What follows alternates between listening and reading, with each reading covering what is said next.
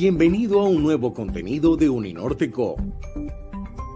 No olvides suscribirte a nuestro canal.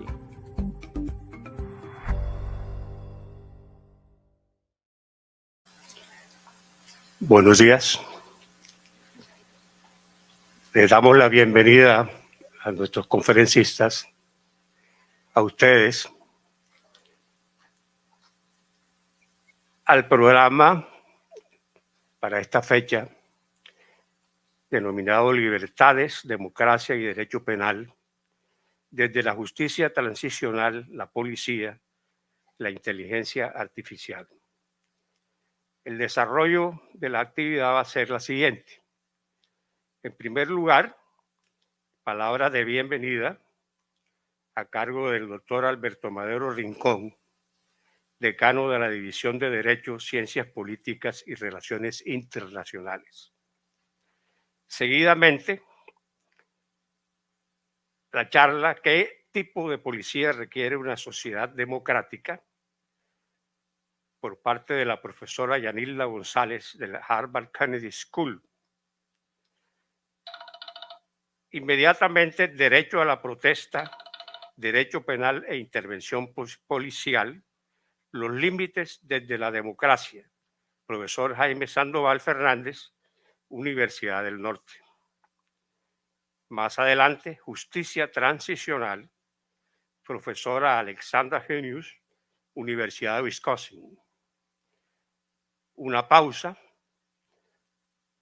y más adelante, justicia y paz, dos palabras, dos procesos, profesora Zeneida López de la Universidad del Norte.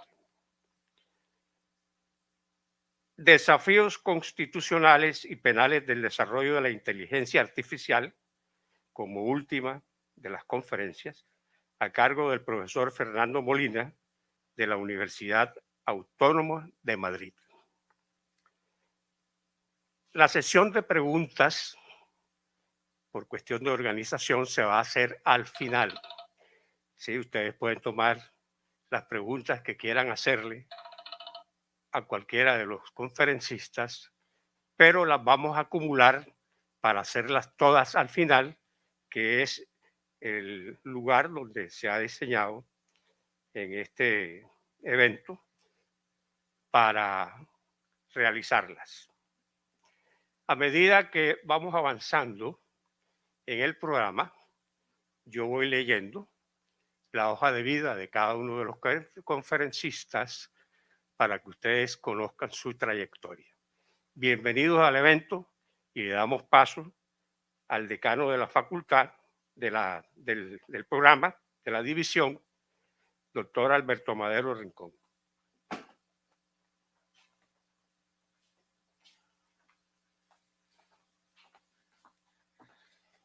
Doctor Velázquez, muchas gracias. Como ustedes saben, el doctor Velázquez es uno de nuestros profesores catedráticos en el programa de Derecho. Y bueno, buenos días a todos y todas. Es un placer darles la bienvenida a este espacio de diálogo creado para ustedes desde el programa de Derecho y la especialización en Derecho Penal de la Facultad de Derecho, Ciencias Políticas y Relaciones Internacionales. Un caluroso saludo de bienvenida a nuestros ponentes internacionales, la profesora Yadira González de la Universidad de Harvard, la profesora Alexandra Hunz de la Universidad de Wisconsin, el profesor Fernando Molina de la Universidad Autónoma de Madrid, y a los profesores de esta casa de estudio y de nuestro programa de Derecho, que muchos de ustedes pues ya conocen y han tenido el placer de tener como profesores. Al profesor Jaime Sandoval, líder del área de Derecho Penal y coordinador de la especialización de Derecho Penal de nuestra división, y la profesora catedrática Zeneida López, catedrática, valga la redundancia, del programa de Derecho y una distinguida fiscal ante el Tribunal Judicial de Barranquilla. Bueno, agradezco al profesor Jaime Sandoval y a Juan Pablo Sarmiento, el director del programa, por la organización de este espacio. Y yo quiero iniciar destacando la importancia no solo la importancia de los temas que vamos a tratar en esta mañana, sino la pertinencia de discutir los mismos en la coyuntura actual que está viviendo el país. Y por coyuntura, yo creo que ustedes ya se alcanzan a imaginar que me refiero a la contienda política por la presidencia de la República, que se ha caracterizado, en mi opinión, y espero que algunos de ustedes compartan esta opinión, en muy poco o nulo debate en torno a cuestiones que nos afectan a todos los colombianos, incluyendo los temas que vamos a tratar esta mañana y que el doctor Velázquez ya muy amablemente los identificó. Pero yo quiero recordar un poco cuáles son los temas que vamos a abordar en este espacio de diálogo, porque eso es lo que es, un espacio de diálogo en el que ustedes tendrán la oportunidad de hacer preguntas. El primero es esta pregunta tan trascendental para toda sociedad democrática y Estado de Derecho. ¿Cuál es el tipo de policía que requiere una sociedad democrática para garantizar la seguridad de todos sus miembros y garantizar el respeto, valga la redundancia, las garantías constitucionales que limitan la actuación de la policía? También vamos a tratar y abordar vamos a discutir sobre el derecho a la protesta en una coyuntura donde todos tenemos muy presentes las recientes movilizaciones sociales que tuvieron lugar a lo largo de todo el territorio nacional. También vamos a hablar sobre la Jurisdicción Especial para la Paz como una contribución colombiana autóctona al desarrollo de la justicia transicional en el mundo, y abordaremos la justicia y paz, como lo sugiere el título ilustrativo de la doctora Zeneida, como dos procesos no solo jurídicos, sino sociales. Y por último, vamos a tener la oportunidad de participar de una conferencia muy interesante sobre los retos constitucionales y penales que se derivan del desarrollo y uso de las nuevas tecnologías, como lo es la inteligencia artificial. Pero bueno, a estas alturas, todos y todas aquí presentes hemos presenciado un gran número de debates presidenciales y televisados, ¿no? A veces en redes sociales, en YouTube, incluyendo uno que tuvimos en esta casa de estudio, en los cuales se han expuesto de manera muy escueta las posturas y opiniones de los candidatos presidenciales en torno a estos temas. Y es más, en la prensa y en la opinión pública, estos temas se han relacionado con uno u otro candidato, como si la seguridad, la paz, la justicia, el derecho a la protesta y la necesidad de regulación fueran banderas políticas y no políticas de Estado.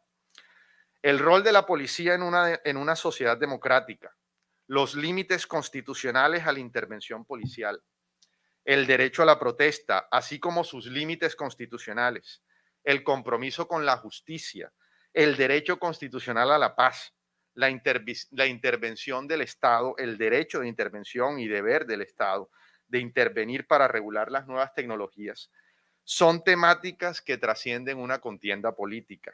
Son temáticas que trascienden el periodo presidencial de 4 años.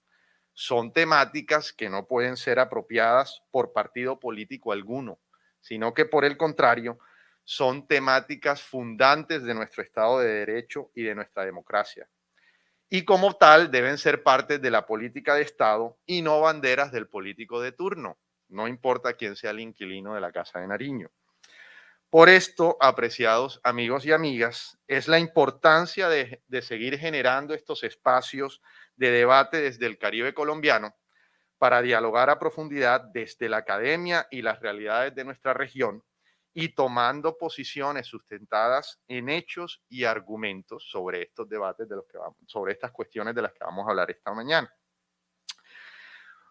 Este es el deber de la academia, señores y señoras, el cual se acentúa en épocas electorales como las que estamos viviendo.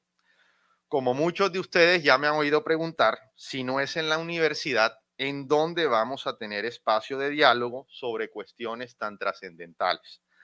Pues definitivamente, y las épocas actuales lo demuestran, no vamos a tener estos debates en las redes sociales, no los vamos a tener en la televisión y definitivamente y lastimosamente no los vamos a tener en los debates presidenciales. Sin más que añadir, quiero agradecer nuevamente a nuestros invitados internacionales, a nuestros profesores de esta casa de estudio, a Juan Pablo Sarmiento, director del programa de Derecho, y a Jaime Sandoval por la organización de este espacio. También quiero agradecer y aprovecho aquí la oportunidad para agradecer a Ludis, Marjorie, Diana y a todo el personal administrativo que nos apoyó en la logística de este evento. Y bueno, sin más, muchas gracias por su atención y espero disfruten de este espacio.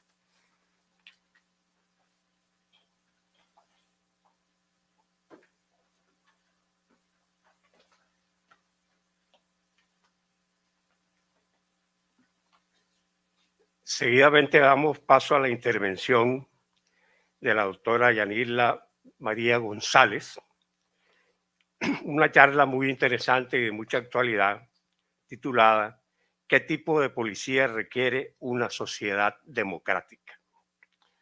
La doctora Yanirla María González es profesora asistente de políticas públicas de la Escuela Kennedy Harvard.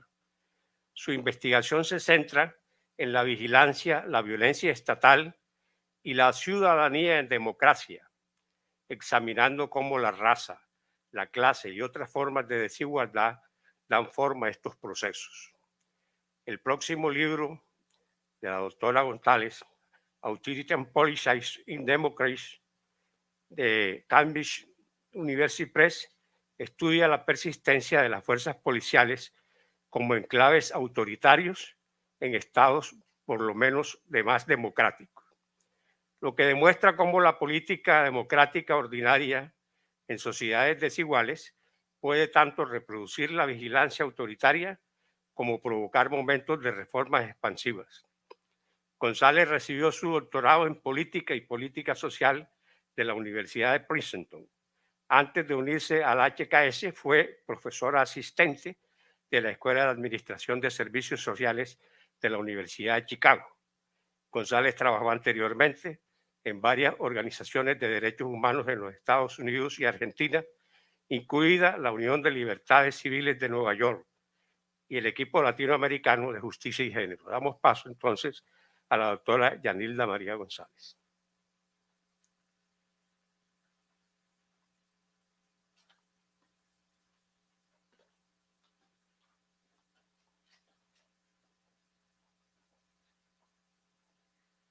Bueno, buenos días.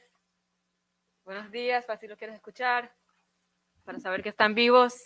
Buenos días. Eso, como estuvimos esperando un tiempo para comenzar, así por lo menos sé que estamos vivos aquí. Bueno, es un gran gusto realmente estar con ustedes. Muchos mis agradecimientos al decano Alberto, al profe Jaime y a todos ustedes por acompañarnos hoy, por invitarnos. Realmente es un placer estar aquí en Barranquilla, es la primera vez que vengo a esta parte de Colombia, así que siempre un gusto conocer una nueva parte de América Latina y de Colombia. Bueno, entonces como ya han dicho, la interrogante central de mi ponencia es ¿qué tipo de policía requiere una sociedad democrática? Y esta es una pregunta... Soy muy bajita. Ok.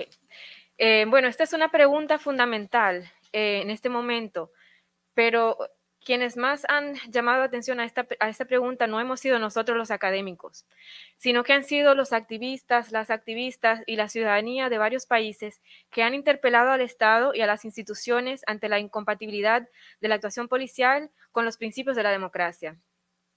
Estos reclamos se han expresado a nivel global. Lo hemos visto en Francia, en Bélgica, en Chile, en Brasil, en Estados Unidos, en Nigeria y por supuesto en Colombia. En todos estos espacios hemos observado un rotundo rechazo en todo el mundo a la violencia, a los abusos policiales, a la falta de transparencia y control externo y civil en las fuerzas policiales. Mi trabajo de investigación y específicamente mi libro, Policía Autoritaria en Democracia, trata de entender precisamente por qué la policía puede generar este tipo de malestar social y político y por qué la problemática de cómo debe funcionar la policía suele ser tan difícil de abordar. El punto de partida de mi libro es la observación de que en muchos países democráticos las policías no se comportan de una manera que corresponda a los criterios democráticos. Y esto ha sido justamente el enfoque de este reclamo popular por reformas policiales que hemos observado en los últimos años en Colombia y los otros países que mencioné. Pero las tensiones entre la policía y la democracia no son una problemática nueva. En mi trabajo yo considero que la reforma policial sigue siendo una deuda histórica de las democracias, que han surgido desde los momentos de transiciones a la democracia, en donde los gobernantes han impulsado reformas a otras instituciones, sobre todo las Fuerzas Armadas, pero en general han dejado de lado la tarea urgente de cómo reformar de una manera integral a las fuerzas policiales. Las pocas excepciones a esta generalización han sido los casos de países en donde la transición democrática sucedió a través de acuerdos de paz luego de una guerra civil, como son los casos de El Salvador, Guatemala, Liberia, y entre otros. Entonces, en estos países, ellos disolvieron a sus policías anteriores y crearon nuevas fuerzas policiales civiles como parte de ese proceso. Pero en la mayor parte de la región, la falta de reformas estructurales a la policía, yo lo considero como el pecado original de las democracias. Pero es importante entender que esta falta de reformar a las policías no sucedió por casualidad, sino que fue resultado de una actuación política y resistencia activa por parte de las mismas fuerzas policiales. Algo que yo analizo en mi libro es precisamente la actuación de la policía en momentos de transición a la democracia. Por ejemplo, analizo cómo las policías militares brasileñas montaron una extensa campaña de presión durante el periodo de la Asamblea Constituyente de ese país. Se movilizaron para preservar sus preferencias institucionales y evitar propuestas de reformas, las cuales incluyeron hasta la disolución de las policías militares y la unificación de las policías militares y civiles. Esta campaña de presión incluyó, por ejemplo, la recolección de millones de firmas de la ciudadanía en todas las calles del país. Esta es una estrategia normal de los movimientos sociales, de los activistas, pero en este caso fue llevado a cabo por policías uniformados y armados. Ellos escribieron columnas de opinión en los principales periódicos del país, mandando un mensaje poco ambiguo. Los policías alertaron a la población, abro comillas, si la propuesta es aprobada, no habrá nada más que perder. Más de 350,000 policías militares se ven amenazados. Entonces, esta movilización de policías, por parte de policías militares en Brasil funcionó, digamos, para evitar cualquier propuesta de reforma. Y eso se refleja en la versión final de la Constitución. Básicamente, según los artículos de la Constitución brasileña, todas las estructuras del sector de seguridad, incluyendo la policía militar, fueron mantenidas de manera íntegra en la Constitución del 88, tal cual como existieron bajo la dictadura militar. Un analista de la época, que yo cito en mi libro, lo describió de una manera contundente. La dictadura militarizó la policía y la democracia lo ha consagrado. Y eso lo podríamos decir de muchos países. Pero este pecado original de tantas constituciones democráticas, las cuales esquivaron estas cuestiones de reformas estructurales e integrales a las policías, no se dio únicamente en Brasil. También sigue siendo una materia pendiente aquí en Colombia, cuyo proceso de renovación democrática se desarrolló a través del proceso constitucional del 91. En este contexto también observamos una campaña de presión policial para evitar la codificación en la Carta Magna, reformas estructurales a la policía. Oficiales de la Policía Nacional fueron muy activos al ejercer presión durante el proceso constituyente. Oficiales uniformados fueron directamente a presionar a los 70 miembros de la Asamblea Constituyente que redactaron la Constitución del 91. Organizaron almuerzos, reuniones con estos constituyentes, negociaron con ellos para que sus preferencias institucionales fueran preservadas en la Constitución. De hecho, el resultado de esta campaña de presión la observó el senador conservador de esa época, Fabio Valencia Cosio. Él dijo, abro comillas, la verdad es que durante la Asamblea Constituyente, a pesar de que se presentó un conjunto diverso de propuestas relativas a la policía, la forma final adoptada por la Asamblea, definitivamente y sin mucho debate, fue introducida por la propia policía. Entonces, a pesar de que la Constitución del 91 fue innovadora en muchos aspectos y obviamente en materia policial también fue significativa por ser la primera vez en la historia de Colombia que se le otorgó estatus constitucional a la Policía Nacional, pero esta ausencia de cambios estructurales a la policía también refleja los esfuerzos de los funcionarios policiales por proteger sus preferencias y características institucionales y seguimos viviendo las consecuencias de ese proceso. Entonces, algo que observamos en muchas democracias en estos momentos de transición, de construcción y renovación democráticas, es que rara vez llegan a abordar la problemática de cómo construir policías democráticas. Y quiero usar el caso de la policía colombiana para entender por qué resulta tan complicado este proceso de construcción de una policía democrática. Y espero que esto sirva de insumo para entender el contexto actual. En mi libro defino 3 criterios que caracterizan a una policía democrática. En primer lugar, la función policial se debe definir con el fin de brindar protección a la ciudadanía y además con la participación y voz de la ciudadanía. Esta característica se distingue de las policías en regímenes autoritarios, en donde la función policial se ejerce con el fin principal de servir los intereses del líder y mantenerlo en el poder. La segunda característica de una policía democrática es la subordinación del poder coercitivo del Estado al Estado de Derecho. A su vez, esto se distingue del caso del concepto de policía autoritaria, cuya actuación se ejerce de manera arbitraria o excepcional, nuevamente en función de los intereses del líder. El tercer criterio es que la policía debería estar sujeta al control externo, o lo que en inglés llamamos accountability. El politólogo Andreas Schedler define el concepto de accountability como el acto de someter el poder a la amenaza de sanciones, obligarlo a ejercerse de forma transparente y obligarlo a justificar sus actos. Creo que quienes estudiamos la policía, pocos diríamos que esto describe a las policías en muchas de nuestras democracias. Entonces, bueno, obviamente lo contrario define a la policía en contextos autoritarios. En tal caso, no hay ningún mecanismo formal para que las autoridades civiles puedan exigir transparencia o aplicar sanciones a la policía. Entonces, para resumir, una policía democrática se caracteriza, 1, por la priorización de la protección a la ciudadanía con la participación de la misma. 2, adherencia al Estado de Derecho. Y 3, mecanismos de control externo robustos. Sin embargo, si miramos a las fuerzas policiales de muchos países, nos damos cuenta que las mismas están muy lejos de este ideal de una policía democrática, sino más bien que se asemejan más a policías en contextos autoritarios. Uno de los argumentos centrales de mi libro es que parte de esta discrepancia entre el ideal de una policía democrática y la realidad que observamos se debe al poder estructural de la policía. En primer lugar, sostengo que debemos concebir a las fuerzas policiales como instrumentos de poder. O sea, no son únicamente una institución que hacen cumplir la ley, sino que son instrumentos de poder, que pueden servir como una herramienta política para los gobernantes, pero que también pueden presentar una amenaza política importante si deciden retirar su servicio. Este doble rol como herramienta política o amenaza política hace que la policía pueda limitar las opciones de políticas públicas disponibles para los gobernantes cuando se enfrentan a reclamos populares por la reforma policial. Para entender lo que quiero decir con el concepto de poder estructural de la policía, consideremos esta reflexión de una experta colombiana en seguridad, que yo entrevisté hace varios años. Ella dice, pues, ¿qué implica para un gobierno nacional mover una institución como la policía, que es tan crítica para la lucha contra el narcotráfico y para la imagen del gobierno que tiene la ciudadanía sobre las condiciones de seguridad? La policía tiene un poder muy grande sobre el Ejecutivo. Entonces, el resultado de este poder grande que tiene la policía sobre el Ejecutivo y las demás autoridades civiles es que este poder estructural de la policía favorece la permanencia de modalidades de policía autoritarias. Por un lado, el control del uso de la fuerza convierte a la policía, como había dicho, en herramienta política.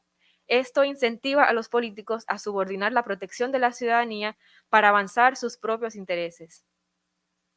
Por otro lado, el control del uso de la fuerza presenta una amenaza. Esto incentiva a los políticos a acomodar a la policía, intercambiando la cooperación por autonomía, y esto debilita la posibilidad del control o accountability externo. Ambas condiciones, a su vez, favorecen la actuación policial arbitraria y excepcional, ya sea porque favorece intereses políticos del líder o por el temor del líder de que la policía pueda generar una amenaza a la estabilidad política o social. Lo que demuestra mi libro es que aun cuando se trata de algo tan grave como la persistencia de una policía autoritaria y prácticas como ejecuciones extrajudiciales y otros abusos, el poder estructural de la policía eleva el umbral político para una reforma. O sea que es un obstáculo importante para poder lograr una reforma policial estructural.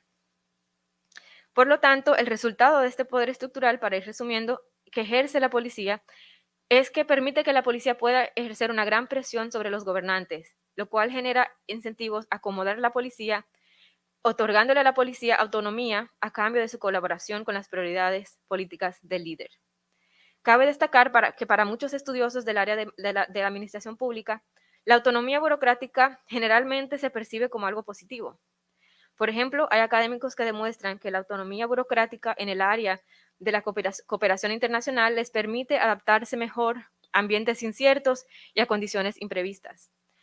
Otros académicos dicen que la autonomía burocrática es un indicador importante de la capacidad del Estado de manera general. Pero cuando se trata de la policía, el poder estructural de la misma hace que la autonomía presente una problemática importante. Y mi argumento es que es una amenaza contra medidas que promuevan la democratización de la policía. En el caso de la policía colombiana, observamos un enfrentamiento directo entre la autonomía policial y las reformas que buscan promover principios de policía democrática. Y esto sucedió en la reforma integral del año 93 a través de la Ley 62, la Ley Orgánica de la Policía. Antes de entrar en detalle sobre lo que se abordó en la Ley 62, quisiera solo compartir algunas observaciones sobre la policía colombiana previamente a este proceso de reforma. Sin lugar a dudas, antes de la reforma del año 93, la policía colombiana se asemejaba al modelo de policía autoritaria que definía anteriormente. En primer lugar, la Policía Nacional de esa época efectuó una privatización de facto del monopolio de la fuerza, subordinando el uso de la fuerza del Estado, la fuerza pública, a intereses políticos y privados. Estudiosos de esa época han documentado un sinnúmero de casos de ejecuciones extrajudiciales y limpieza social para proteger intereses económicos y políticos en distintas partes del país. En segundo lugar, la actuación de la policía colombiana se caracterizó por la arbitrariedad en el uso de la fuerza, convirtiéndose en la principal entidad responsable por el mayor número de violaciones a los derechos humanos. Y esto es según informes de la Procuraduría General de esa época. Estos hechos incluyen centenarios de homicidios, masacres, torturas y desapariciones forzadas. Los datos disponibles de esa época también indican que esta violencia arbitraria se concentraba en los sectores populares, sobre todo contra comunidades empobrecidas y racializadas. Y finalmente, ante este ejercicio arbitrario de la fuerza, que muchas veces se ejercía en función de intereses privados y políticos y económicos, la policía colombiana en este periodo también se caracterizaba por la falta casi absoluta de mecanismos de control civil externo. Como detallo en mi libro, los pocos esfuerzos de control civil por parte de entidades como la Procuraduría, la Fiscalía y el Consejo de Estado fueron frustrados por la misma policía, por el Ministerio de Defensa y por la subordinación de la Policía Nacional al sistema de justicia militar. Un informe de la Procuraduría del año 93 revela la debilidad de estos mecanismos de control civil sobre la policía. Según este informe, la justicia penal militar ha demostrado muy poca efectividad en el juzgamiento y condena de los violadores de derechos humanos entre las filas de los organismos de defensa y seguridad del Estado. Adicionalmente, en no pocos casos, los fallos de la justicia penal militar están en abierta contradicción con los fallos de la Procuraduría, ante lo cual la sanción disciplinaria pierde muy buena parte del poder disuasivo que pueda tener. La vigilancia del Ministerio Público sobre la justicia penal militar no ha sido suficiente para evitar estos vicios. Entonces, esta debilidad de los mecanismos de control civil, mi argumento es que proviene de la falta de voluntad política por parte de las autoridades democráticas, principalmente el Poder Ejecutivo y Legislativo. Por ejemplo, en mi libro yo analizo el caso de un proyecto de ley del año 92, el cual buscó reformar algunos aspectos limitados de la organización policial.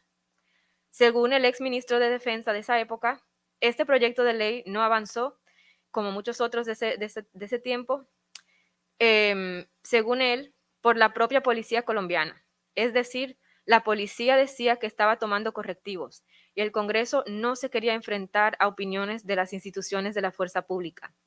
Entonces no había un ambiente que justificara el proyecto.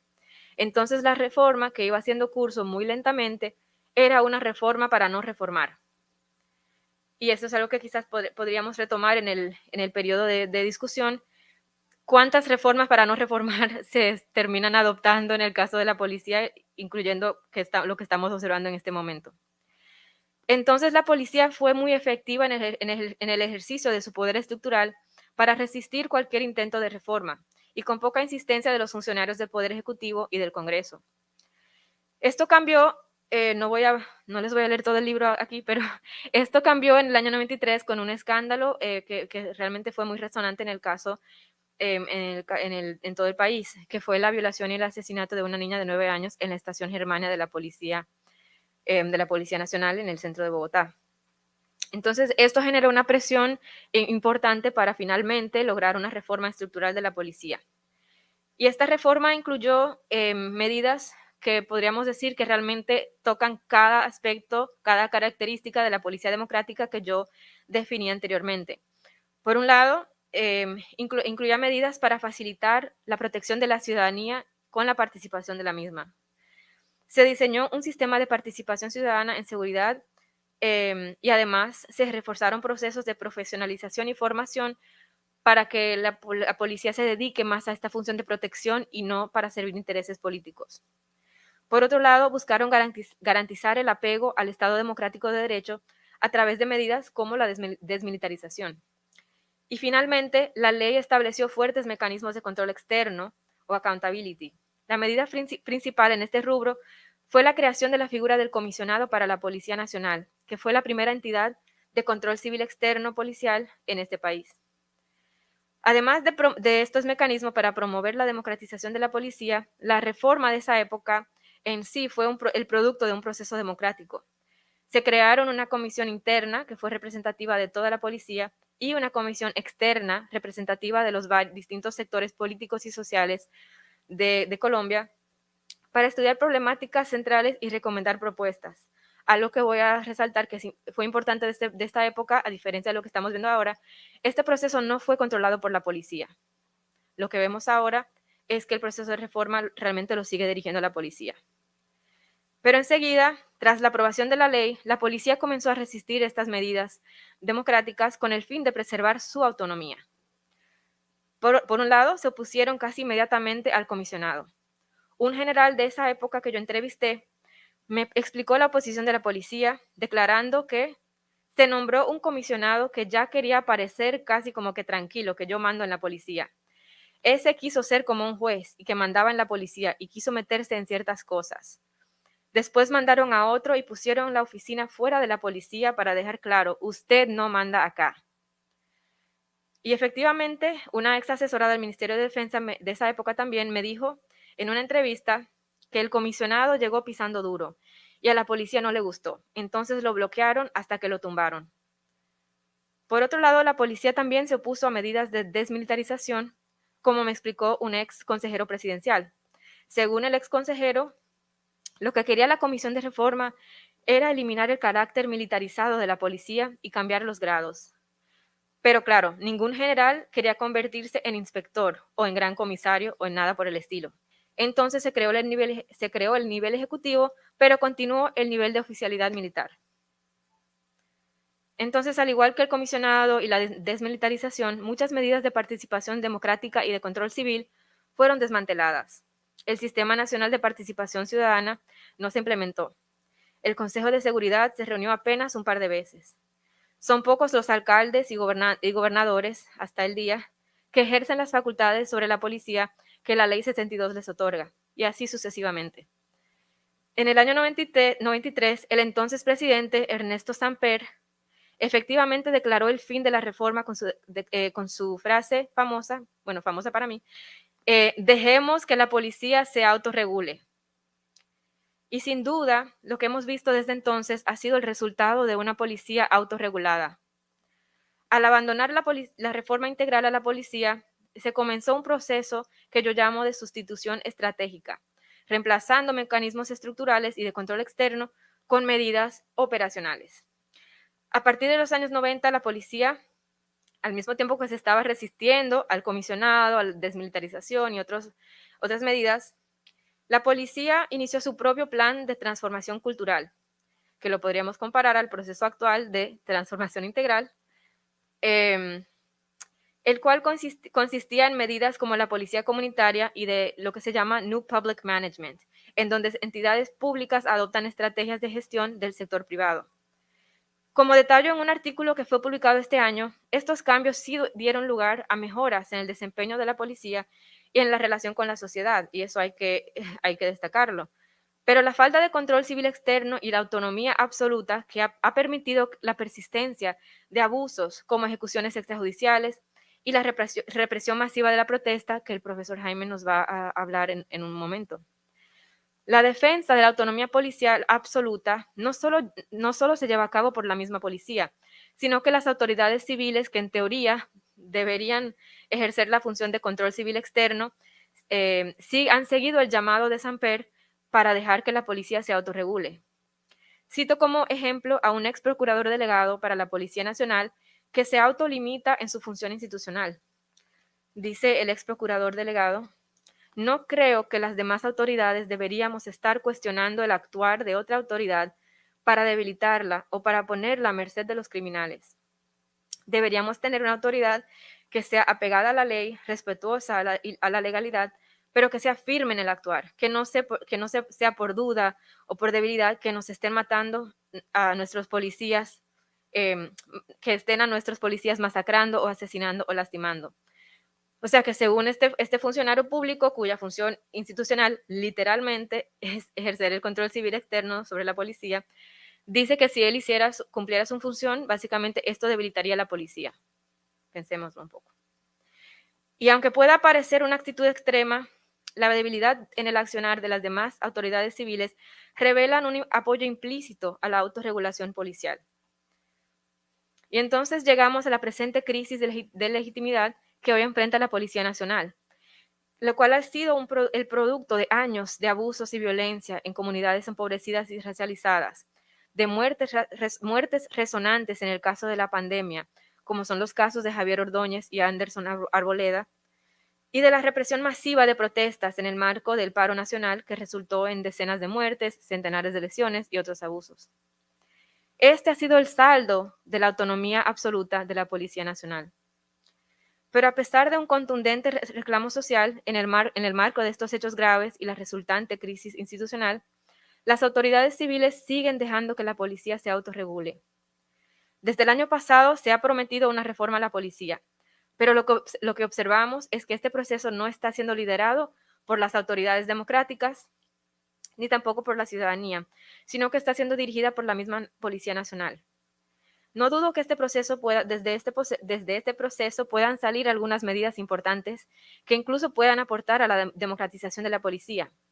Pero lo que nos enseña la historia es que cuando se preserva la autonomía policial de manera absoluta, cuando dejamos que la policía se autorregule, se hace difícil frenar abusos y prevenir los preocupantes hechos de violencia de Estado que hemos visto en los últimos tiempos. La autonomía policial, a mi entender, sigue siendo un obstáculo importante a la construcción de una policía democrática. Muchas gracias.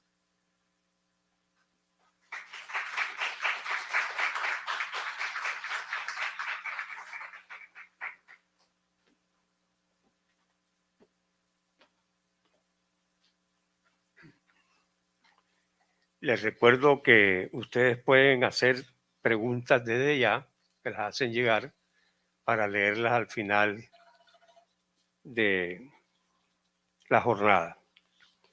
Seguidamente interviene el doctor Jaime Sandoval Fernández con el tema derecho a la protesta, derecho penal e intervención policial, los límites desde la democracia.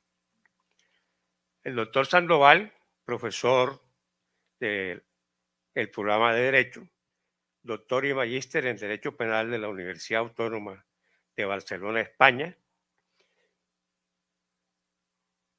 interviene inmediatamente, y abogado litigante también interviene inmediatamente.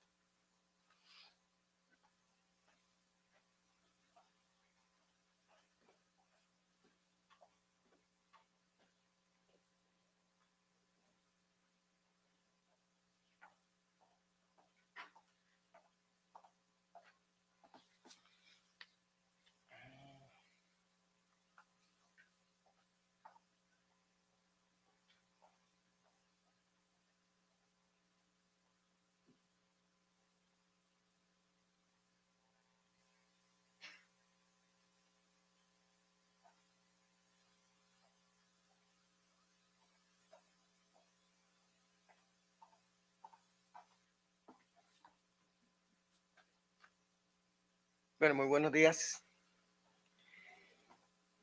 Ese solo hecho de que ustedes me contesten, el saludo ya hace parte de la felicidad de estar con ustedes en este auditorio después de tanto tiempo, desde la pandemia hasta acá, con esta cantidad de eventos virtuales, esta serie de cosas tan distantes y tan frías. Por supuesto, el solo hecho de poder interactuar hoy, el hecho de tener una comunicación personal, el hecho de que nos podamos mirar nuevamente, hace parte de una gran alegría y de una gran felicidad. Muchas gracias. El hecho de que alguien venga a asistirlo a uno con esa voluntad tan grande y demás, es el ser humano en la interacción, es algo que ya de arrancada lo llena a uno de alegría y de felicidad. Agradecimientos especiales al decano de la universidad, al doctor Alberto Madero, a Juan Pablo Sarmiento, a toda la parte de la directiva de la universidad y obviamente a Ludis, a Rosy, a Marjorie, a Dianita y a todos los que se me olviden que hicieron posible el desarrollo de este evento.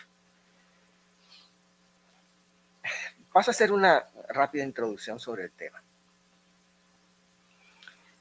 Para situar el tema, el título nos sirve. O sea, el título nos dice que es Derecho a la protesta, derecho penal e intervención policial, los límites desde la democracia. La idea de lo que me propongo acá es tratar desde la democracia, o desde lo que pensamos que es la democracia, diseñarnos. Por ejemplo, nosotros tenemos una constitución, esa constitución nos habla de un Estado social democrático de derecho, hacia la perspectiva de Estado constitucional de derecho. Entonces, muy de la mano a la exposición que ahorita hacía la compañera Yanita, o sea, la idea es, sí, cómo desde esa perspectiva democrática, qué es lo que nosotros esperamos que debe ser la protección y el ejercicio del derecho a la protesta.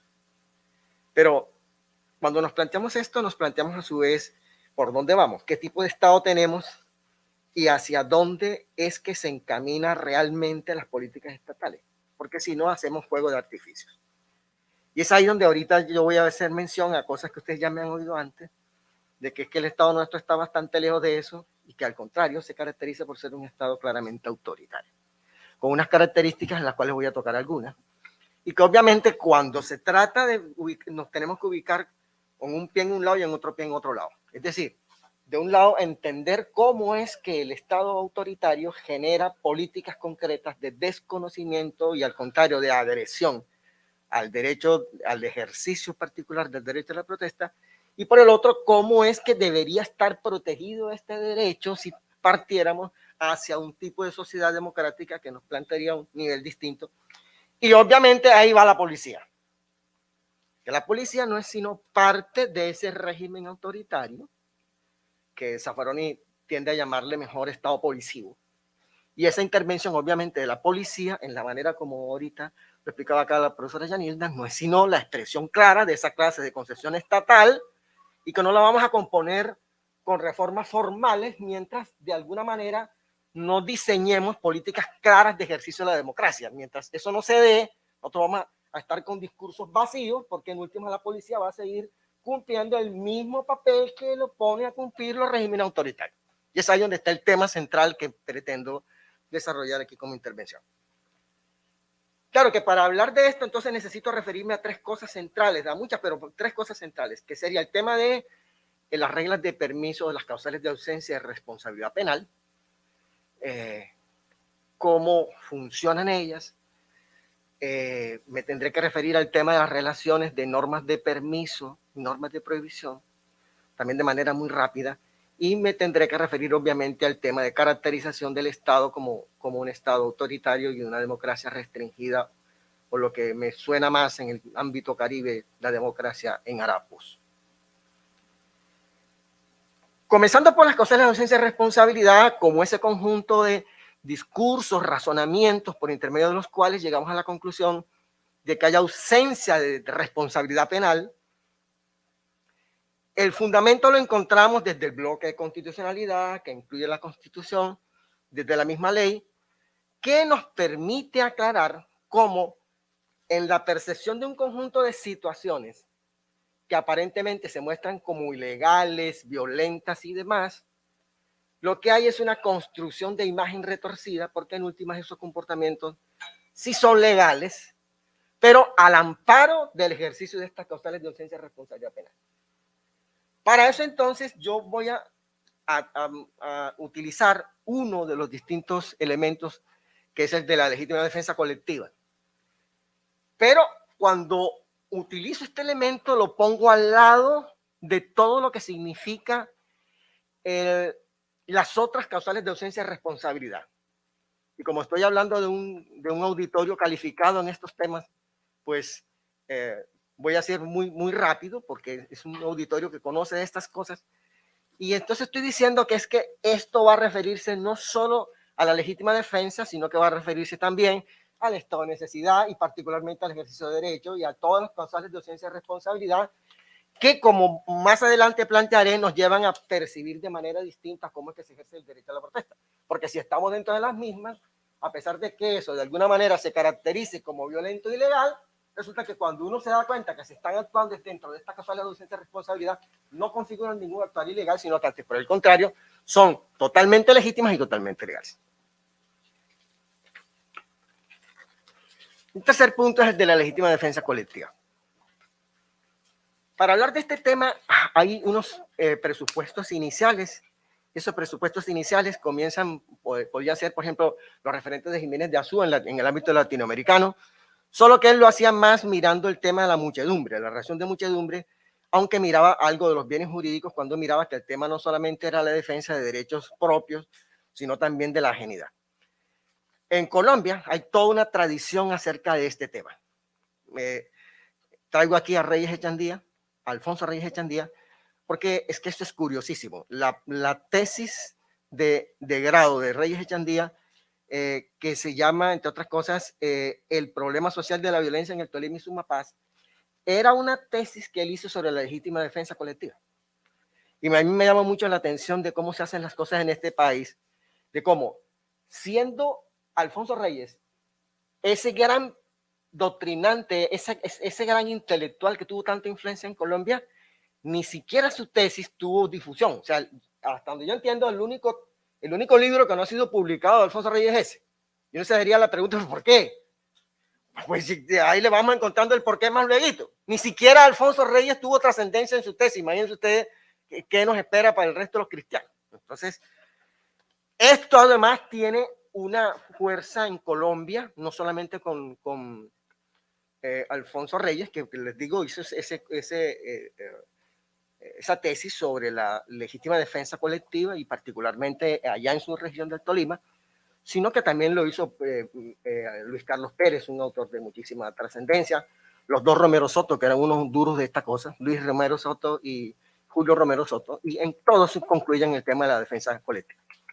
En Colombia también hay una tradición que parte de una concepción que viene del derecho penal alemán, que dice que también puede haber legítima defensa de bienes jurídicos colectivos, pero siempre y cuando ello se concrete en derechos individuales, en individuos concretos en los cuales se dé. Eso lo sigue también Romero Soto y fundamentalmente el profesor Fernando Velázquez, que dice concretamente que puede darse a condición de que la agresión de los mismos afecte el particular. A nosotros nos parece concretamente que el tema es desde el doble fundamento, lo que se habla del doble fundamento, la idea es que se defienden no solo los derechos de las personas, no solo los individuales, sino los colectivos. Esta visión da una perspectiva un tanto distinto. En otra oportunidad podemos hablar más de esas cosas técnicas, pero claro, como hay un expositor del ámbito español, eso da un referente distinto a lo que fue el planteamiento de Diego Luzón Peña sobre el tema, que a partir de él viene la gran influencia en el derecho penal español y derivado de eso en el derecho penal colombiano, de entender que solo podían ser defendibles los derechos individuales y no los colectivos o los sociales. Entonces, esto presenta una perspectiva diferente, pero que también en el ámbito español y en el ámbito alemán ha sido también confrontado, por ejemplo, con autores como Augusto Ramírez, que era partidario de esto, con la teoría intermedia que acabo de plantear del derecho penal alemán, o con autores en el mundo latinoamericano como Zaffaroni, que de hecho hablan de que obviamente la defensa no hay que darle más vueltas, sino que todos los derechos son defendibles y por consiguiente los colectivos también.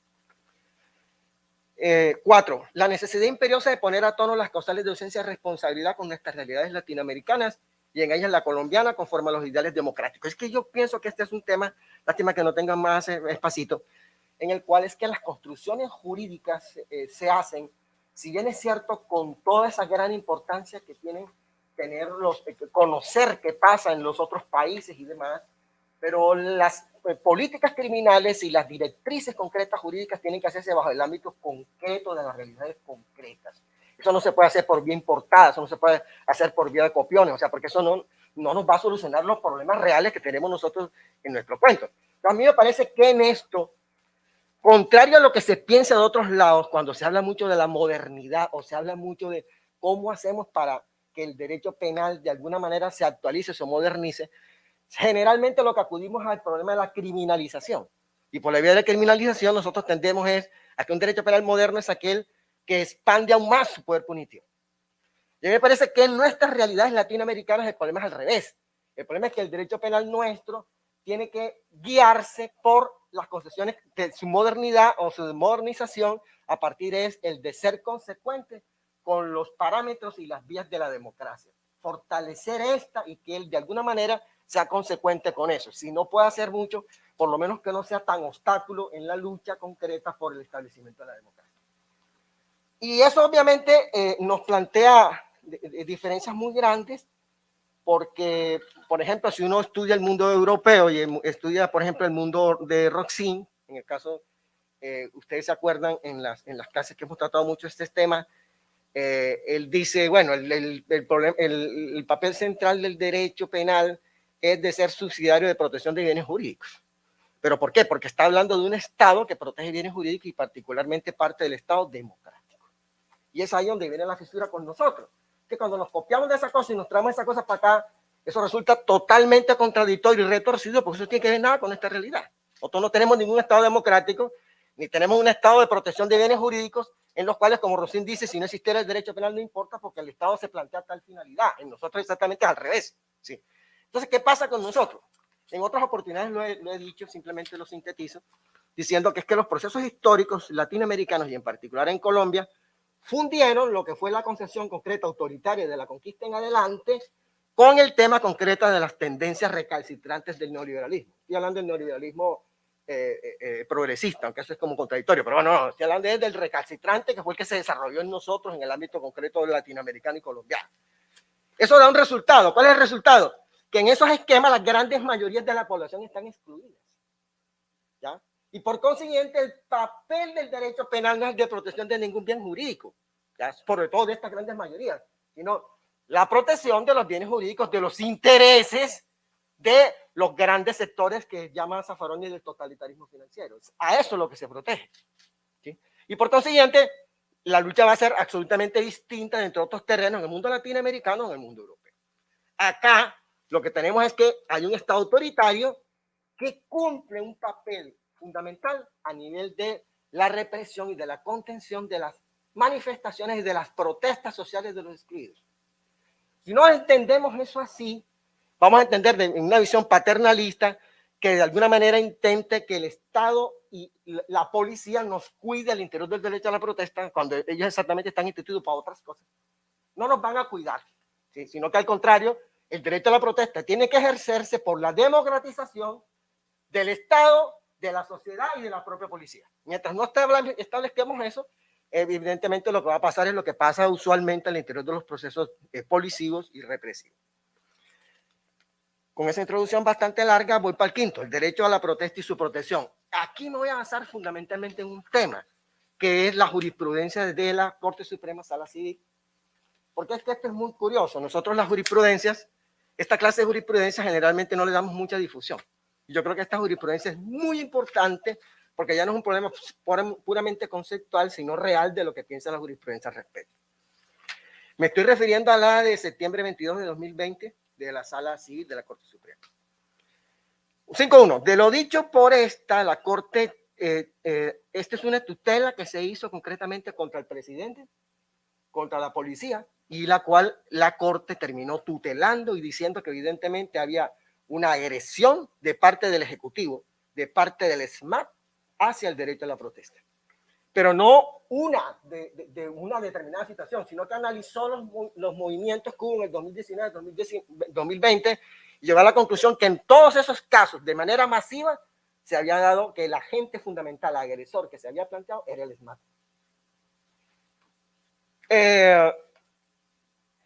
Dice, por ejemplo, entre otras, dice que desde la perspectiva bueno, me importa mucho esto aquí de manera también tan rápida como estoy tratando de plantearme, que el tema que ahorita les mencioné sobre el tema de los bienes jurídicos colectivos o no, en esta clase de bienes jurídicos tiene una nueva manera de verse.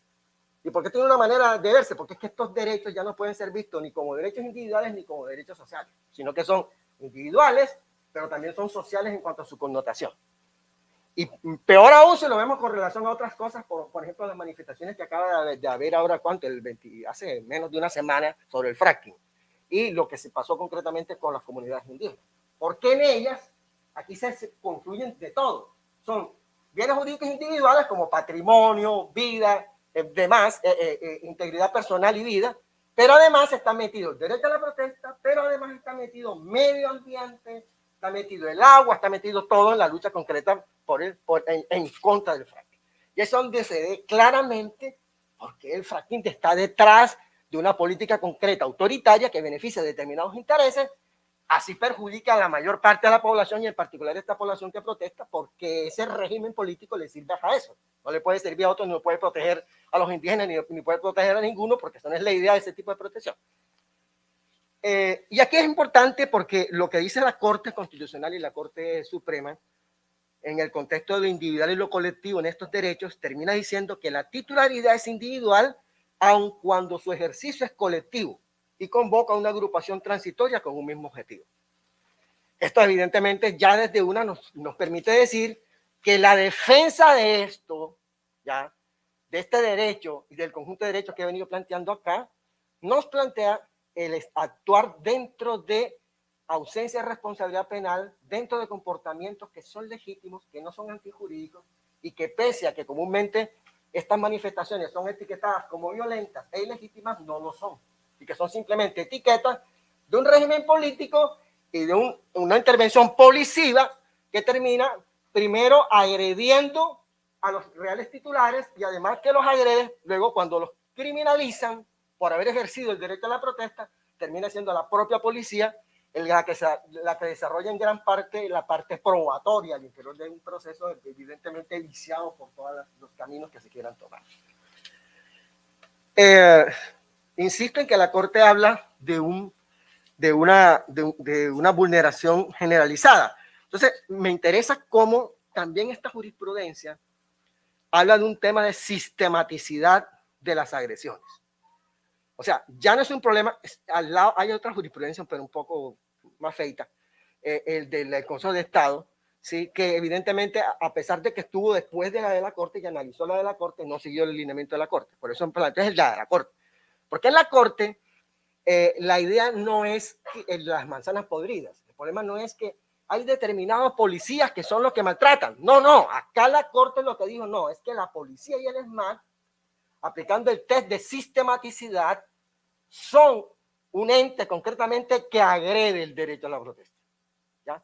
Y para eso, pues, hay unos importantes elementos. Ella utiliza en el test como 4 o 5 referentes: la intervención sistemática, violenta y arbitraria de la fuerza pública, la estigmatización frente a quienes sin violencia salen a las calles a cuestionar, refutar y criticar las labores del gobierno, el uso desproporcionado de la fuerza, armas letales y de químicos, detenciones ilegales y abusivas, tratos inhumanos, crueles y degradantes, y ataques contra la libertad de expresión y prensa.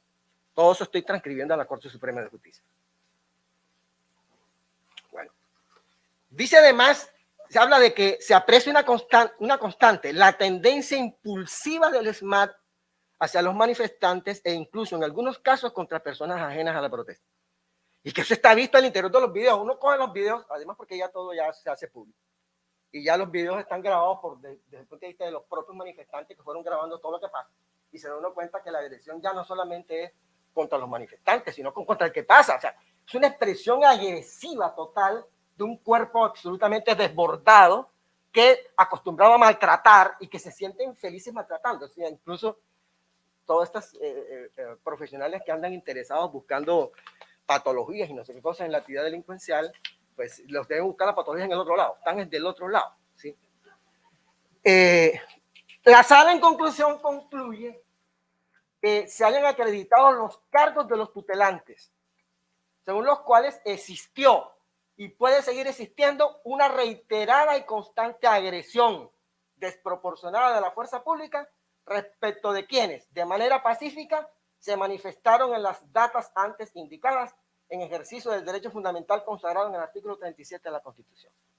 Más claro no puede ser. Bueno, pero no solamente esta cita, hay muchas otras, solo que por problemas de extensión de tiempo no me refiero más porque creo que son suficientes.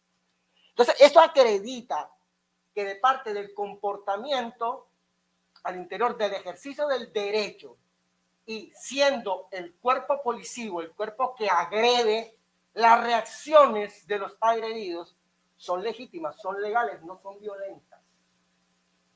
Y por consiguiente, cuando se le colocan las etiquetas de manifestaciones violentas, obedecen a la etiqueta de un régimen autoritario que por un lado primero agrede y después etiqueta. ¿Estamos? Eso es lo que quiero que de manera clara se tenga en cuenta, que no podemos esperar, y aún apoyándome mucho en esta exposición, que no podemos esperar más que la policía nos proteja, porque no nos va a proteger. Eso no es un cuerpo de protección, eso es un cuerpo de agresión. Y por consiguiente, la única manera mediante el cual podemos lograr otras cosas son mediante procesos de transformación democrática. Y ese es un problema que tiene que ver con el mundo latinoamericano. Aquí el discurso jurídico tiene una gran diferencia. ¿Cuál es? Es que las propuestas concretas que hacemos tenemos que hacerlas desde la transformación institucional. O sea, la defensa de la institución no es solamente decirnos yo defiendo la institucionalidad, sino defender la institucionalidad significa también defender las reformas y las modificaciones necesarias que hagan expedita la vida de la democracia. Porque si no lo hacemos, nos quedamos anquilosados en la defensa de las instituciones, lo que estamos haciendo son pensamientos retrógradas y pensamientos que en últimas terminan vulnerando los reales derechos, porque esos regímenes políticos están hechos para vulnerar derechos, fundamentalmente el de la mayoría de la gente, de mayoría se excluye. Eso obviamente me lleva a una conclusión. Luis Felipe, ¿cuánto me queda? Eso obviamente me lleva a que me traje esta vaina para controlar el tiempo, por eso no me sirve. ¿Qué vaina está jodido? Entonces, lo que quiero decir con esto es que cuando hacemos estas caracterizaciones, nos toca concretamente decir que, primero, que el derecho a la protesta es un derecho defendible y que muchas veces cuando hay respuestas de parte de los manifestantes a las agresiones que se hacen, esas formas de manifestación no significan que sean formas de violencia o de ilegitimidad, sino de ejercicios completos de relaciones legítimas y legales. ¿Estamos? O sea, bueno, para los que hemos estado allá en la mitad de este cuento, si uno sale caminando y uno es agredido por la fuerza pública y uno contesta la agresión, esa contestación de la agresión, siempre y cuando sea una contestación proporcionada, se mantiene dentro de los límites legales de la legítima defensa o del ejercicio de derecho o del estado de necesidad, y de ninguna manera transforma esa clase de reacción en que la protesta se vuelva ilegal, legítima, violenta, como normalmente saben informar los periodistas encasillados en lo que ustedes conocen. Y ya lo último que me interesa entonces es, mire cómo la Corte Suprema hace como un listado aquí bien bacano, que se lo voy a anunciar aquí muy sintético. Dice, manifestación pacífica no violenta no significa que se anule el hecho de que el ejercicio de la reunión o la manifestación conlleva necesariamente alguna forma de alteración del orden público. Pues claro, ¿cómo va a ser una manifestación que no altere el orden público? ¿Ustedes se imaginan esa vaina? Y además en el mundo caribe, pues imagino, nosotros vamos vacilándonos la vaina, y eso tiene que causar una alteración del orden público. Además, la ocupación del espacio de lo público tiene que haber, ¿cómo no vamos a ocupar el espacio de lo público? Tenemos que ocuparlo. Lo que dice la Corte con ejemplos concretos es que incluso la ocupación de plazas y demás, estos no son actuales ilegales, ¿sí? Son actuales legales, pero que se muestran como actuales perturbadores de lo peor. saben que el control del culto es una vaina que se inventó para hacernos sentir mal cada vez que estamos en una vaina bacana. Entonces, el control de culpa que se genera por estar ejerciendo el derecho a la protesta y sentir que se está haciendo algo malo. ¿Ya? ¿Por qué? Porque esa es nuestra concepción que no hace algo malo. Además, esto es un derecho de origen liberal. Te lo digo por lo que ustedes escucharon. Estos bárbaros politiqueros hablando de que el tema concretamente es que es una consigna socialista. Ni siquiera saben su propio origen. Esto es origen del liberalismo, el derecho a la protesta que va a ser socialista. Vale, entonces, fíjense el punto B, dicen, las alteraciones tienen que ser graves. No pueden ser razón para disolverla, afectaciones leves como los ruidos y las molestias.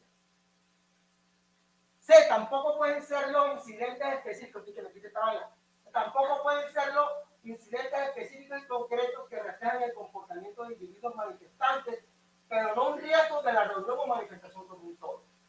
O sea, el hecho de que hayan partes de la manifestación o algunos que se cuelan y vainas de esas que plantean métodos no acordes con la manifestación pacífica no vuelve la manifestación violenta. Porque para eso están los controles de la manifestación que se encargan de ir sacando los provocadores. Y eso no es de ninguna manera pauta para que entre la policía entonces atropellar y a golpear a los que no están manifestándose de manera violenta. Eso está en la decisión de la Corte. Las alteraciones deben ser inminentes, no eventuales o remotas. O sea, no pueden imaginarse que esta manifestación, yo creo que va a terminar en una intervención incorrecta y por consiguiente yo, de alguna manera, voy a reprimirla. No, eso tiene que estar el nivel de probabilidad con hechos específicos en los cuales se pruebe que evidentemente va a haber tal tipo de reacción. Necesidad como última ratio. Debe verificarse y evaluar la eficacia de otros medios policivos que puedan interferir en menor medida. ¿Ustedes se imaginan al SMAT haciendo esos juicios de necesidad? F. En un caso en que se lanzaron gases lacrimógenos a una protesta pacífica, dice que los presupuestos anteriores, según la nota de prensa, no aparecen acreditados. No había motivos para lanzar gases para dispersar la manifestación. De lo cual concluye, una conducta como la reseñada no es admisible en un Estado constitucional de derecho. Claro que no, ¿cómo va a ser? Para la Corte es preocupante que en lugares donde se presentan grandes conglomeraciones, la fuerza pública lance agentes químicos sin razón alguna, no solo por la múltiple lesión al derecho de reunirse en lugares públicos, también por el riesgo que supone originar una estampida en razón del pánico. Claro que esto va mucho más, ¿no? O sea, ustedes me imagino que conocen los datos concretos que hubo de lesiones, de agresiones, de pérdidas de vida y demás al interior de esto que pasó horroroso. G. Cabe decir, Luis Felipe me hace la seña, cabe decir también que en la jurisprudencia, pero después de este punto, por favor, cabe decir también que en la jurisprudencia de la Corte Constitucional, citada por la Corte Suprema en su fallo, particularmente la C09 de 2018, hay otros criterios similares. Por ejemplo, el del aviso. Es otra cosa rara. Es que hay que pedir permiso para las manifestaciones, pero ¿cómo se va a pedir permiso para la manifestación? ¿Sí? O sea, ¿qué tal? Voy a protestar contra ti, ¿te voy a pedir permiso a ti? No, aquí se llama eso. Lo que tiene es que avisarse, que es una cosa distinta, no pedirse permiso. Entonces, el hecho de que no se haya pedido permiso no significa que esa manifestación sea ilegal como normalmente se plantea. No, lo que hay es que la obligación de avisar para que de alguna manera, si se van a tomar las calles, de alguna manera también se desvíe el tráfico de los vehículos, etc. Pero me interesa una cosa bien interesante. Dice, los discursos filosóficos.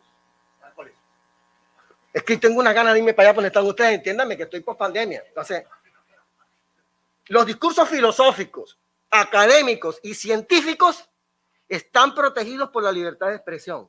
Por tanto, las confrontaciones de esto con políticas u orientaciones del gobierno no son ilegales o prohibidas. ¿Vamos a jugar? No, que es que el problema del discurso político y de confrontación al gobierno salen enseguida los jaúlicos de esto a decir, es que eso es adoctrinamiento, no sé, no, pues parece que es que no leen, sí. Es que la Corte lo que está diciendo es, eso hace parte del derecho de la libertad de expresión. Y eso en términos de la democracia se llama oposición. Una democracia sin oposición no es democracia. Por eso las democracias sólidas tienen oposición, y si no la tienen, se la inventan. Nosotros somos al revés. Nosotros la oposición la eliminamos. ¿Sí? Y por el último tenían por último tendrían lo que ya no puedo decirles, que es el tema de la obstrucción de vías. O sea, es que son dos cosas distintas. La obstrucción de vías, como actuar delincuencial o delictivo, incluye un comportamiento distinto. Y aquí sí viene el problema de las reglas de permiso y las reglas de prohibición.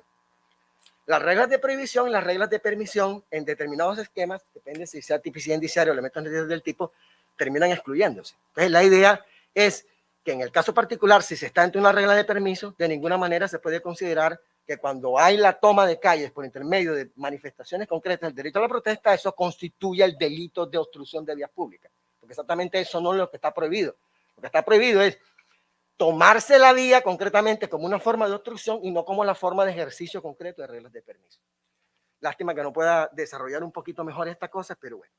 Entonces, en conclusión, la conclusión que saco de todo esto que digo acá es cómo en nuestras realidades, nuestras perspectivas jurídicas de que el derecho penal sea menos malo de lo que es, solo puede hacerse si a la vez hay perspectivas reales dentro del ámbito de lo político que conlleven una transformación democrática al interior de las instituciones que nos rodean y que nos gobiernan. Si eso no se da así, evidentemente, mientras existan los regímenes autocráticos, ello irá en contravía de todos los ejercicios de derechos y en particular en contravía del derecho a la protesta. Muchas gracias a ustedes.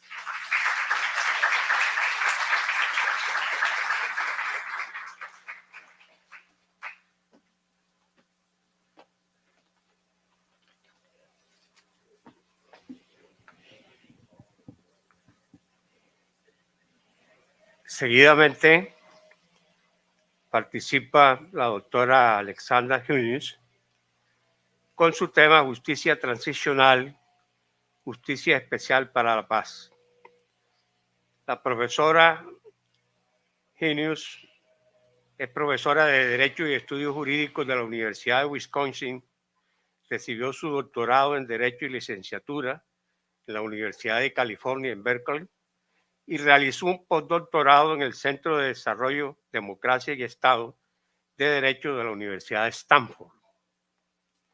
En 2017, la profesora fue nombrada para cumplir un mandato de 10 años como jurista experta extranjera en la Jurisdicción para la Paz. En la Universidad de Wisconsin, la profesora Hunes actualmente se desempeña como directora del Centro para la Ley, la Sociedad y la Justicia. Es presidenta del Programa de Derechos Humanos de la Universidad de Wisconsin, del cual es cofundadora, y directora del Programa de Estudios Jurídicos Globales. Es miembro de la Junta de Editores del American Journal of International Law y el Law and Social Inquiry. Anteriormente se desempeñó en la Junta de Síndicos de la Asociación de Derecho y Sociedad y la Sociedad Estadounidense de Derecho Comparado y como presidenta de sección de la Asociación de Ciencias Políticas del Medio Oeste, Ley y Tribunales y del Grupo de Interés del Medio Oeste sobre Derecho Internacional. En 2013 recibió el Premio de Trabajos Académicos de la Asociación Estadounidense de Facultades de Derecho, así como el Premio de la Sociedad Estadounidense de Derecho Comparado para académicos más jóvenes, por 2 artículos diferentes. Y en 2014 recibió una subvención de la NSF para explorar el impacto de la Corte Interamericana de Derechos Humanos sobre procesos internos por atrocidades de Estado.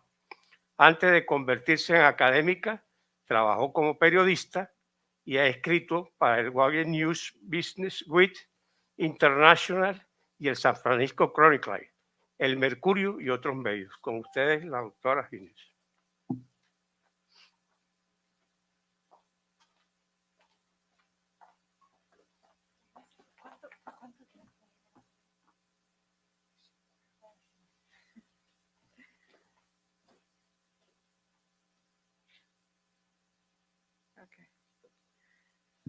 Muy buenos días. Buenos días.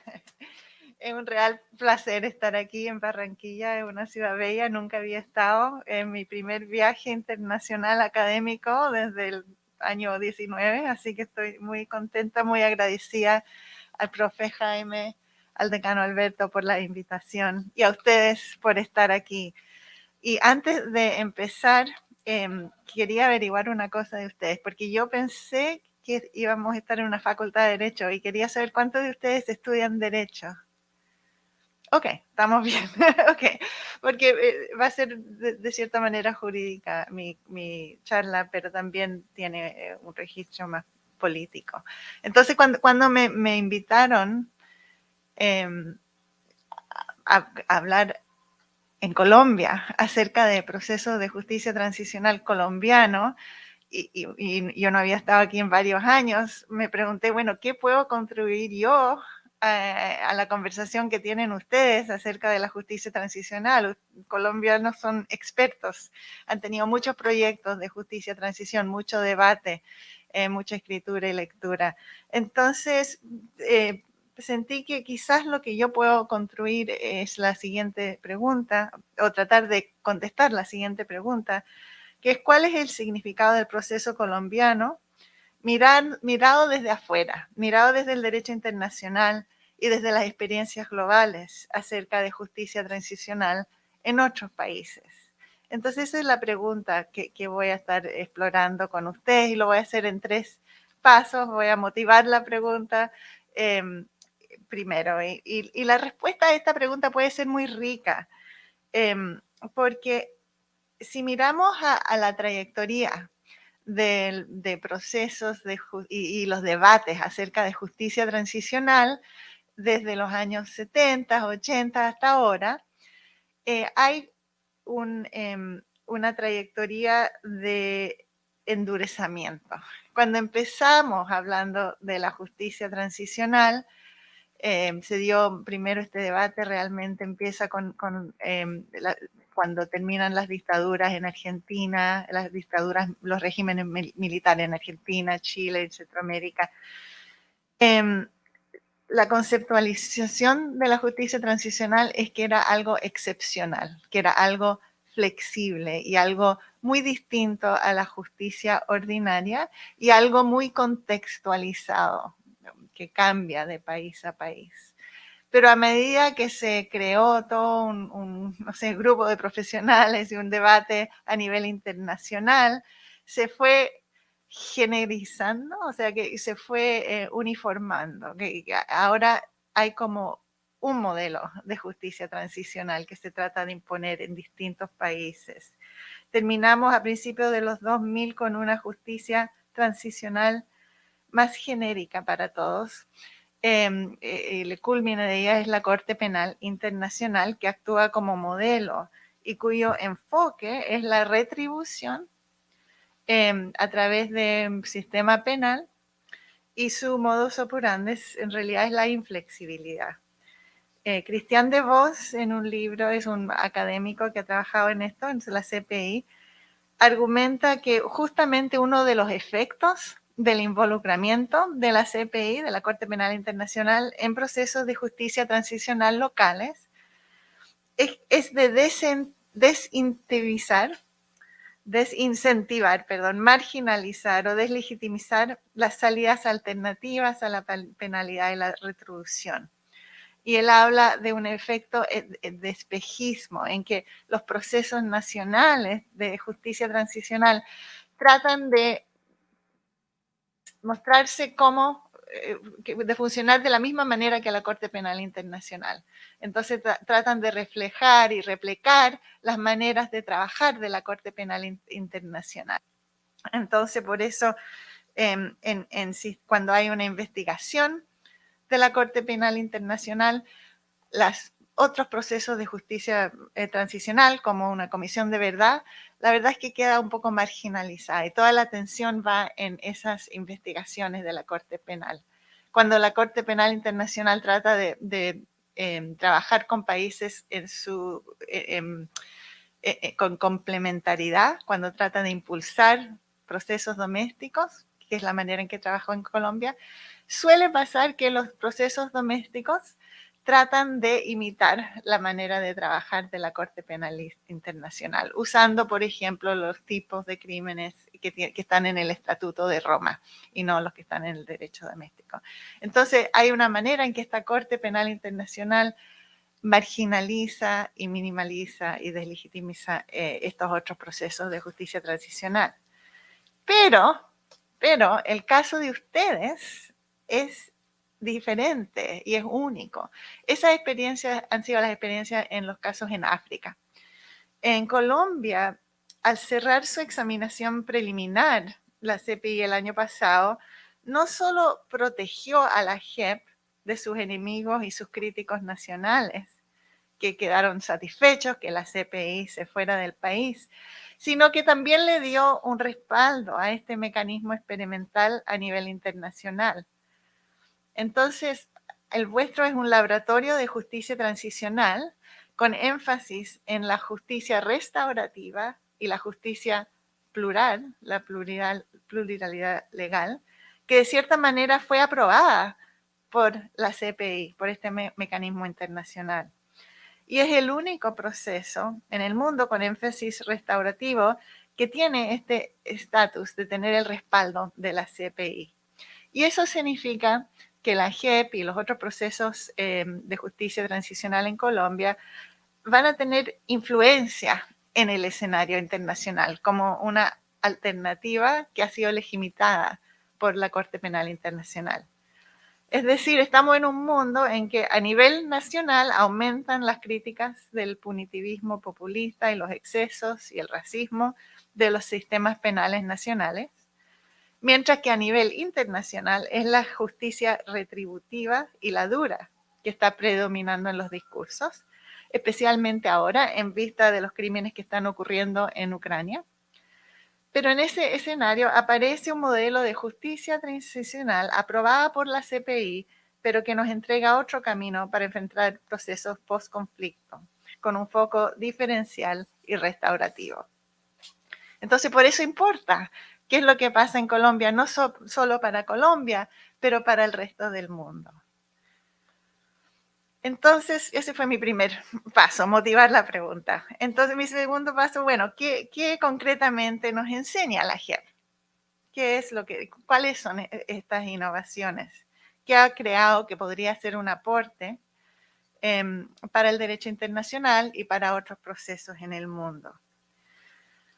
Y la verdad es que hay muchas calidades de la JEP que son loables, entre las cuales se destaca, creo yo, la diversidad de su composición. Tiene diversidad de género, raza, etnia, edad y experiencias. Probablemente un tribunal más diverso del mundo, lo que dificulta, pero también enriquece su camino. También hay que destacar su compromiso con el diálogo interlegal, con la pluralidad legal y la primacia del rol de las víctimas, su manera de trabajar y darle protagonismo a las víctimas, que son dos compromisos que forman parte del acuerdo de paz y también de la Constitución colombiana. Pero quisiera enfocarme en algo más específico, que es un producto de esas calidades que acabo de mencionar. Quisiera enfocarme en la construcción de la figura legal, que es la acreditación de los territorios de pueblos afro y pueblos indígenas como víctimas que tienen derecho a participar en el proceso de la JEP y a la verdad, y a todos los otros derechos que tienen las víctimas ante la JEP. Entonces, esta figura legal del territorio como víctima es lo que voy a explorar. Y ahora les tengo otra pregunta. ¿Habían escuchado de esta figura legal antes de hoy? ¿Del territorio como víctima? ¿No? Ok. Interesante. El profe Jaime recién estaba hablando de que en el derecho a veces pensamos que solo los individuales, las personas naturales tienen derechos, pero también hay quienes argumentan que los grupos, las comunidades, los pueblos tienen derechos. En Colombia, los territorios también ante la JEP es un sujeto legal de cierta manera que tiene derechos. Dentro de los 7 casos de la sala de reconocimiento, bueno, la JEP, ustedes quizás saben un poco cómo funciona, tiene varias salas y un tribunal. Y una de las salas más que se ve más, que se habla más, es una que tiene un nombre muy difícil, que es la sala de reconocimiento de verdad, de responsabilidad y de determinación de los hechos y conductas. Y esta es la sala que ve los macro casos, los casos grandes, y que de cierta manera escoge los casos más emblemáticos del conflicto y trata de resolverlos. Y tiene 7 casos, y 3 de estos tienen bueno, algunos tratan, por ejemplo, de los secuestros que ocurrieron en la FARC. 3 de estos casos son basados en territorios, son todos los crímenes que ocurrieron, todo lo que ocurrió dentro de una zona geográfica. Y en el caso 02, por ejemplo, el enfoque es los crímenes que ocurrieron en Ricuarta, Tumaco y Barbacoa, en el departamento de Nariño.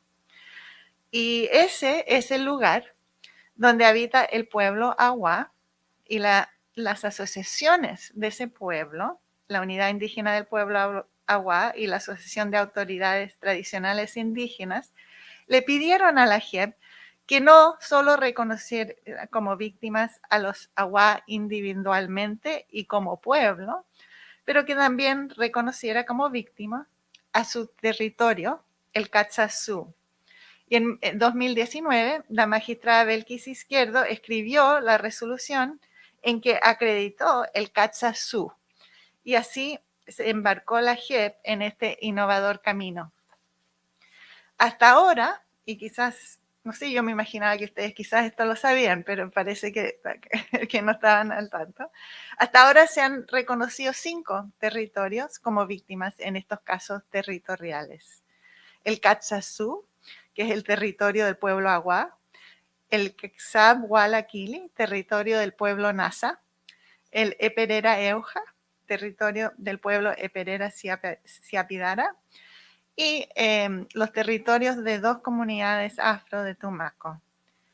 Y los casos estos aún no se resuelve, el caso todavía está abierto, y por ende el concepto mismo no está bien desarrollado.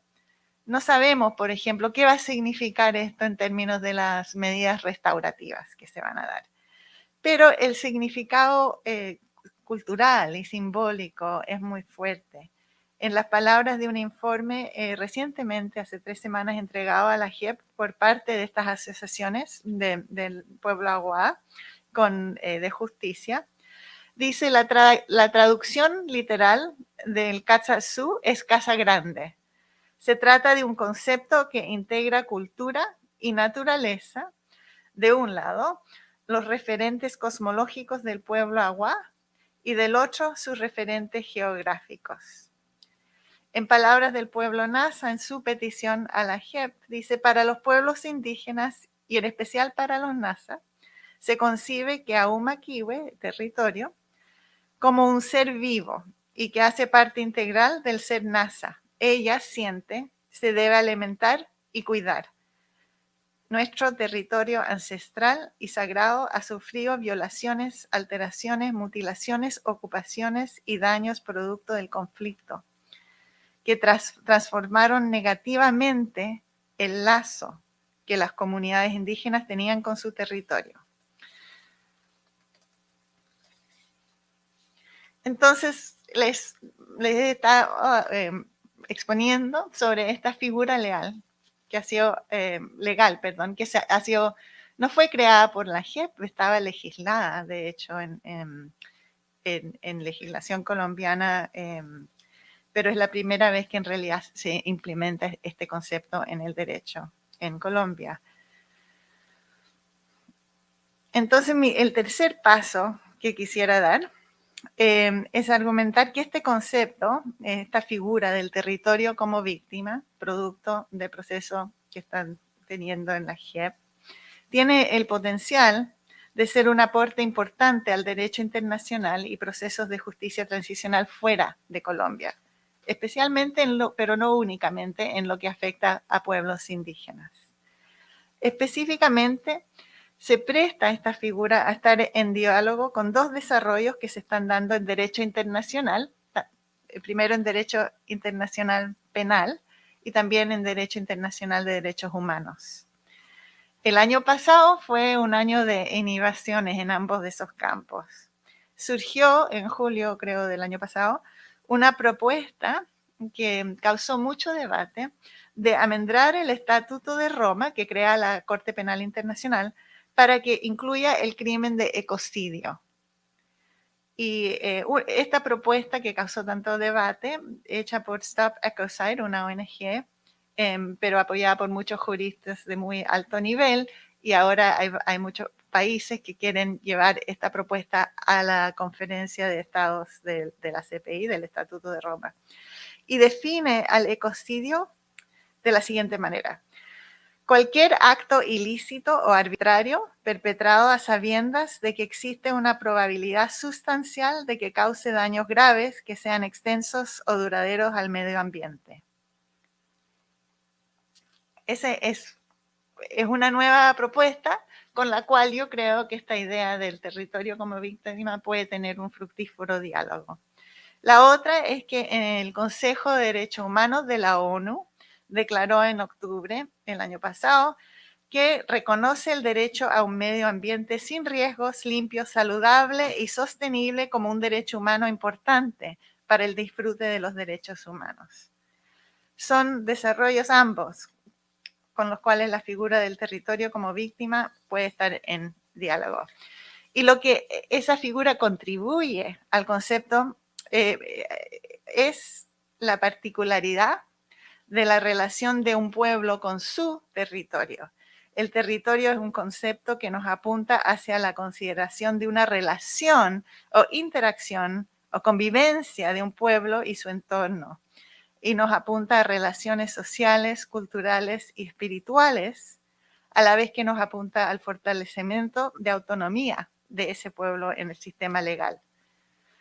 Ahora, si lo contrastamos, si miramos al concepto medio ambiente en la figura del derecho al medio ambiente, o si miramos el concepto ecosistema en la propuesta de definición de ecocidio, e incluso si miramos al concepto de naturaleza en la figura de derechos de la naturaleza, cada uno se conceptualiza por separado de los pueblos, de lo humano, de lo social y de lo cultural. No nos apuntan de la misma manera que lo hace el territorio como víctima a la relación del humano con su entorno. Si uno estudia las resoluciones de la JEP y los informes que le han entregado a estos pueblos, el daño que sufre el territorio es justamente la ruptura de las relaciones preexistentes, la ruptura de la relación de Pueblo Awá y el Catsatsu y los otros seres que habitan en relaciones sociales con los Awá. Por eso, esta resolución que les leí, nuestro territorio ancestral y sagrado ha sufrido violaciones, alteraciones, mutilaciones, ocupaciones y daños producto del conflicto que transformaron negativamente el lazo. Ese es el lazo que las comunidades indígenas tenían con su territorio, es ese lazo que es el enfoque de esa figura legal. El daño entonces no se refiere solamente a los cambios que resultan del conflicto en la naturaleza o medio ambiente o ecosistema, pero más bien se refiere a la ruptura de su relación con su pueblo. Ahora, ¿cuánto tiempo tengo? Tengo 25 minutos, ya. No los voy a tomar todos, pero sí quisiera darles un ejemplo de cómo funcionaría esto. Si miramos esa definición del ecocidio, a los efectos del presente estatuto se entenderá por ecocidio cualquier acto ilícito o arbitrario perpetrado a sabiendas de que existe una probabilidad sustancial de que cause daños graves que sean extensos o duraderos al medio ambiente. Después explican, bueno, qué significan todas esas palabras en la propuesta. Dicen, se entenderá por extenso el daño que vaya más allá de una zona geográfica limitada, rebase las fronteras estatales o afecte a la totalidad de un ecosistema o una especie o a un gran número de seres humanos. Entonces, la figura, esto se apunta a que sea, no sé, geográficamente algo grande, ¿no? La figura del territorio como víctima, en cambio, nos apunta no a que el daño sea extenso en el sentido de zona geográfica, sino en el sentido, nuevamente, de la ruptura de lazos de un pueblo con su territorio, aunque no sea geográficamente extenso. Es una perspectiva clave, especialmente para los pueblos indígenas que muchas veces viven en el territorio dentro de fronteras nacionales, en territorios bastante reducidos, no extensos. Entonces, este enfoque del lazo, de la relación de un pueblo con su territorio, es difícil de articular en un sistema legal nacional tradicional.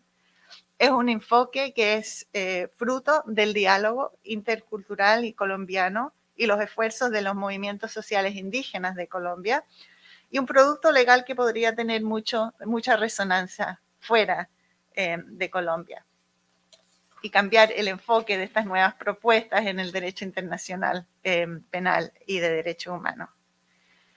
Pero quisiera ser cautelosa al hacer este argumento, porque se podría decir, criticar, que estoy distorsionando al tratar de exportar una figura legal que es tan de los pueblos colombianos, y que es una manera, no sé, de diluirla o de quitarle la excepcionalidad y el poder que han reclamado esos pueblos. Mi respuesta a esa crítica sería que leyendo las resoluciones de la JEP y leyendo los informes que los mismos pueblos, como Pueblo Agua, le ha dado a la JEP, en estas mismas resoluciones, en sus mismas palabras, se ve que hay distintos significados al concepto de territorios a que ellos se refieren. Por un lado, es un significado que el énfasis es cómo cada uno de los pueblos étnicos entiende su territorio. Y en consecuencia, se refiere a la forma singular en que cada uno de esos fue afectado durante el conflicto.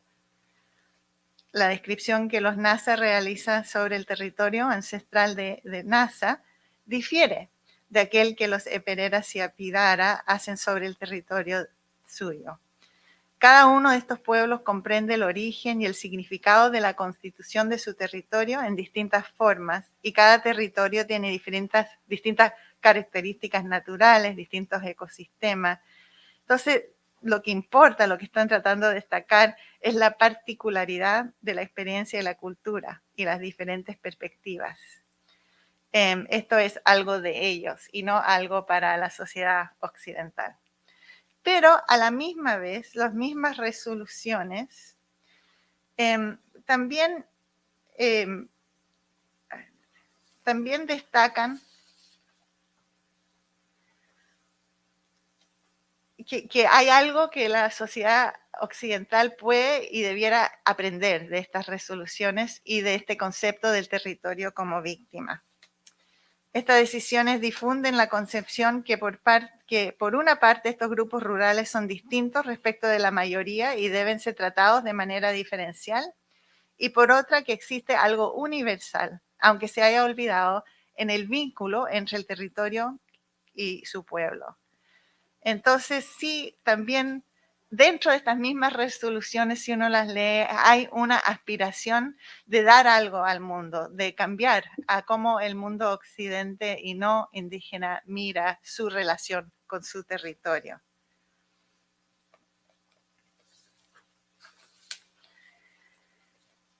Y en conclusión, quisiera decir que yo no quisiera romantizar la justicia transicional en Colombia.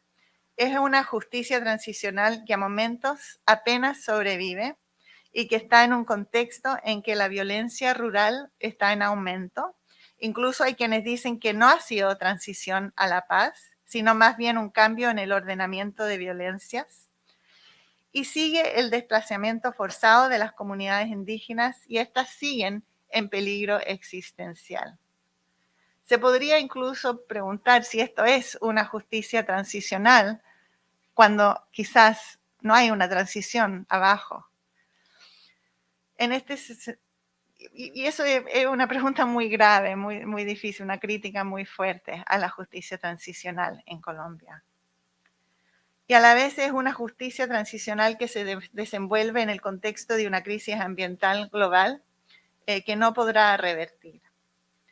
Pero también agregaría que es una justicia transicional que pareciera tener creciente legitimidad a nivel nacional, después de haber sido duramente cuestionada por el gobierno, y cuya influencia e impacto se va a medir no solo por lo que efectúa en Colombia, sino también fuera de Colombia, eventualmente en el derecho internacional y en las otras sociedades en procesos de transición. Yo voy a terminar ahí, aunque me quedan unos minutos. Y sí, muchas gracias.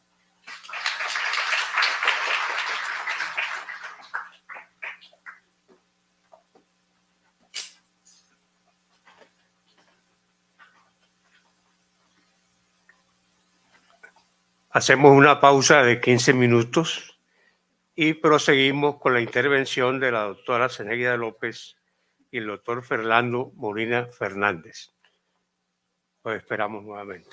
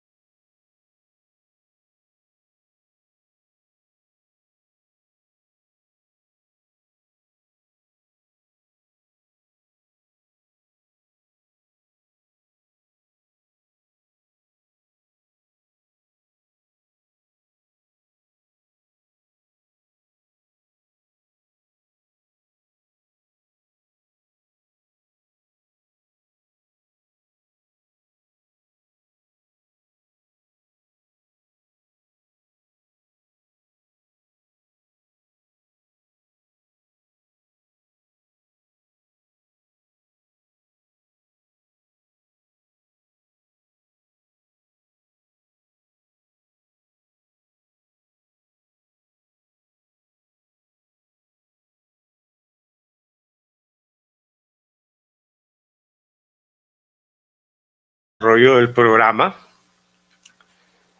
Inmediatamente interviene la doctora Zeneida López con el tema Justicia y Paz, 2 palabras, 2 procesos.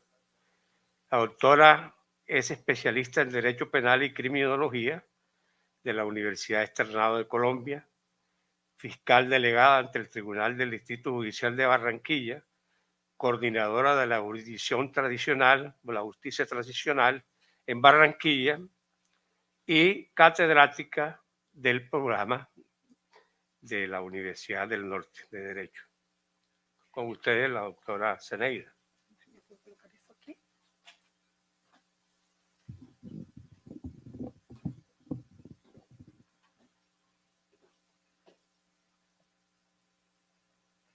Muy buenos días. Agradezco especialmente a todos los que han hecho posible este encuentro. Después de ser sobrevivientes en Colombia, no solamente de todos los conflictos, sino también de una pandemia, creo que eso nos dota a todos de un coraje especial. Coraje inclusive para estar aquí, para permanecer aquí. Muchas gracias a ustedes, en verdad. Cuando el profesor Sandoval, a quien agradezco pues mi participación en este evento, igual al profesor Juan Pablo, a Luis Felipe, a Rosy, Ludis, toda esa paciencia que tuvieron conmigo, se me propuso un título. Y entonces a mí se me ocurre esta especie de juego de palabras de decir, bueno, tenemos es justicia y paz, son 2 palabras y esto cobija 2 procesos. Ello para reflejar las ideas que hace un tiempo me vienen rondando la mente en el sentido de hacer unas breves reflexiones sobre el real significado de que en nuestro país se adelanten 2 procesos de justicia transicional, el impacto que ello tiene para nosotros como sociedad. Ya con anterioridad se había explorado el tema en el artículo Ideas, emociones y actitudes vinculadas a la reconciliación social en el Caribe colombiano, excombatientes en proceso de justicia transicional, elaborado conjuntamente con las profesoras Diana Rico Revelo y Tatiana Efer López. Varias de esas ideas van a ser tratadas en esta intervención, en la que básicamente me voy a referir a los llamados procesos de justicia y paz y el proceso que paralelamente se adelanta en la Jurisdicción Especial para la Paz. Ya eso nos genera una tensión, un país en el cual se adelantan al tiempo 2 procesos de justicia transicional frente a un mismo y muy antiguo conflicto. Bien se sabe que por allá alrededor del año 2004, Colombia tenía una variedad de actores ilegales, las guerrillas subversivas encabezadas por las FARC-EP, el ELN, los grupos armados paraestatales, las llamadas Autodefensas Unidas de Colombia, AUC por sus siglas.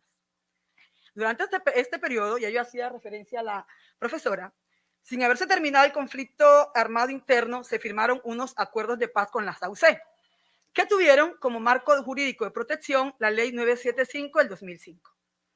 Esta ley tuvo como objetivo, comillas, facilitar los procesos de paz y la reincorporación individual o colectiva a la vida civil de miembros de grupos armados al margen de la ley, garantizando los derechos de las víctimas a la verdad, la justicia y la reparación. Desde aquí empezamos a ver un proceso judicial que se llama a facilitar, en ese momento fue Modesto, el legislador, y habló de facilitar los procesos de paz, pero también la reincorporación, la garantía de no reparación, la verdad y la justicia. Esto para ir alinderando el tema. Se tiene así la Ley 975 del 2005 como el primer proceso de justicia transicional en Colombia, brindando ese marco jurídico. Las negociaciones, como sabemos, se inician en el año 2003 entre el gobierno, los jefes paramilitares, y las desmovilizaciones inician en el año 2004, 2003 inclusive algunos grupos, y culminan en el año 2006, estando los grupos armados ilegales de nuestra región entre los últimos en desmovilizarse. ¿Qué pasa aquí? Esta ley 975 del 2005 abrió un marco jurídico y dijo para desmovilización de grupos armados ilegales. Sin embargo, ha quedado categorizada como la ley de los paramilitares y para la desmovilización de los paramilitares, obviándose que también los desmovilizados de la subversión podían hacer parte de ella. Y ciertamente muchos subversivos se acogieron a ella individualmente, sobre todo aquellos que ya estaban privados de la libertad o habían desertado de las filas guerrilleras por diversos motivos. Primera gran tensión. Tenemos entonces una ley concertada con los llamados paramilitares, pero que abre un pequeño espacio para que igualmente hagan parte de los grupos subversivos.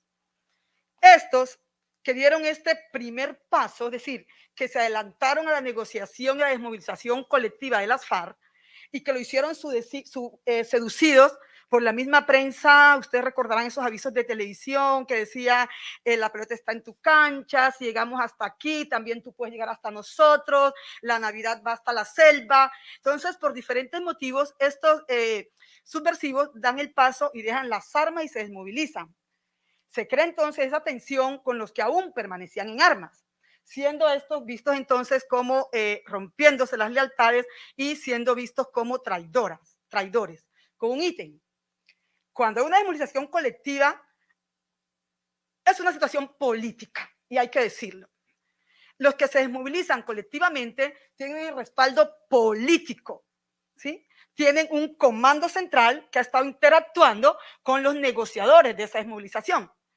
Los que se desmovilizaron individualmente no tenían ese respaldo político. Y hay una cosa curiosa. En la ley que motivó esa desmovilización, que fue del año 2008, entre otras, a ellos se les imponía, comillas, realizar actos manifiestos, públicos y objetivos de rechazo al grupo u organización de guerrilla del cual pretende desmovilizarse. Carga de repudio a su grupo que jamás se le impuso a los desmovilizados paramilitares. Esto sencillamente para decir que dentro de las tensiones que ha tenido esta ley 975 del 2005, también está el de cobijar tanto a paramilitares como a guerrilleros. Paramilitares se desmovilizaron aproximadamente 30.000 combatientes, llamados combatientes, mientras que es muy inferior el número de guerrilleros desmovilizados que se acogieron y aún permanecen en esta legislación llamada de justicia y paz o primer proceso de justicia transicional en Colombia.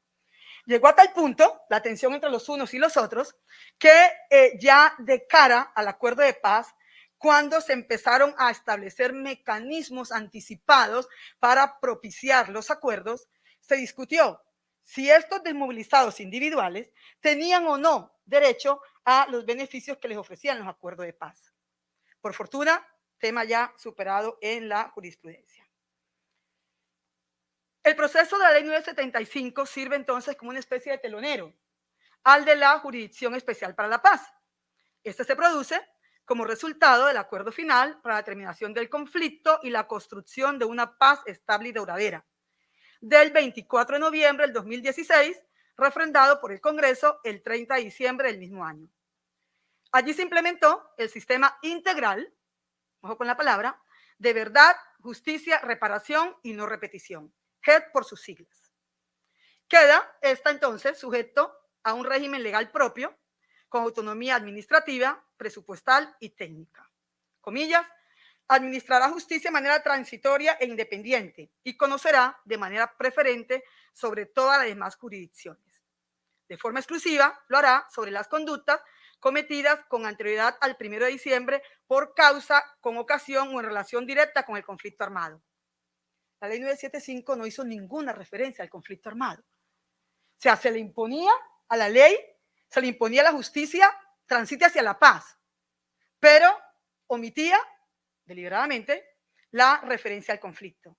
La Jurisdicción Especial para la Paz con los acuerdos lo asume directamente y asume su competencia en relación causal con el conflicto armado. Así, todos los delitos cometidos por causa, con ocasión o en relación directa con el conflicto armado por combatientes de los grupos armados al margen de la ley serán conocidos por la Jurisdicción Especial.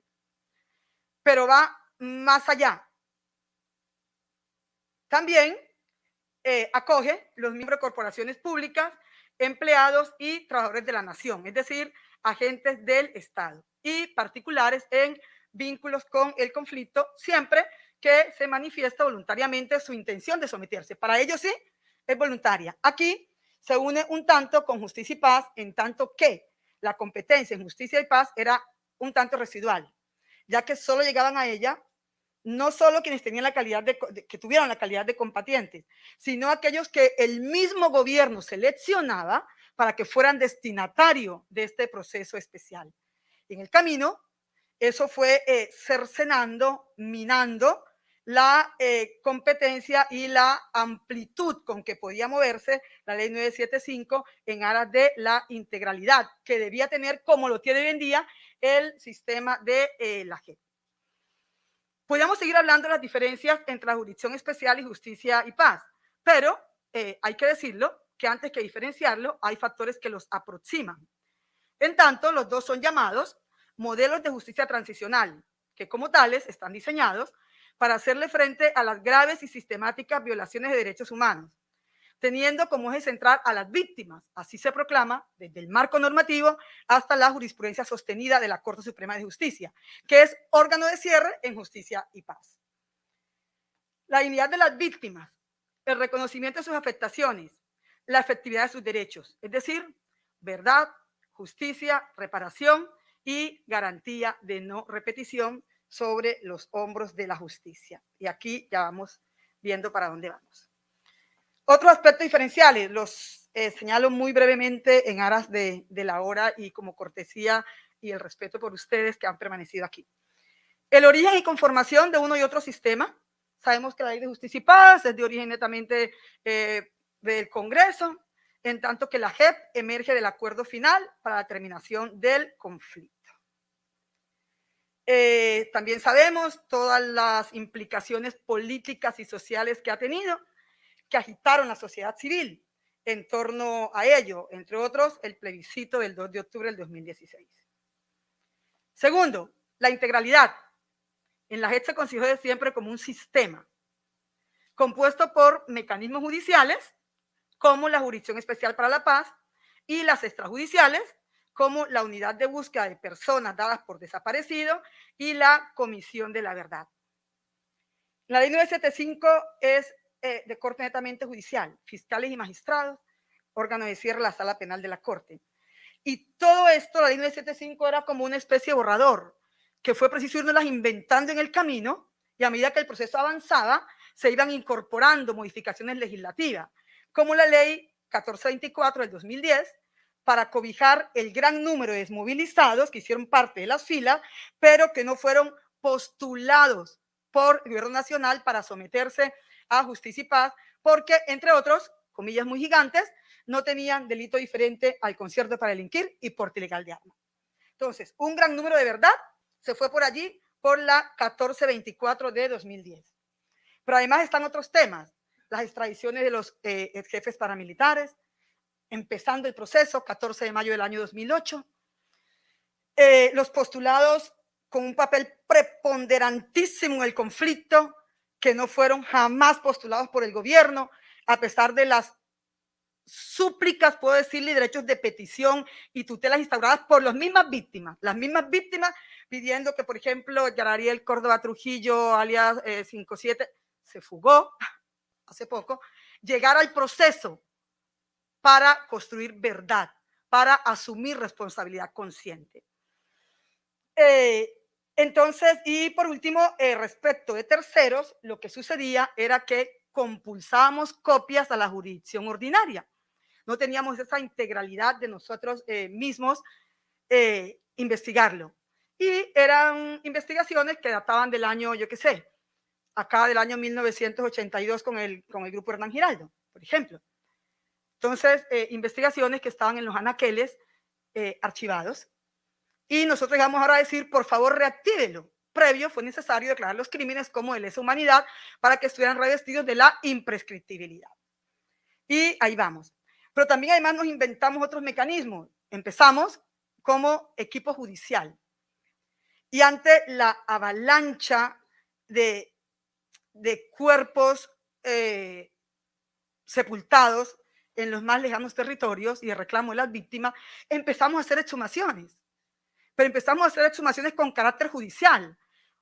Una fiscal que dirigía la diligencia el equipo de criminalística y se trataba el cuerpo entonces como un escenario, como elemento de prueba. En medio del temor y todavía los conflictos, porque ciertamente hicimos un proceso de justicia transicional con un conflicto aún vivo, eso es cierto. Nos tocaba entrar a la Sierra Nevada, empezar a horadar la tierra para extraer los cuerpos, inventándonos los mecanismos, diciendo a la gente, por favor, déjenme una marca, haciendo álbum de desaparecidos para entregarlos en las cárceles y que por los rostros pudieran ellos decir dónde estaba el cuerpo, porque los nombres no dicen nada. Cuando son cientos y miles de víctimas, un nombre no dice nada. Y prometiendo casi que algo contraformal o contranormativo. Deme la información que no va a tener consecuencias penales. Ahora, ello es norma en la Jurisdicción Especial para la Paz, ya que efectivamente se trabaja únicamente con la memoria.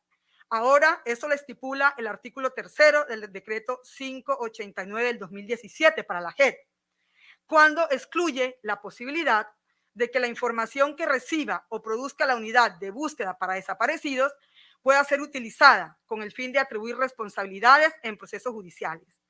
Al efecto, le quita valor probatorio, solo con la salvedad de los informes técnicos forenses y los elementos materiales asociados al cadáver.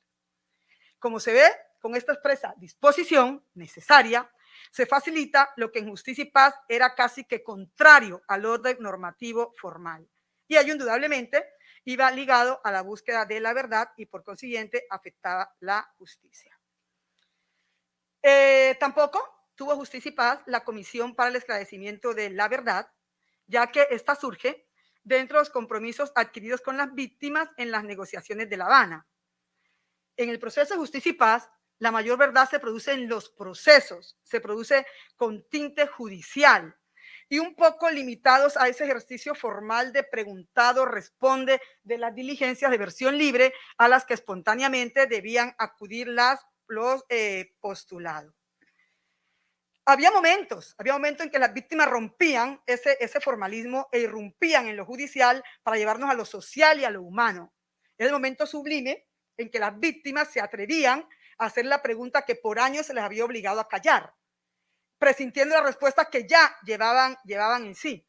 Y allí entonces hicieron algunos espacios de reconciliación, entrando al campo humano, del perdón o del justo reproche, o de percibir inclusive el temor con que todavía percibíamos que se aproximaban las víctimas a sus perpetradores, ya desmovilizados y ya despojados de las armas.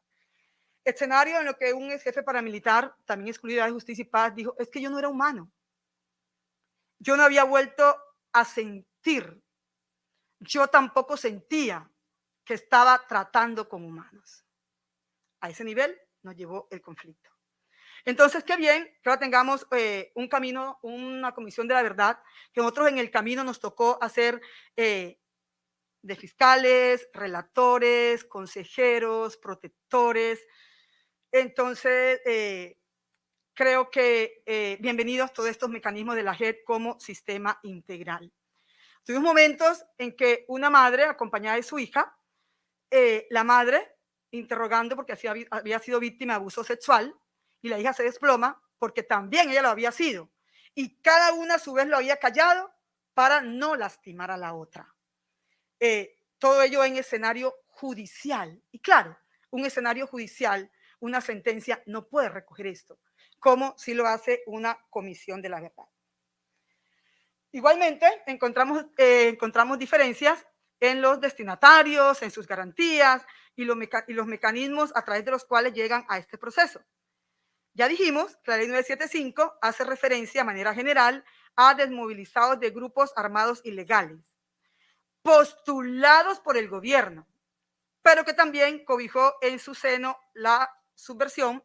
Finalmente se enfocó solo en los primeros, desconociéndose inclusive ahora que todavía permanecen en Justicia y Paz muchos excombatientes que hicieron parte de la subversión. En mínima proporción tenemos todavía excombatientes de las FARC, del ERP, ELN, ERG, que se sometieron y continúan sometidos a este procedimiento y sus beneficios. Algunos se retiraron ya con las implementaciones normativas del Acuerdo de Paz, como por ejemplo la Ley 1820 del 2016 y el Decreto Reglamentario 277 del 2017, que propiciaron que de manera previa se concedieran libertades condicionadas a los que no habían podido alcanzarla en justicia y paz por vía de la sustitución de la medida de aseguramiento, que se otorgaba a los exparamilitares después de cumplido 8 años de privación de la libertad y los requisitos que la ley exigía para ello. La manera como se le salió al paso a esta situación, dado que los desmovilizados colectivos iban a quedar en una situación privilegiada, fue homologarlos para decir con el Instituto de la Libertad Condicional. Aquí se abre como una puerta giratoria entre la jurisdicción ordinaria, justicia y paz y la JEP, de acuerdo a la situación jurídica de las personas. A ese instituto se acogieron muchos integrantes de la subversión que están en justicia y paz.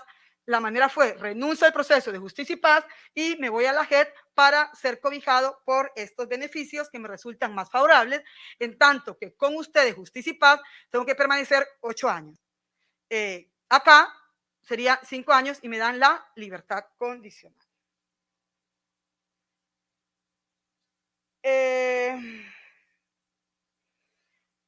Por último, tratando anotaciones puntuales, también se encuentran los tratamientos penales especiales diferenciados al interior del mismo sistema, lo cual no se previó en justicia y paz, ya que, como se dijo, su competencia recaía solo sobre los postulados. Una vez que el gobierno escogía, es decir, se daba la desmovilización, ¿sí? La justicia no tuvo parte allí.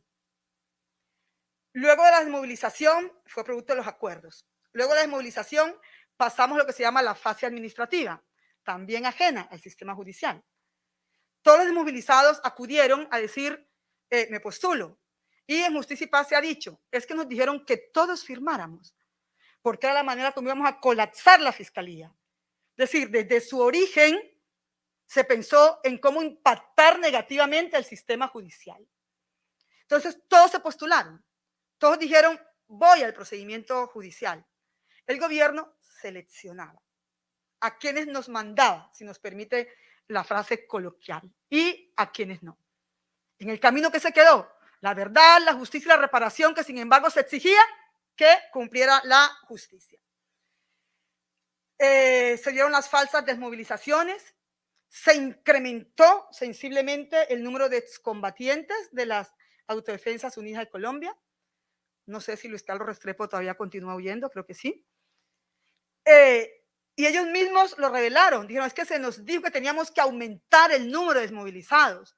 Luis Carlos Restrepo en las negociaciones con el mal llamado Bloque Resistencia Tayrona, que hace mala referencia a los pueblos indígenas de la Sierra Nevada de Santa Marta, se levantó de la mesa, dicen, golpeó. Extraño pensar en el derecho a la ternura golpeando la mesa, palmoteando y diciendo, es que no me crean a mí tontos, ustedes me tienen que poner a mí más de 1000 hombres para que la desmovilización se vea que está funcionando. Entonces incorporaron campesinos, estudiantes, para inflar el número de desmovilizados. Por eso es que después uno entiende que tuvimos que sacar la 1424 para solucionar el problema de esa cantidad de desmovilizados que realmente no habían hecho parte de las autodefensas. Y muchos otros se fueron colando por allí. Entonces nosotros perdimos esa integralidad que ahora saludamos en la JEP, que tiene la posibilidad de mantener dentro de la jurisdicción también a terceros y agentes del Estado, y a los desmovilizados en sus diferentes salas, dependiendo de su situación y su compromiso con el proceso. Pero ojo, otra vez tenemos en la JEP el problema de la extradición. Los mandamos a Estados Unidos por narcotráfico, o los dejamos aquí cumpliendo con la verdad y la justicia que se demanda para las víctimas. Como se ve, solo he hecho unas anotaciones puntuales en torno a los procesos como forma de justicia que se nos ha dicho debe estar orientada hacia la paz, que en su esencia serían los propósitos de justicia y paz. Los mismos ejes en los dos procesos, las mismas víctimas, los mismos derechos a la verdad, justicia y reparación, los mismos perpetradores, la misma sociedad y el mismo Estado. Eso es lo que llamamos entonces justicia transicional. Además, lo recoge realmente el término, recoge esos ejes en los cuales ha girado la violencia estructural en nuestro país: perpetradores, sociedad civil, Estado, territorio. En cada uno de ellos habría que detenerse para remarcar su rol frente al conflicto y, por lo tanto, frente a la expectativa de la paz posible, si es que podemos hablar en el posconflicto. Entonces tengo dos palabras: justicia y paz. Pero no alcanza, dos procesos, justicia y paz. Tendría que añadir las mismas víctimas, los mismos intereses y el mismo destino común a que están llamados los dos procesos. Que si seguimos así, nosotros que el olvido y la desesperanza. Hablemos de la justicia. Ya de por sí, encontrar un concepto cerrado de justicia es bastante complejo en la jurisdicción ordinaria. Cuanto más en justicia transicional, como se ha llamado este modelo, que se ha dicho, es implementado por Estados que han sufrido violaciones sistemáticas a los derechos humanos y, por tanto, requieren medidas especiales para poder pasar de una dictadura a la democracia o un conflicto armado a la paz. Empezamos diciendo que la ley 975 inclusive omitió el pequeño detalle de decir que estamos en un conflicto armado interno. Señala que hay ambos, que esto entonces comprende el entero ámbito de los procesos y mecanismos asociados con los intentos de una sociedad para afrontar un legado de abusos a gran escala del pasado, para asegurar responsabilidad, rendir justicia y lograr reconciliación. Entonces estamos claros que no podemos hablar de una justicia retributiva, en que el mal causado se compensa con más sufrimiento. La gente por ahí le hace una venia a la retribución cuando habla de la sanción y dice, bueno, estas tendrán carácter retributivo. Nunca lo he comprendido mucho, esa venia que le hace al carácter retributivo de la sanción. Entonces no estamos en esa línea. Está bien, la víctima es el eje central. Hay que tener a la víctima en el corazón, pero hay que reconocer igualmente al perpetrador como actor del proceso, con voz que aporta verdad, reconoce el sufrimiento de la víctima, explica las lógicas que motivaron los hechos. De esa manera es como se puede satisfacer la verdad en el plano individual y en el plano colectivo. Porque la expectativa de la víctima, o mejor, persona victimizada, porque las víctimas a veces nos siguen llamando víctima como si esto fuera algo eterno y perenne. Fue la condición a la que nos llevaron. Entonces, estas personas victimizadas no se pueden reducir al esporádico y momento reconocimiento del daño, a esta especie de banalización de que dice Hannah Arendt, asumo por mando. Con esto tranquilizo mi conciencia, satisfago requerimientos de la justicia. Y en esas tres palabras, sí, asumo por mando, con algo de desdén. Nadie responde. Se nos banaliza la responsabilidad. Los perpetradores me dieron la orden y los responsables yo asumo por mando. Entonces, ¿quién asume con esa responsabilidad consciente? ¿Quién da efectivamente las respuestas a las víctimas? Con un proceso cercenado, fragmentado, criticado y aún no terminado de aceptar. Se le dice entonces que tendrá una indemnización, que nunca podrá compensar el daño sufrido. Por ello tiene que trascender este proceso al reconocimiento del sufrimiento y la restauración de su identidad, del estatus que socialmente le correspondía y que le fue arrebatado. Es decir, que vuelvan a ser ciudadanos en ejercicio, que, en fin, es el fin de la justicia. Reconocer la afectación es reconocer la injusticia en el actuar que lo ocasionó. Profe, ¿cómo vamos? ¿Con cariñito? Bueno, entonces yo sigo. El profe dice que siga, yo sigo. Ya hicimos referencia a la ley 975 del 2005. Vamos viendo cómo es que se carga la justicia, casi como el derecho penal. Se le va depositando de cargas que no le corresponden a la justicia y tampoco a la justicia transicional. Y esto no es gratuito. Entonces, cuando decía que casi la profesora me había dejado sin tema, dije, bueno, a mí me va a tocar, lo que yo voy a hacer es empujar más la idea, ir más allá para decir esto que ahora estoy diciendo. La justicia, al igual que la justicia transicional, se ha cargado con pesos que no le corresponden. Y desde la jurisprudencia, se dijo, por ejemplo, el Corte Constitucional cuando examina la Ley de Justicia y Paz, una nueva noción de justicia en el contexto de la comunidad internacional que atiende a la necesidad de alcanzar la efectividad del derecho a la paz en aquella sociedad en situación de conflicto. En el Acuerdo Final para la Paz se postula. Se trata de una justicia prospectiva, respetuosa de los valores del presente y a la vez preocupada por acabar con conflictos que no deben ser perpetuados en aras de la defensa de los derechos de futuras generaciones. Lo entiendo por los prospectivos, no porque se diga que además tiene la responsabilidad de acabar con los conflictos.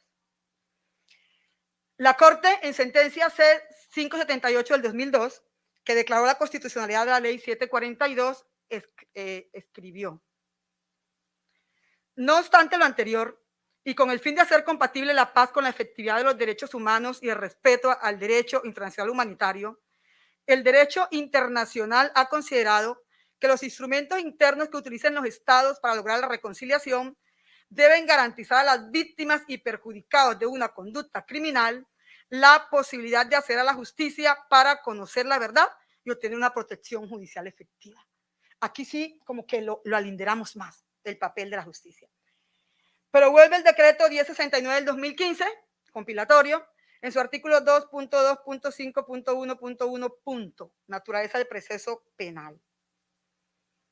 Este proceso penal especial busca facilitar la transición hacia una paz estable y duradera, con garantías de no repetición, fortalecimiento del Estado de Derecho, la reincorporación individual o colectiva a la vida civil de miembros de grupos armados organizados al margen de la ley y la garantía de los derechos de las víctimas.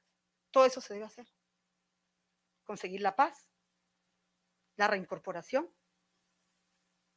la reintegración, la reparación, la garantía de no repetición. Con ello lo que digo es que se le siguen sumando cargos en su propósito y papel, dejándolo en términos de que es la justicia la encargada de conseguir la paz. Con ello nos queda fácil entonces criticar la justicia porque no se alcanzó la paz.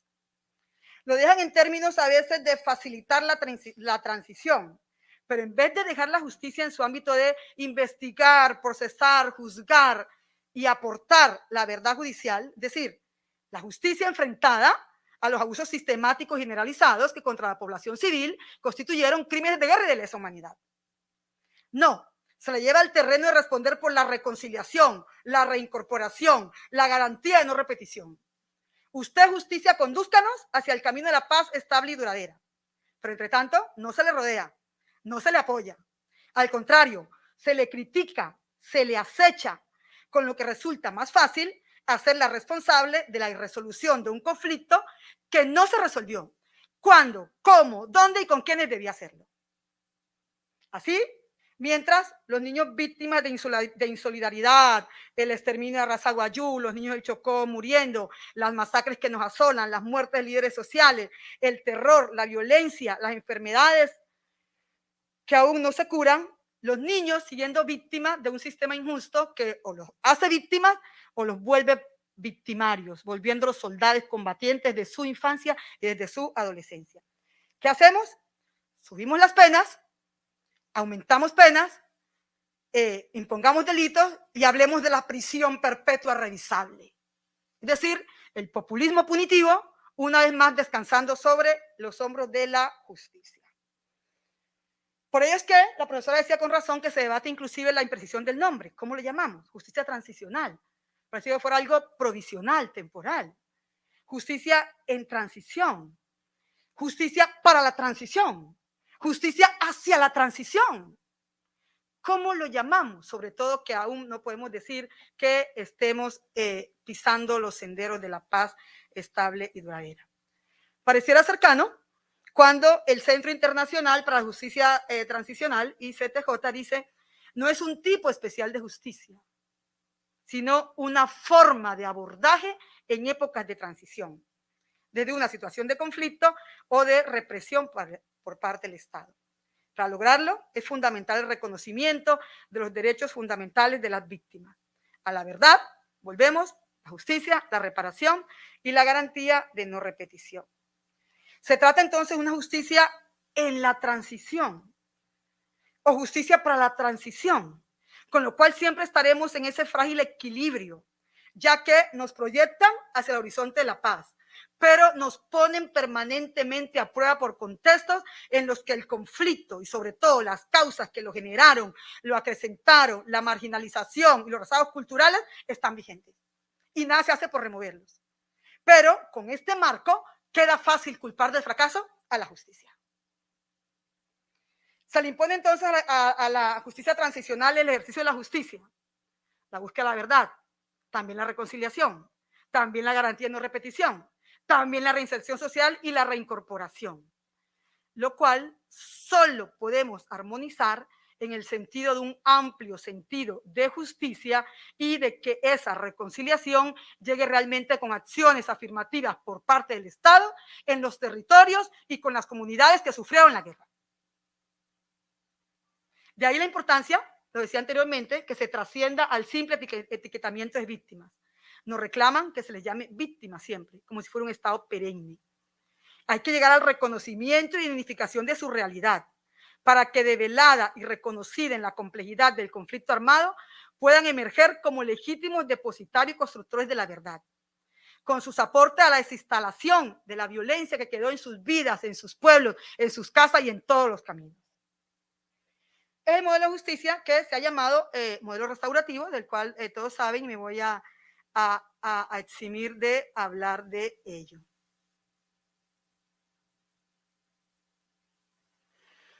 ¿Cómo lograr todo ello? Ya lo dijimos. Experiencias significativas de reconciliación, acciones afirmativas de parte del Estado, la toma de conciencia de humanidad, definir claramente los tiempos de participación, porque quien ha sido privado de sus derechos ciudadanos en el conflicto, en tiempo de construcción de paz, que es lo que estamos haciendo, debe ser escuchado, debe tomar parte activa en la reconstrucción de su entorno, debe afirmarse en su dignidad, debe haber un sistema normativo claro que sea un faro que alumbre y no una maraña en la que se pierda entre las instituciones o sus componentes. Debemos saber dónde, cuándo, cómo participar, es decir, pedagogía. Traía 3 casos puntuales, uno de la guerrilla, uno del ejército, uno de los paramilitares. Creo que el profe no me lo permitiría. Pero todo ello para decir que detrás subsisten los mismos intereses, lo que hemos llamado patrones de macrocriminalidad. El control social, el control territorial, el control de recursos y el estigma por el supuesto prejuicio contra el insurgente de los unos o presunto vínculo con la autodefensa de los otros. Entonces tenemos 2 palabras, 2 procesos, justicia y paz, las mismas víctimas, los mismos intereses y el mismo destino común a evitar. De los unos, desmovilizados y víctimas. De los unos, se esperaba reinserción social, el regreso a la sociedad. La realidad, asesinatos, rearme, exclusiones. Las víctimas esperaban verdad, justicia, reparación. En últimas, paz, a cambio relegadas y sus esperanzas olvidadas. El anhelo de justicia truncado una vez más, porque se atacó el sistema judicial que supuestamente era el inspirador de la paz, porque se le están trasladando cargas que no le correspondían para desatenderse de los que sí le corresponden, distrayéndonos para culparla de un conflicto que no se resuelve porque no se ha querido resolver, porque la paz debe hacerse en los territorios, en las comunidades, con las víctimas. Es lo que se ha llamado el anhelo truncado de la justicia, las esperanzas incumplidas de las víctimas de la historia. ¿Qué queda? ¿Qué nos queda? La memoria colectiva como resistencia y como base a ese anhelo de justicia en la paz. La reinauguración de una democracia, de un Estado social de derecho que asuma, no solo de nombre, sus obligaciones frente a las personas victimizadas por un conflicto que también les fue impuesto, que además les era ajeno. El destino común, justicia y paz, ya camina hacia el olvido. No se sabe de las sentencias. Ha quedado en el ámbito académico. La JEP, le pedimos tiempo. Pedimos que demos tiempo a la JEP. Va sobre la estela de justicia y paz. Y así deseamos que continúe. En pie de paz, al pie de la paz. Que nunca más tengamos que decir que estamos en pie de guerra. Entre tanto, nosotros seguiremos hablando, creyendo en el poder de la palabra, en el poder de la academia, creyendo como ese gran hombre que cuando se calla, cuando se debe, y ahí me toca decir, y a muchos, cuando se puede, si no se habla, es casi complicidad. Con la palabra seguiremos soñando en la igualdad, en la libertad, como lo dijo el gran Martin Luther King. Y claro, nosotros seguiremos soñando, aún desde justicia y paz y desde el olvido, con una justicia libre que por fin camine libre en el sendero hacia la paz. Gracias.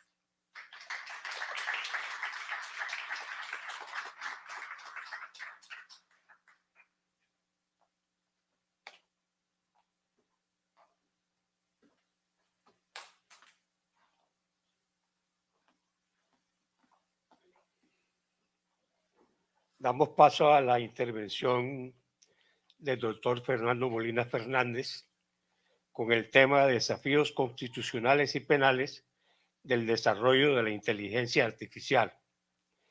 El doctor Fernando Molina Fernández es doctor en Derecho y catedrático de Derecho Penal de la Universidad Autónoma de Madrid, exdecano de la Facultad de Derecho, antiguo becario de investigación del Servicio Alemán de Intercambios Académicos, director del Máster en Derecho Penal de la Universidad Autónoma de Madrid. Ha participado en múltiples proyectos de investigación subvencionados como investigador principal o asociado y es autor de múltiples publicaciones en Derecho Penal, Parte General y Especial y Filosofía del Derecho, entre las que podrían destacarse sus trabajos sobre antijuricidad, teoría de la norma, el sistema de las causas de justificación, la legítima defensa, el estado de necesidad y la colisión de deberes, la imposible justificación de la tortura, responsabilidad jurídica y libre albedrío, el dolo y su ubicación sistemática, la distinción entre dolo eventual e imprudencia consciente, el error de tipo condicionado por inimputabilidad, el bien jurídico en el lavado de activos, terrorismo y derecho penal, responsabilidad penal de las personas jurídicas, el indulto y sus razones, tentativa irreversible y desistimiento impropio, la inviolabilidad del rey en la Constitución de España. El doctor Molina ha impartido conferencias, seminarios y cursos de grado y posgrado en múltiples universidades españolas, europeas, americanas y asiáticas. Con ustedes, el doctor Fernando Molina Fernández.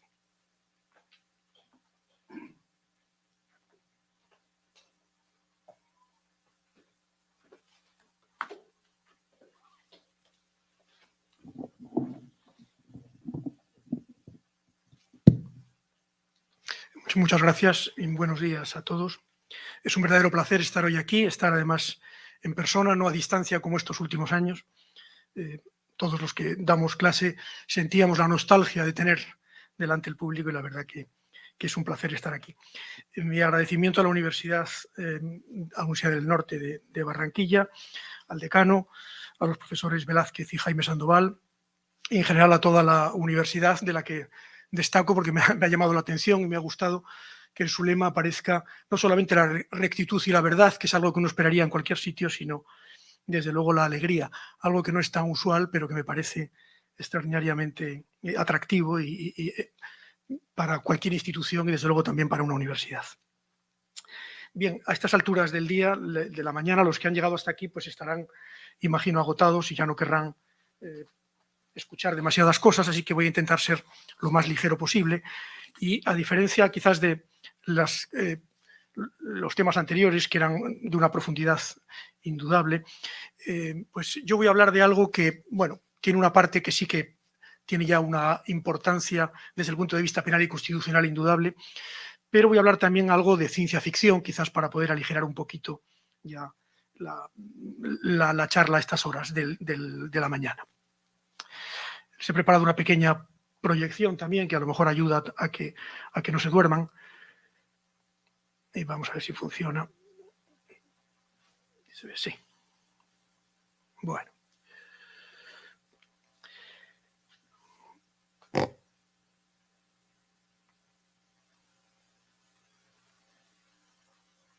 Esto debería funcionar. Bueno, no sé si...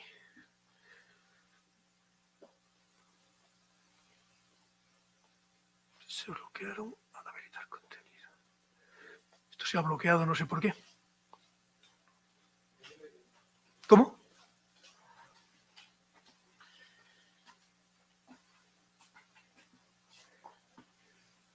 Es que no va.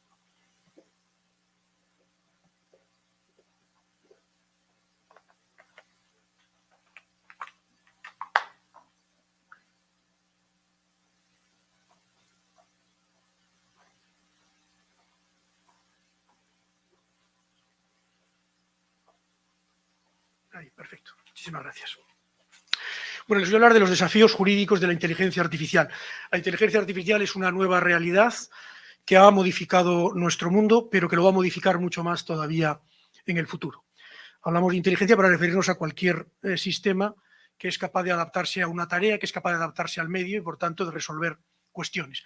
Nosotros, indudablemente, somos una especie inteligente, no cabe duda, otras muchas lo son en su ámbito, nosotros tenemos una inteligencia muy general.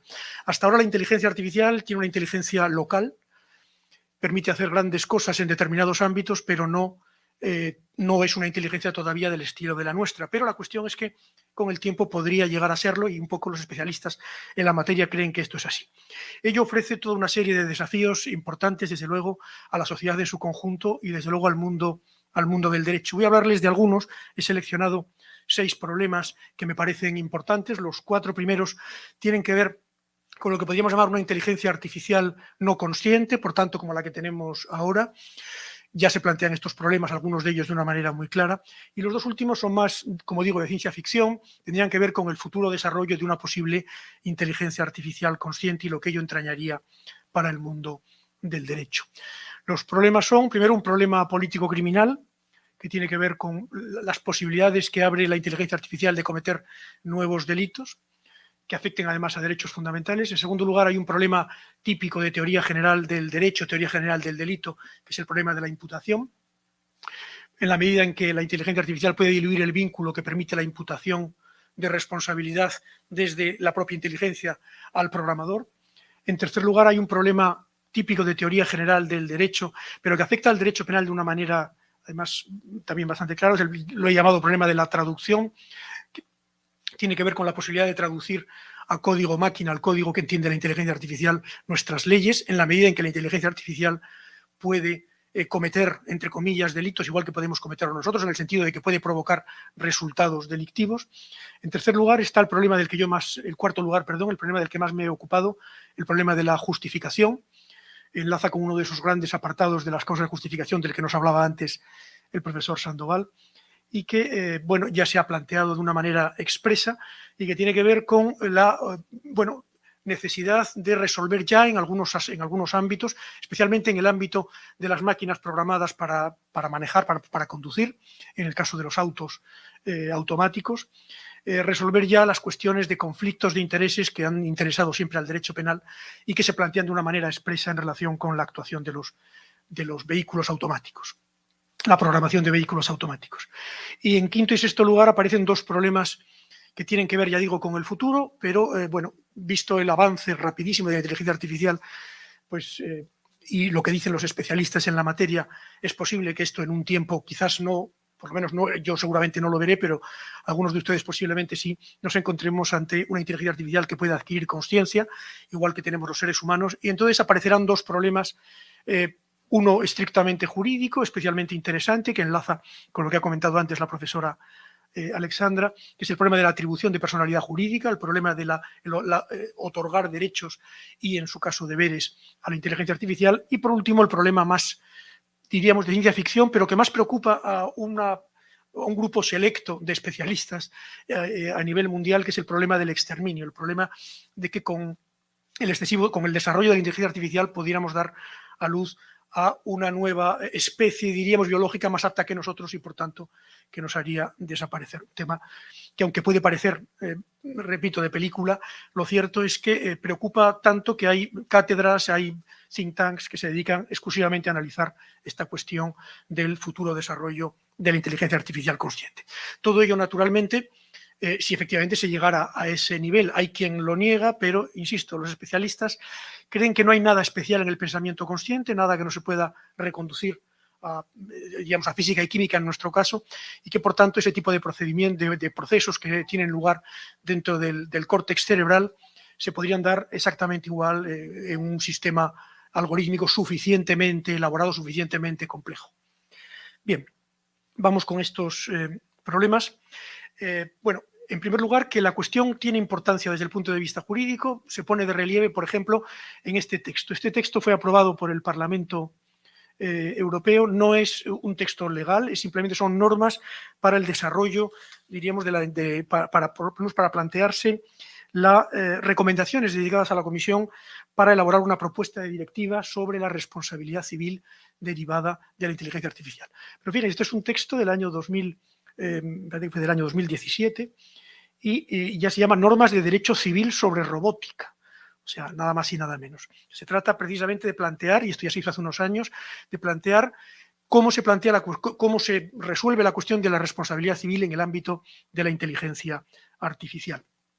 No hay una propuesta similar para el campo del derecho penal, quizás por la propia complejidad de lo que hay detrás, el conflicto que nos encontramos, pero sí hay cuestiones singulares que luego mencionaré rápidamente. En esta norma, por ejemplo, pues ya se habla de algunas cuestiones que luego haré referencia a ellas, pues como por ejemplo las leyes clásicas, las llamadas leyes de la robótica, que se formularon en su momento por un gran escritor, un químico, gran escritor de ciencia ficción. Los que conozcan ciencia ficción pues conocerán a uno de sus grandes valedores, sin duda, que era Asimov, y planteó sus famosas 3 leyes de la robótica, a las que luego me referiré, que bueno, han resultado pues premonitorias, desde luego, porque hoy se discute muchísimo de estas leyes en el ámbito de los debates académicos. Que la inteligencia artificial puede tener enormes ventajas es indudable. Eso no lo discute nadie. Esas son unas estadísticas del año 2020 de delitos cometidos en España. Fíjense en la primera categoría. Cerca del 30% de los delitos son delitos contra la seguridad vial.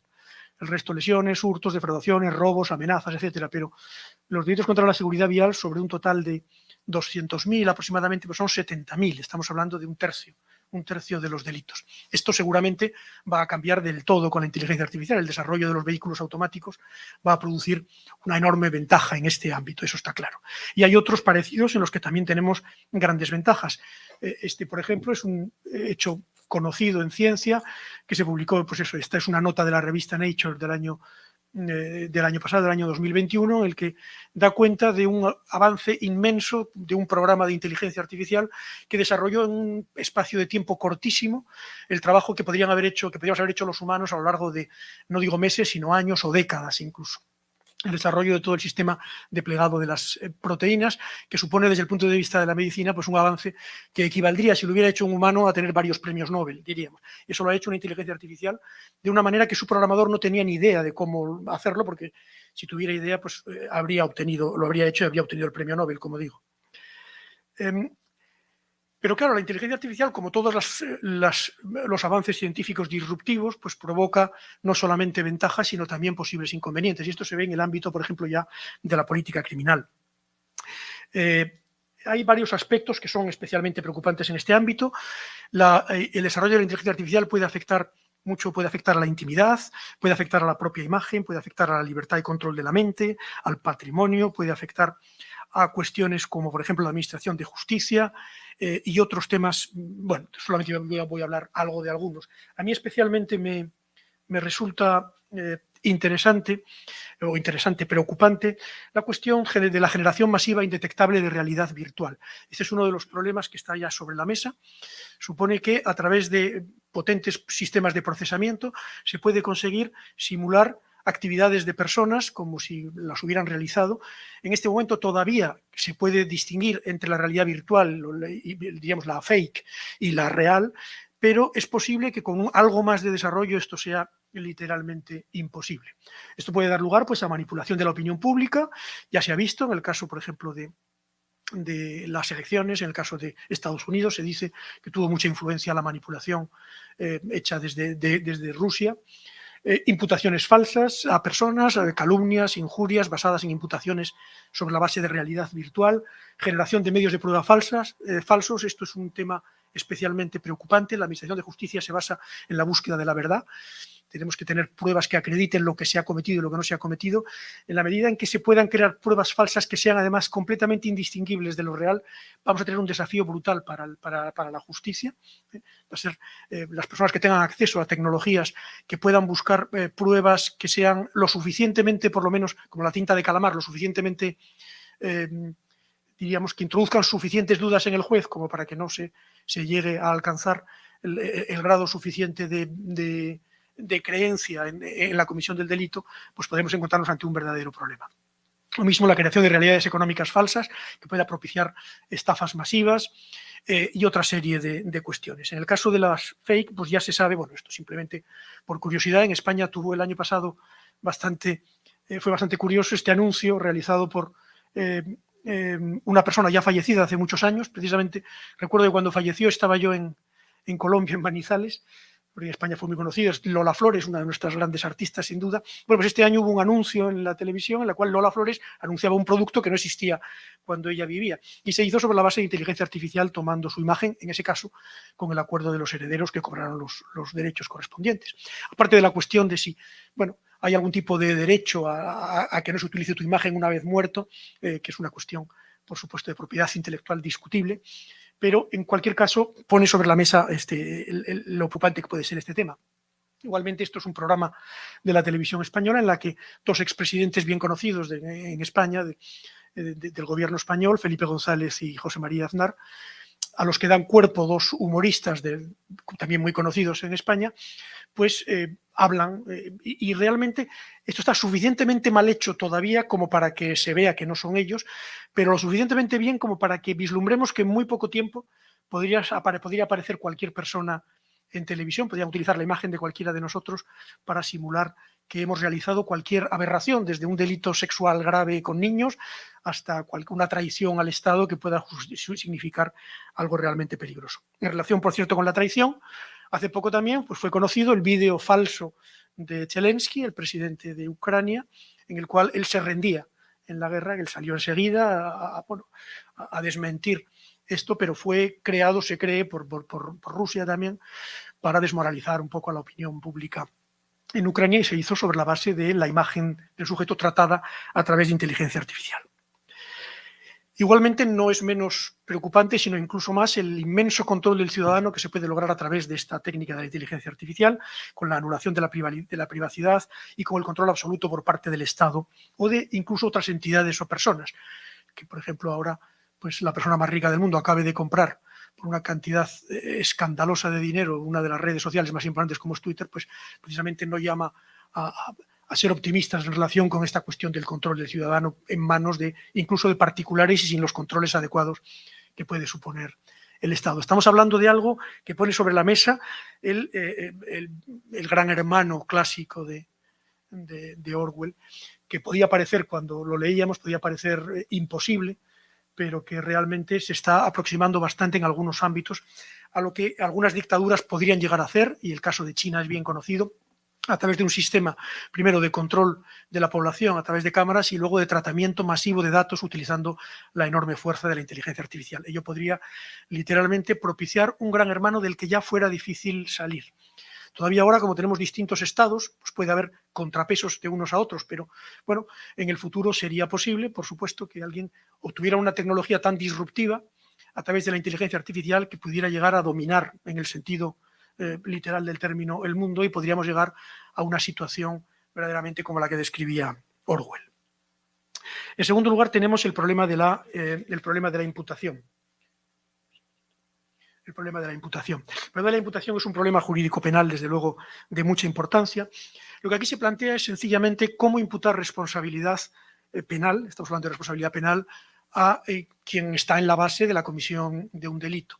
Hoy en día, cuando alguien comete un delito a través de instrumentos o incluso a través de seres conscientes, a través de personas, la responsabilidad se establece pues, examinando cuál es la causalidad, examinando los criterios de imputación objetiva, etc. Normalmente, cuando se utiliza un instrumento, algo que no es un ser consciente, por tanto que no hay inducción, que no hay determinación a otro a cometer el delito, la responsabilidad es directa y no plantea ningún problema, es un caso de autoría sin más. Alguien que utiliza un cuchillo, que utiliza una pistola, comete el delito en autoría sin más, sin que haya que darle más vueltas al asunto. Pero el problema es cuando esta tecnología que se utiliza va adquiriendo poco a poco independencia respecto del programador. Hoy por hoy, una buena parte de la inteligencia artificial responde plenamente al programa que ha sido diseñado por el programador. Eso quiere decir que la máquina va a hacer exactamente lo que se le ha dicho que haga. Dicho de otra forma, en estos casos la imputación de responsabilidad desde lo que hace la máquina en último extremo hasta el programador o al que ha autorizado la programación no es problemática. Pero empieza a ser problemática cuando se produce entre comillas, una cierta independencia de la máquina. Esto es, cuando la inteligencia artificial adquiere el suficiente desarrollo como para generar sus propios algoritmos y, por tanto, tener un output que sea distinto del que le ha introducido, distinto o no, por lo menos no predecible por el que ha introducido el programa. Esto ya existe. Esto sabemos que esto ya es así. Todas las técnicas de Machine Learning pues hacen que las máquinas, y es el campo más, luego más pujante en este momento en el ámbito de la inteligencia artificial, hace que la inteligencia desarrolle vías de acción que sus programadores no tenían ni idea de que se podían hacer. El caso de las proteínas que antes les comentaba es un ejemplo perfecto de esto. Se hizo por un programa de la serie Alpha que se conoce bien por los éxitos enormes que ha tenido en materia de juegos. Los juegos son un mundo apasionante para la inteligencia artificial. El ser humano siempre ha estado orgulloso de su propia capacidad para hacer ciertas cosas, y hay ciertos juegos que son fáciles y otros que eran especialmente difíciles. Nadie dudaba que una máquina acabaría jugando a las damas y ganando, efectivamente. Las combinaciones posibles del juego de damas pues no son tantas, con lo cual ya desde hace muchos años, incluso desde 1994, Chinook ya ganaban las damas a los humanos. Pero, por ejemplo, en el ajedrez, si les gusta el ajedrez, los que sean mayores, yo recuerdo cuando yo era muy joven, que me encantaba el ajedrez, cuando empecé la carrera de Derecho, y recuerdo que entonces la posibilidad de que una máquina ganara el ajedrez era vista por todo el mundo como algo literalmente fantástico, no solo de ciencia ficción, sino de una ciencia ficción casi disparatada. ¿Cómo iba a ganar una máquina al ajedrez? Una máquina podía ganarte en un final de torre y peón, por ejemplo, porque las combinaciones son sencillas, por cierto. Hay una máquina de ajedrez, una de las más antiguas, posiblemente más antigua del mundo, que funciona como tal, que diseñó un ingeniero español, Torres Quevedo, y que daba mate en cualquier posición con torre y rey contra rey. Es un final muy sencillo y la máquina conseguía ganar. Pero indudablemente al principio del juego las combinaciones posibles son tantas que no hay máquina que tenga suficiente potencia para calcularlas todas, con lo cual se decía, aquí no basta la fuerza. Las máquinas tienen fuerza bruta, pero no tienen intuición, no tienen capacidad. Eso lo hemos oído muchas veces también en los juristas. Las máquinas no son como los jueces, o en los médicos no son como los médicos. Poco a poco se ha ido derrumbando ese mito, y en este ámbito se derrumbó de una manera muy drástica. En poco tiempo las máquinas no solo ganaron al ajedrez, sino que arrasaron. Cuando yo jugaba al ajedrez y vi la primera máquina, me acuerdo que la ganaba, era mala. Una máquina que jugaba mal, cometía unos errores muy burdos. En poco tiempo yo no tenía nada que hacer jugando al ajedrez contra la máquina. Se pensaba que era imposible que ganara a Kasparov, que entonces era campeón del mundo. Pero Deep Blue, estamos hablando del año 96 y el año 97, hace ya muchos años que Deep Blue ganó a Kasparov. Kasparov, que además era un hombre muy orgulloso, se sintió verdaderamente mal. Se sintió mal. Peor todavía se sintió Lee Sedol, el último que aparece en la lista. El juego del Go es el juego seguramente más complicado que se juega entre los seres humanos. No es tan popular entre nosotros, pero sí en Oriente, donde es una verdadera religión. Pues el que fue campeón del mundo durante muchos años, Lee Sedol, dejó de serlo precisamente a raíz de este asunto. Jugó contra un programa, de nuevo, fíjense, programa Alpha. Es un programa el presidente de esta compañía es un británico, especialista en matemáticas y también en ajedrez, que desarrolló una compañía que se basa en que la inteligencia artificial aprenda por sí misma. Bueno, pues este programa ganó a Lee Sedol, está en internet, hay un documental que se llama AlphaGo precisamente, es un documental muy entretenido que cuenta un poquito la historia de la batalla épica entre Lee Sedol y AlphaGo y cómo perdió sistemáticamente Lee Sedol, pero consiguió ganar al menos una partida en aquel entonces, estamos hablando del año 2016. Poco después, esa máquina que le había ganado a él, poco después, ganó otra máquina también alfa de desarrollo posterior, ganó 100 partidas a 0 a la que había derrotado claramente a Lee Sedol.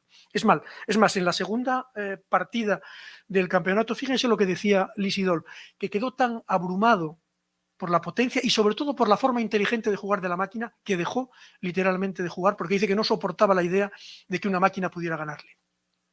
He sentido que AlphaGo ha hecho un juego casi perfecto.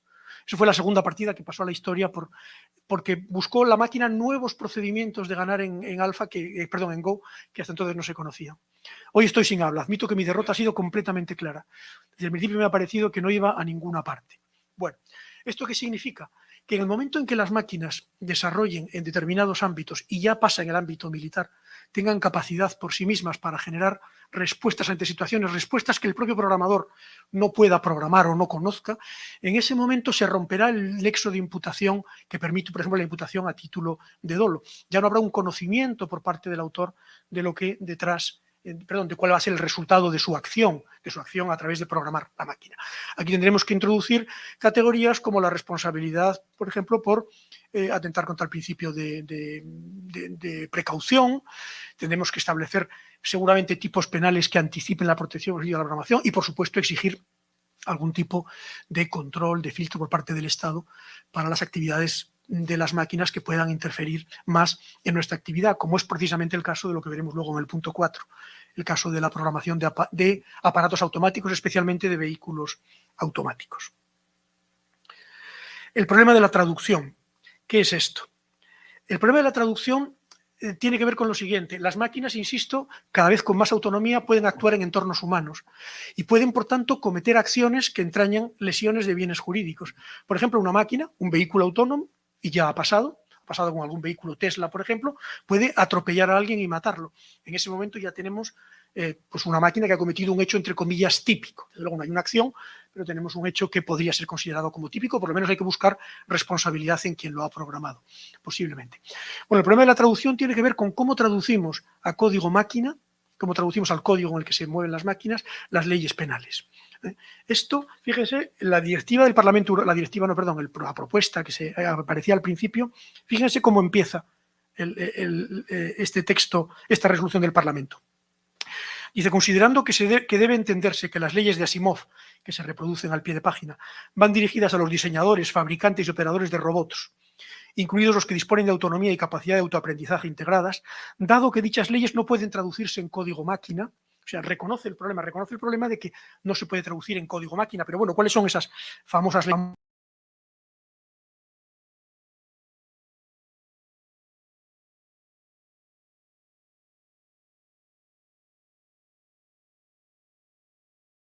Para la inteligencia artificial, porque la inteligencia artificial la programamos y le programamos todo lo que queramos y lo único que le vamos a programar, ¿qué es?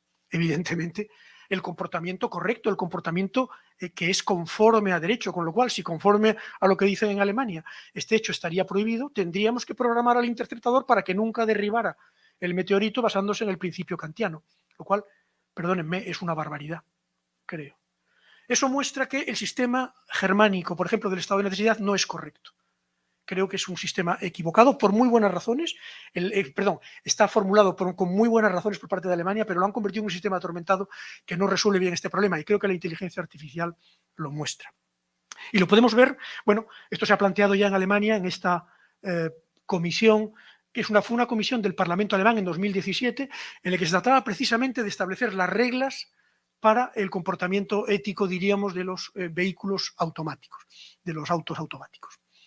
Se trata, dice, en su núcleo se trata de la pregunta bajo qué principios éticos deben funcionar las máquinas. Es lo que dice ahí subrayado en rojo, lo que les he puesto en rojo. Esto ya es un informe del Parlamento alemán pensando en este tema. ¿Por qué motivo? Bueno, porque Alemania es un productor de vehículos de alta gama, el mayor productor de vehículos de alta gama del mundo, sin duda, con lo cual este tema les importa muchísimo. Y ahí se plantean cuestiones como ¿cuáles? Pues como estas. ¿Qué pasa si el vehículo tiene que elegir entre una persona y varias? ¿Infringiría el principio kantiano famoso el elegir entre varias? Si puede elegir una persona, matar a una persona enferma frente a un niño, por ejemplo, que tiene todo por delante, y fíjense que lo que para nosotros es complicado, para una inteligencia artificial que se conecta al Big Data y que por tanto puede tener una información exacta, primero identificar exactamente a las personas implicadas, a través de, incluso podrá leer hasta sus huellas dactilares a lo mejor, pero desde luego identificarlas como ya se hace en China por la cara que tienen basada en los archivos de datos. Puede estar en contacto con la ficha médica, puede saber la edad exacta, puede tener una información absoluta. Entonces ahí la cuestión es, ¿qué tipo de respuesta le decimos a la máquina? Podemos decir, como se dice por ejemplo en Alemania, todas las vidas valen igual, con lo cual no se hace absolutamente nada, nunca se puede cambiar, pero con eso estamos perdiendo a lo mejor posibilidades de salvación en ciertos casos, porque precisamente una programación que se hace bajo el velo de ignorancia puede permitir que obtengamos una regla que a la larga y para todos obtenga beneficios sin que se ponga un perjuicio ex ante para nadie. En ese sentido, creo que toda la teoría sistemática de las causas de justificación construida en Alemania y que muchos han importado, por ejemplo el Perú casi de forma absoluta, también aquí en buena medida en Colombia, creo que no es correcta y que el desarrollo de la inteligencia artificial lo muestra. A esta serie de cuestiones, si tuviéramos tiempo, naturalmente no lo tenemos, no quiero ser pesado, pero se podría dar una solución Podríamos ir una por una analizándolo, pero es un tema realmente interesante y ver en qué casos sí que sería razonable una programación en un sentido y en qué casos no lo sería. Pero vamos, por ejemplo, yo creo que el punto 5, por ejemplo, creo que es algo que debería tenerse en cuenta para la programación de aparatos automáticos. Que, por ejemplo, cuando vas a adquirir un vehículo, puedas exigir que en la programación, un vehículo automático, puedes exigir que en la programación, por ejemplo, puedas pedir, establecer un derecho a elegir tú mismo si te vas a sacrificar para salvar a otras personas, por ejemplo, a tus hijos.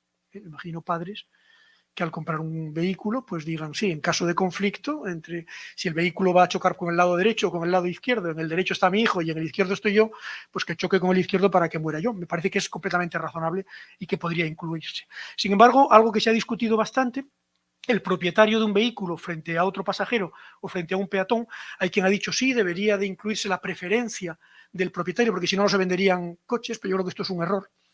Eso de ninguna manera se debería incluir así y debería haber una programación que fuera neutra en ese sentido. Entre otras cosas, porque todos podemos ser propietarios de vehículos y todos podemos ser peatones, con lo cual no tiene sentido esa preferencia. Bueno, en fin, si nos vamos a... Esto nos llevaría un poco más lejos, pero en el ámbito de la justificación se ha discutido muchísimo este tipo de conflictos y qué hacer. Se ha discutido a través de el debate sobre opciones éticas.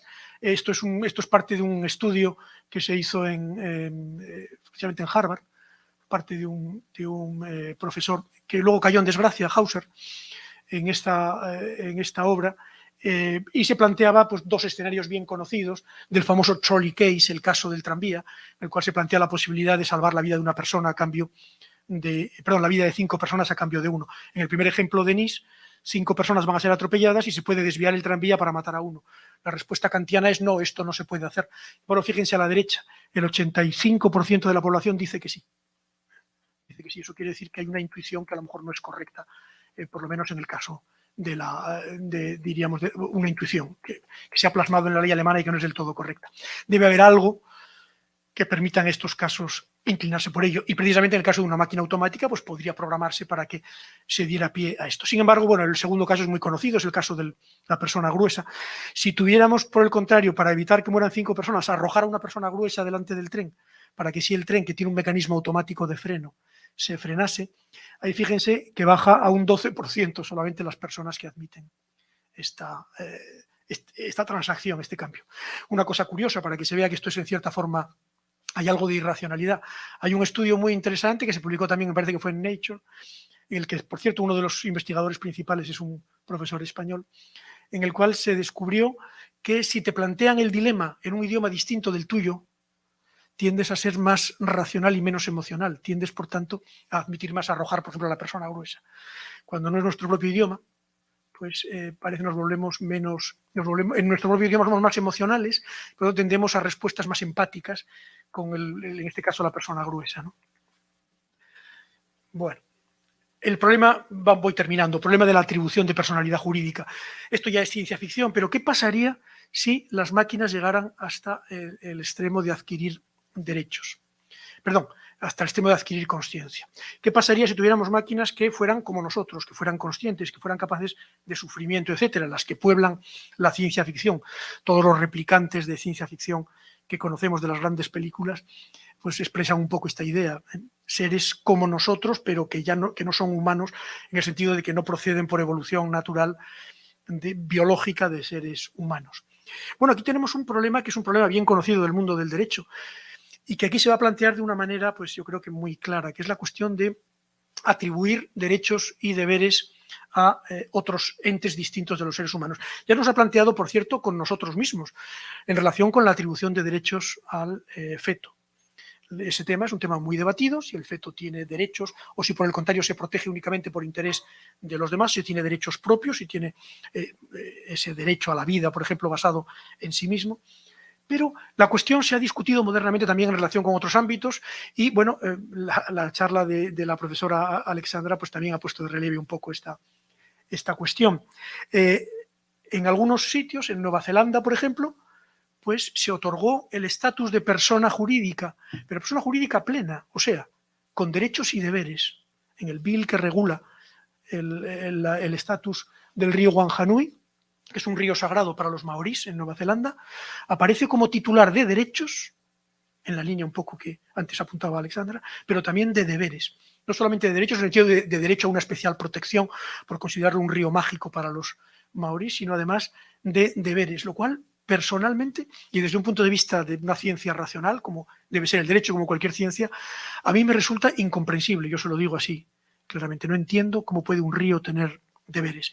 Me cuesta entender cómo puede tener derechos si se entiende el derecho de una determinada manera, si no, no. Bueno, por cierto, en Colombia, pues el río, al menos que yo sepa, creo que hay algún caso más, pero al menos el río Atrato fue también considerado como, no sé si como persona jurídica llegó a tanto, pero bueno, sí, porque si se le atribuyeron derechos es porque de alguna manera se le consideraba persona jurídica, pero creo recordar que la sentencia de la Corte Constitucional al menos no le imputaba deberes, lo cual me parece algo sano, no imputar deberes. Pero la cuestión es, ¿qué significa tener un derecho? Vamos a olvidarnos de los deberes, pero yo creo que los deberes requieren a alguien consciente que pueda darse cuenta de lo que hace y por tanto es difícil que un río pueda tener evidentemente deberes. Pero derecho, ¿qué significa tener un derecho? Bueno, hay dos formas de entender qué significa tener un derecho. En una de ellas, tener un derecho no es más que tener una pretensión especial de protección porque algo es muy valioso. En este sentido, decir que el río Atrato o que el río Wanganui o que cualquier otra, o que los animales tienen derechos, me parece que no plantea ninguna duda. No plantea ninguna duda porque son realidades especialmente valiosas, pero igual que puede serlo un cuadro de Picasso o de Goya o de Cézanne. Quiero decir, en el sentido de que podéis decir tienen derechos porque consideramos que es algo muy valioso y que debe ser protegido. Pero hay otro concepto más exigente que hemos utilizado en derecho siempre, que requiere para tener derechos que la persona tenga una pretensión de algo relacionada con el valor intrínseco que tiene ello.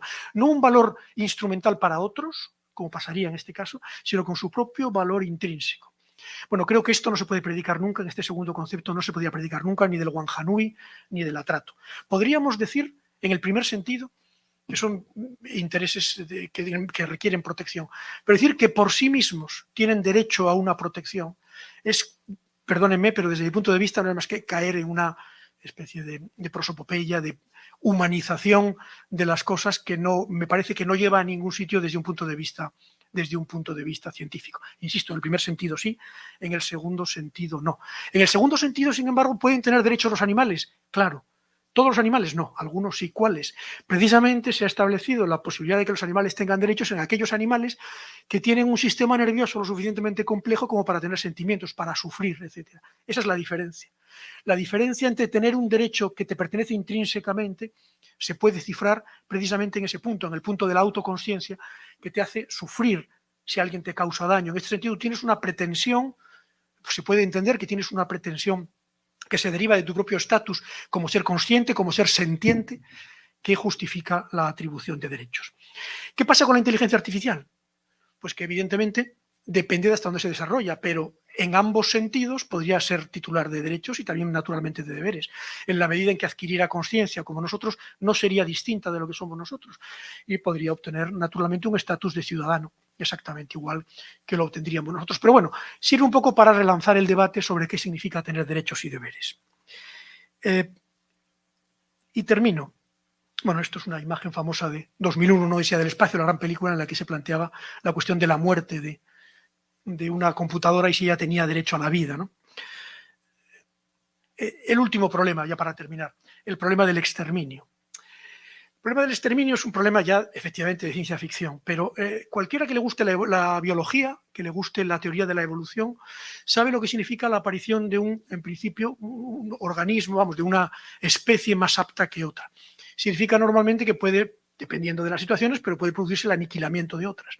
Viéndonos a nosotros mismos y lo que hemos hecho con otros, pues parece esto bastante evidente. Es bien conocido, bueno, que el ser humano actual, el Homo sapiens cromañón, que somos nosotros, no somos la única especie que ha existido sobre la Tierra. Hay al menos el nombre de Neandertal, el nombre de Flores y los denisovanos. Por lo menos que se sepa estos. Hay quien dice que puede haber muchos más, pero al menos estas 4 especies. Pero Neandertal es especialmente interesante porque vivió sobre la Tierra en Europa, en las zonas frías de Europa, a lo largo de, me parece recordar que fueron 300.000 años. O sea, eso fue, creo, no estoy completamente seguro, pero creo que fue así. Y literalmente desapareció. Únicamente quedan algunos genes en nuestro propio genoma.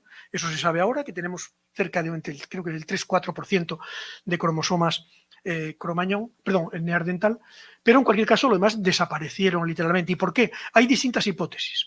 Las más benévolas lo atribuyen a una falta de adaptación al clima, etcétera, pero es raro porque estaban perfectamente adaptados al clima frío de la glaciación en Europa, así que esto parece raro. Hay otras menos benévolas y conociéndonos, creo que es posible que sean así, que atribuyen la desaparición de los neandertal a nosotros, a los cromañón, a ellos. Ellos desaparecieron porque nosotros estábamos ahí y basta con ver lo que ha pasado en la historia de la humanidad entre nosotros mismos. Basta ver cómo unos pueblos han masacrado, exterminado a otros para ver que esto no sería tan raro. ¿Qué pasaría si hubiera una inteligencia que fuera más inteligente que nosotros y nos hiciera y por tanto que pudiera desaparecer? Bueno, esta es una cuestión que, insisto, puede parecer de ciencia ficción. De hecho, yo lo planteaba en esta escena muy famosa de la película que antes hablábamos, 2001, Odisea del Espacio, en la cual la máquina HAL, H-A-L, es la siguiente letra de IBM, pues se rebelaba contra el jefe de la expedición, trataba de desconectarla y entonces lo que hacía la máquina era dejarlo fuera de la nave para que no pudiera entrar. La conversación es muy conocida. Aquí no la puedo, normalmente se puede, si pincho se debería de oír, pero bueno, tampoco la voy a poner porque es tarde ya.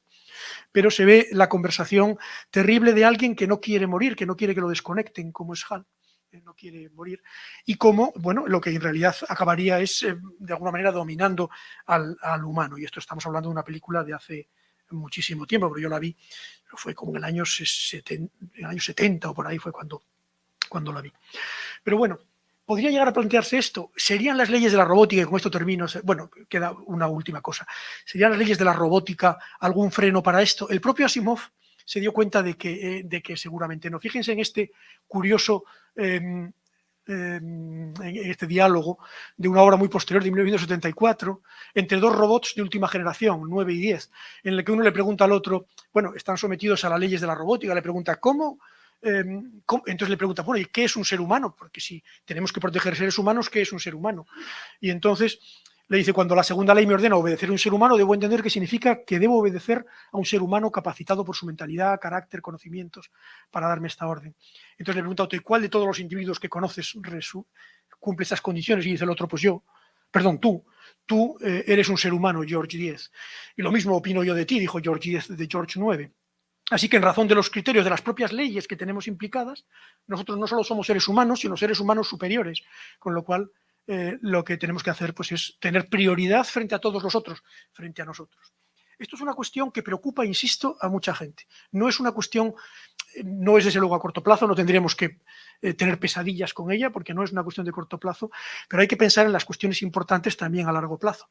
Y preocupa lo suficiente como para que antes mencionaba, haya grupos que han trabajado muchísimo en esta cuestión y que crean que una posible respuesta frente a este desafío tan grave es precisamente la propia evolución de los humanos, hacia lo que se llama el transhumanismo. El transhumanismo, hay un grupo en Oxford muy importante que estudia, ahí está Nick Bostrom, uno de los fundadores del movimiento transhumanista, en el que se plantea la posibilidad de, que vayamos evolucionando a través de lo que se llama en inglés augmentation. En español no tiene todavía una traducción exacta, podemos llamarlo aumentación. Significa sencillamente pues, complementar nuestras capacidades por medio de otros dispositivos que puedan aumentar efectivamente nuestra capacidad. Ahora, esto plantea también un problema evidente. Primero, desde luego la imagen es bastante terrible, ¿no? A mí no me gustaría ser así en el futuro, no me va a tocar afortunadamente y no quiero ni pensar en lo caluroso que debe ser eso en la costa de aquí, en Barranquilla, ¿no? Pero bueno, la cuestión es, esto plantea un problema también importante, naturalmente, y es, efectivamente, en el momento en que pueda haber algo de este tipo, y esto está a la vuelta de la esquina, se puede producir un problema nuevo que conocíamos en el pasado pero que había desaparecido, que es la aparición de castas, la aparición de esclavos y de otras personas, aquellos que tengan capacidad para implementar su inteligencia. Fíjense lo que puede ser no tienes que estudiar ni derecho ni nada, todas las leyes las tienes metidas en la cabeza. Mil cosas, puedes tener información sobre todo. Eso te da un poder absolutamente inmenso, la información es poder. Entonces aquellos que puedan incorporar una aumentación a sí mismos, podrían generar una nueva casta de superhombres, diríamos, por decirlo de alguna manera, que dominarían al resto. Eso da lugar, esto y otras preocupaciones, y con esto ya sí que termino, esta es la última diapositiva, da lugar a la aparición, también hay otros desafíos que no solo tienen que ver con la inteligencia artificial, sino en general con la neurología, a lo que se conoce como neuroderechos. Bueno, hay un intento a nivel internacional que está teniendo además un desarrollo potente. El país más avanzado en esta materia es Chile. En Chile pues, se está discutiendo para la Constitución precisamente la incorporación de estos neuroderechos en la propia Constitución, pero esto es una iniciativa que surge del proyecto BRAIN en Estados Unidos, y especialmente de la iniciativa de un biólogo español al que trabajó en el proyecto BRAIN en Estados Unidos durante muchos años con Obama, propiciado por Obama, y que, por cierto, fue alumno de mi Universidad, de la Autónoma de Madrid. Y él, está continuamente entrevistándose con cancilleres, con presidentes de todo el mundo para insistir en la importancia que tiene esto para la Constitución. Y estos son los neuroderechos que hasta ahora se han formulado: derecho a la privacidad mental, el derecho a la identidad mental en el sentido de evitar que pueda introducirse en nuestra mente a través de sistemas neurológicos y de inteligencia artificial que puedan procesar nuestro pensamiento y, por tanto, acabar con nuestra intimidad. El derecho a la identidad personal, lo que hemos visto en relación con las fake news, etcétera. Derecho al libre albedrío, relacionado también con el primero. El derecho a un igual aumento de la neurocognición, lo que antes mencionaba. Ese es un derecho básico, el que todos tengamos, que no haya categorías de personas con mucha más capacidad. Ya hay algo de esto. El que tiene, evidentemente, más medios, pues a lo mejor va a una mejor universidad, va a un mejor sitio que el que las tiene menos. Pero diríamos que ahí las diferencias son menores y hay pasarelas entre unas y otras, pero a través de la augmentation pues podríamos llegar a situaciones verdaderamente, pues como decíamos antes, de esclavos y amos, ¿no? Y el derecho a la protección frente a sesgos, de lo que no he hablado, pero que es también uno de los problemas, y con eso termino, más graves de la inteligencia artificial actual. Se utilizan ya en el ámbito del derecho penal para la predicción del crimen, se utilizan ya muchos programas. En Estados Unidos es conocido el programa COMPAS, por ejemplo, pero hay otros, en Europa, en España se han utilizado algunos, cada vez se utiliza más como apoyo a los jueces, y son programas que se basan en algoritmos de predicción de la peligrosidad. El paroxismo sería pues la película famosa Minority Report, que seguramente habrán visto. Se ha demostrado en distintos estudios, especialmente se ha examinado esto en Estados Unidos, se ha visto que muchos de estos algoritmos tienen sesgos de raza, sesgos de género, etc. Bueno, hay un mundo aquí muy pujante y se está trabajando ahora muchísimo en ese tema para intentar precisamente que la inteligencia artificial modifique, no incurra en ese tipo de sesgos que podrían afectar a derechos absolutamente fundamentales. En fin, quiero terminar dándoles las gracias por su atención y espero no haberles aburrido mucho. Muchas gracias.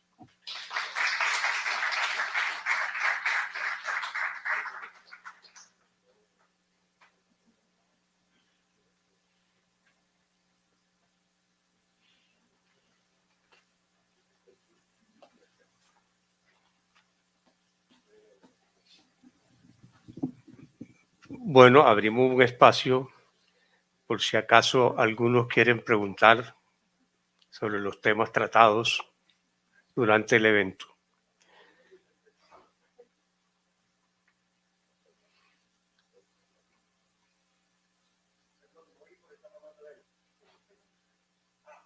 El espacio de preguntas.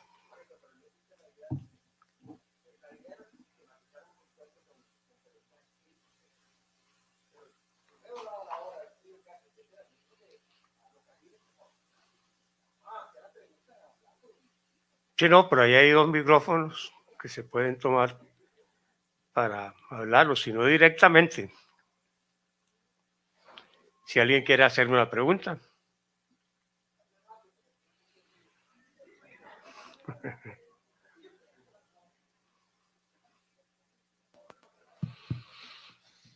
Vale, buenos días. Bueno, buenas tardes más bien.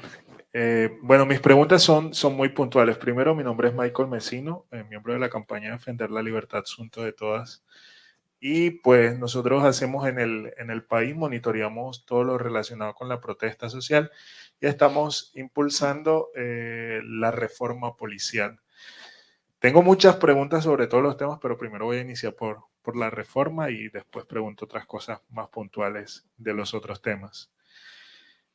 Primero, me gustaría saber un poco cuál creerían cuál deben de ser las apuestas principales desde la sociedad civil, teniendo en cuenta en la actualidad la reforma policial. Nosotros en el país, bueno, la reforma, se viene hablando poco de reforma policial, no del año pasado, sino desde el 2018 se viene impulsando todo lo relacionado con la reforma policial, teniendo en cuenta los abusos que son cometidos por la policía, no solo en el marco de la protesta, sino en la vida cotidiana del ciudadano.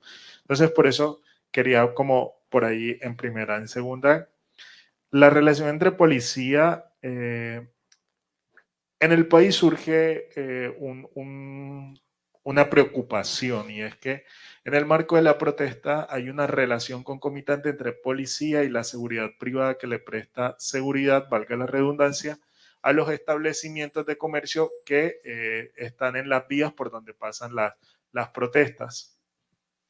Algunas personas les preocupan estas situaciones porque creen que se pueden presentar casos de una policía paraestatal. O sea, se puede presentar en estos casos porque los vigilantes o la seguridad privada no tienen ningún mandato constitucional ni legal para que pueda brindar de pronto garantías o pueda acompañar las movilizaciones. Esta es una función netamente policial y la seguridad privada lo hace. Lo otro, y es algo que también nos preocupa mucho más y es una de las grandes apuestas, sabemos que la reforma que queremos de la policía no solo se logra con sacar a la Policía Nacional del Ministerio de Defensa, porque entendemos que esa no va a ser el único problema, no es el único problema que hoy enfrentamos los colombianos en relación con el tema del abuso por parte de la policía. Sabemos que sacarla del Ministerio de Defensa apenas es un primer paso para lograr la desmilitarización de la Policía Nacional. Pero sí quisiera saber de pronto cómo podemos lograr o cómo desde otros países se han pensado la desmilitarización de la Policía Nacional. Ya. Bueno, disculpa. Y lo último que sí quería dejar de pronto ahí, que quedó como en el tintero ahorita en la intervención era que las movilizaciones sí ciertamente está establecido por decreto y por decreto y por protocolos que uno debe, o quien se manifiesta debe notificarle a la autoridad administrativa para que se puedan brindar garantías a aquellas personas que no manifiestan en cuanto al tema del tráfico y demás. Pero también el Estado está en la obligación de garantizar aquellas movilizaciones o aquella protesta que nace de carácter espontáneo, es decir, aquellas movilizaciones que no son programadas con anterioridad, sino que se me fue la luz hoy y llevo ya más de 6 horas sin luz, pero me reúno con los vecinos de la cuadra y decido salir a protestar porque quiero que venga el camión de la luz de manera inmediata a solucionarme. Pues esa protesta también debe de ser garantizada por la autoridad de policía y por la autoridad administrativa. Eso como también para tenerlo en cuenta. Y lo otro, pero esto ya es para el profe después cuando venga el turno del profesor.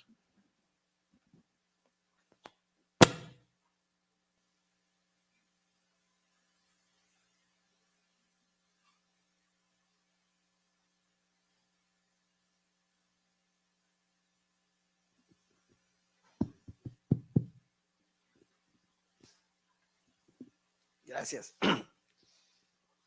Bueno, yo cuando una semejante pregunta de esta, mejor dicho, lo meten uno en un berenjenal. Esto me hace acordar mucho al profe Zaffaroni, que la única vez que lo he visto yo disgustado fue una vez que le hicieron una pregunta en la que le decían que cómo creía él que se podía solucionar el problema de la pena y de la cárcel. En Santa Marta, ¿se acuerda? Y se disgustó por completo porque lo que dijo, bueno, no, a mí no me pregunten para qué sirve eso. Yo lo único que sé es que no sirve por lo que dice que sirve. Es una pregunta muy similar con la única cosa que aquí no origina disgusto, sino que al contrario, origina alegría.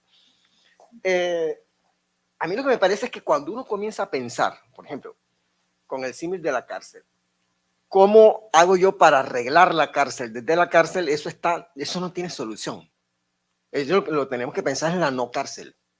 Porque cada vez que yo me meta a tratar de reformar la cárcel, y ella toca una serie de hilos que interrelacionan el poder, eso no va a tener solución. Entonces nos vamos a convertir primero en reformistas de una cosa que no se puede reformar, y segundo, vamos a cargar entonces con todo el peso concreto de que no hemos podido resolver, y a última hora nos metemos en el mismo saco y la gente se rebela contra nosotros mismos.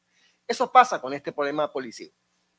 Cuando a mí me hablan de patrones concretos de policivos, bueno, hay unos patrones más o menos internacionales, más o menos unas reglas a observar, hay unos estudios concretos de personas especializadas en eso, como nuestra expositora y demás, que permiten más o menos guiarnos por ahí, ¿sí? Pero eso me parece que hace parte de un algo cuando las reformas tienen como tan poca significación que hay que hacer eso porque es peor no hacer nada. Pero eso no es solución. Y no es solución porque cuando nosotros pensamos en el cuerpo policivo, y yo le hacía un comentario al comienzo al profe cuando estábamos hablando de lo que existió en España con el paso del franquismo a la democracia y cómo además se hizo con la policía franquista, es tremendo lío. Nos pasa es una cosa, si tuviésemos una alternativa mucho mejor de construcción de las cosas, esto pasa, según yo veo las cosas, a partir de la caracterización que yo hago. Que mientras nosotros tengamos un régimen autoritario como el que nosotros tengamos, tenemos muy pocas posibilidades a nivel de reformas.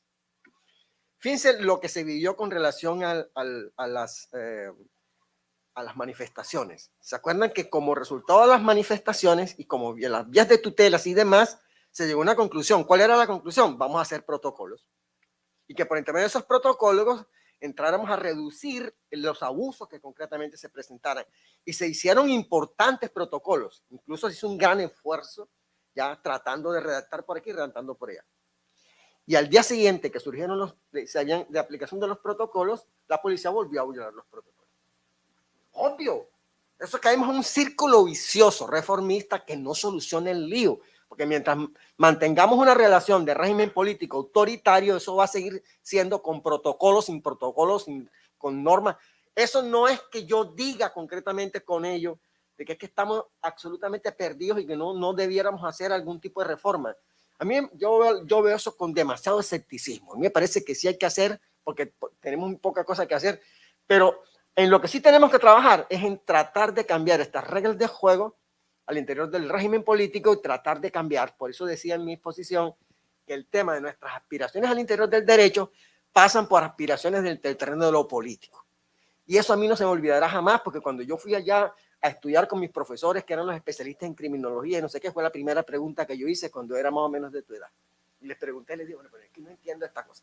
¿Por qué estamos perdiendo el tiempo en estas cosas y no nos dedicamos mejor a cambiar esta cosa? Porque esto no va a cambiar. Después fue que entendí que es que una cosa es lo que uno quiere y otra cosa es hasta dónde puede.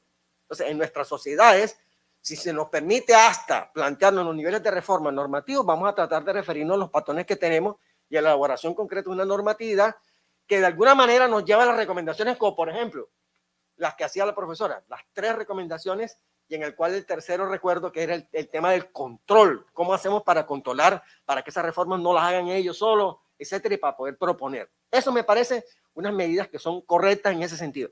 Pero a mí me parece que todo eso se queda a mitad de camino mientras no cambiemos las relaciones de Estado autocrático y de democracia restringida y en harapos. Si no cambiamos esa concepción, nos van a manejar esos protocolos, esas normas y todo al revés y vamos a seguir estando en las mismas cosas. Y obviamente el tema de la respuesta sobre la seguridad privada es la misma, porque es que esto pasa de un lado para otro. ¿Para dónde sale la gente que se educa en torno al manejo de las armas? ¿Que coge para la vía militar o para la vía policía? Para las distintas, pues que no tiene otra forma, ¿no? Además es lo único que ellos saben hacer, ¿ya? Y además los preparan con la visión de enemigo, con la visión concreta de técnicas concretas para averiguar no sé qué. Ni para qué nos imaginamos cómo va a ser con esto que acaba de explicar el profesor. Porque esa vaina sí va a ser el apague y vámonos, ¿sí me explico? Entonces, el tema sigue siendo ese. ¿Cómo hacemos para generar unas mejores condiciones al interior de la sociedad, la economía, proyectos incluyentes de la gente y demás, y al interior de la democracia, que se generen reglas de juego que hagan pensar en una policía distinta? Entonces, esa policía ciudadana, que es muy distinta a la policía esta interventora militar, ¿cómo sería? Las reglas están dentro del título de la profesora.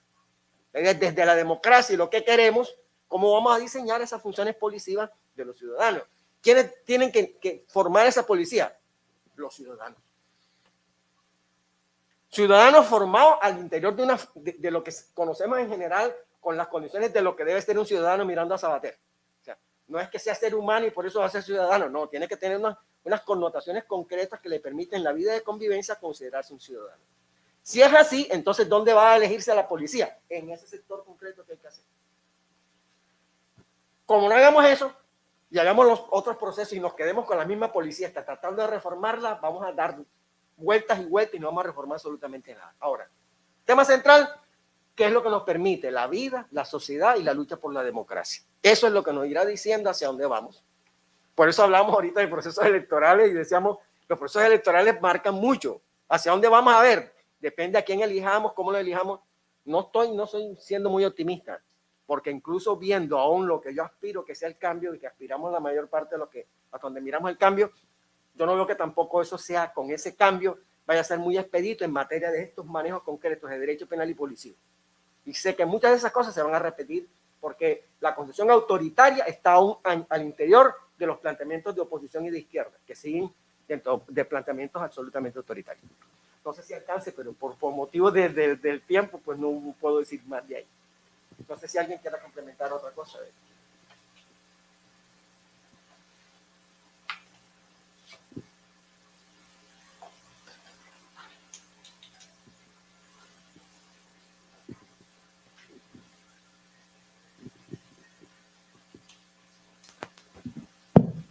Hacer una pregunta a esta hora es terriblemente impopular, pero no podía dejar de hacerla. Doctor Fernando, perdón, voy a hacer dos preguntas, una a la doctora Zeneida y otra al profesor Fernando. Relativo a este tema de inteligencia artificial, por supuesto, pues creo que su exposición está muy enmarcada en el derecho penal, pero tengo una pregunta muy puntual para ustedes. Viendo viendo el horizonte, eso no es una posibilidad, sino es un hecho, sino que no sabemos cuándo. Es una condición, pero no sabemos el plazo, en el que ya la inteligencia artificial nos reemplace para hacer sentencias, para hacer contratos, bueno, ya los contratos los están haciendo, lo hace mejor que un ser humano, mucho más rápido y más. ¿Qué esferas debería conservar o podría llegar a conservar la utilidad del ser humano y del abogado cuando la inteligencia artificial avanza e invade y se sobrepone a esa habilidad o ese criterio jurídico? Se decía, pues, el juez, la inmediatez de la prueba, qué sé yo, los valores que puede articular, parecería que tienen algo de eso, pero no sé en su opinión mucho más informada cuál puede ser esa frontera que no debe pasar o que no va a poder pasar la inteligencia artificial. Creo que eso último no.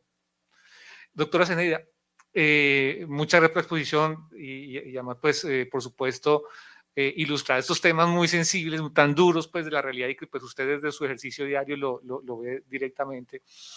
Yo tengo una intuición, no la tengo probada, pero tengo una intuición, es que además de la ley 975 tenía una especie de amparo patrimonial para la población en reintegración, ¿no? O desmovilizada, en tanto la ley establecía que la reparación era con los bienes adquiridos con el ejercicio de actividades ilícitas y fue la Corte Constitucional la que dijo, no señor, es con todo su patrimonio. Es decir, realmente tratando de garantizar esa reparación. Pero materialmente mi intuición es que nos quedamos fue con la indemnización administrativa y que lo que hicimos fue solidarizar esa carga, lo convertimos en una carga fiscal y el Estado fue el que terminó haciendo. Pero es mi intuición, yo quisiera conocer desde su experiencia si esto es correcto o no. Gracias.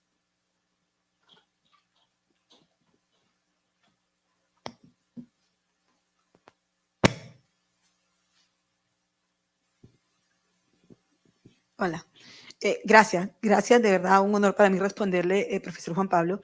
En efecto, cuando hablamos casi que de ese autosaboteo que se hace al mismo sistema de justicia, el tema de reparación está allí presente. Verdad, justicia, reparación. Desde las sentencias judiciales se ordenan unas reparaciones judiciales significativas que en cierta forma están llamadas a compensar las afectaciones, el dolor, el sufrimiento y a restablecer la persona en algo de su dignidad. Finalmente nos quedamos solo con la ley 1448 que fijó unos topes en materia de creo que 20, 40 salarios mínimos legales mensuales y de ahí no pasamos. y hasta ahora es lo único que han tenido las víctimas. Creo que salvo en la masacre del Salao se alcanzaron a hacer algunas indemnizaciones de las ordenadas por vía judicial. Es tal naturaleza que la semana pasada estuvimos en una reunión precisamente trabajando el tema étnico, porque la sentencia de la Sala de Conocimiento de Justicia y Paz del 18 de diciembre del 2018 contempla, entre otros, el patrón de violencia contra pueblos indígenas.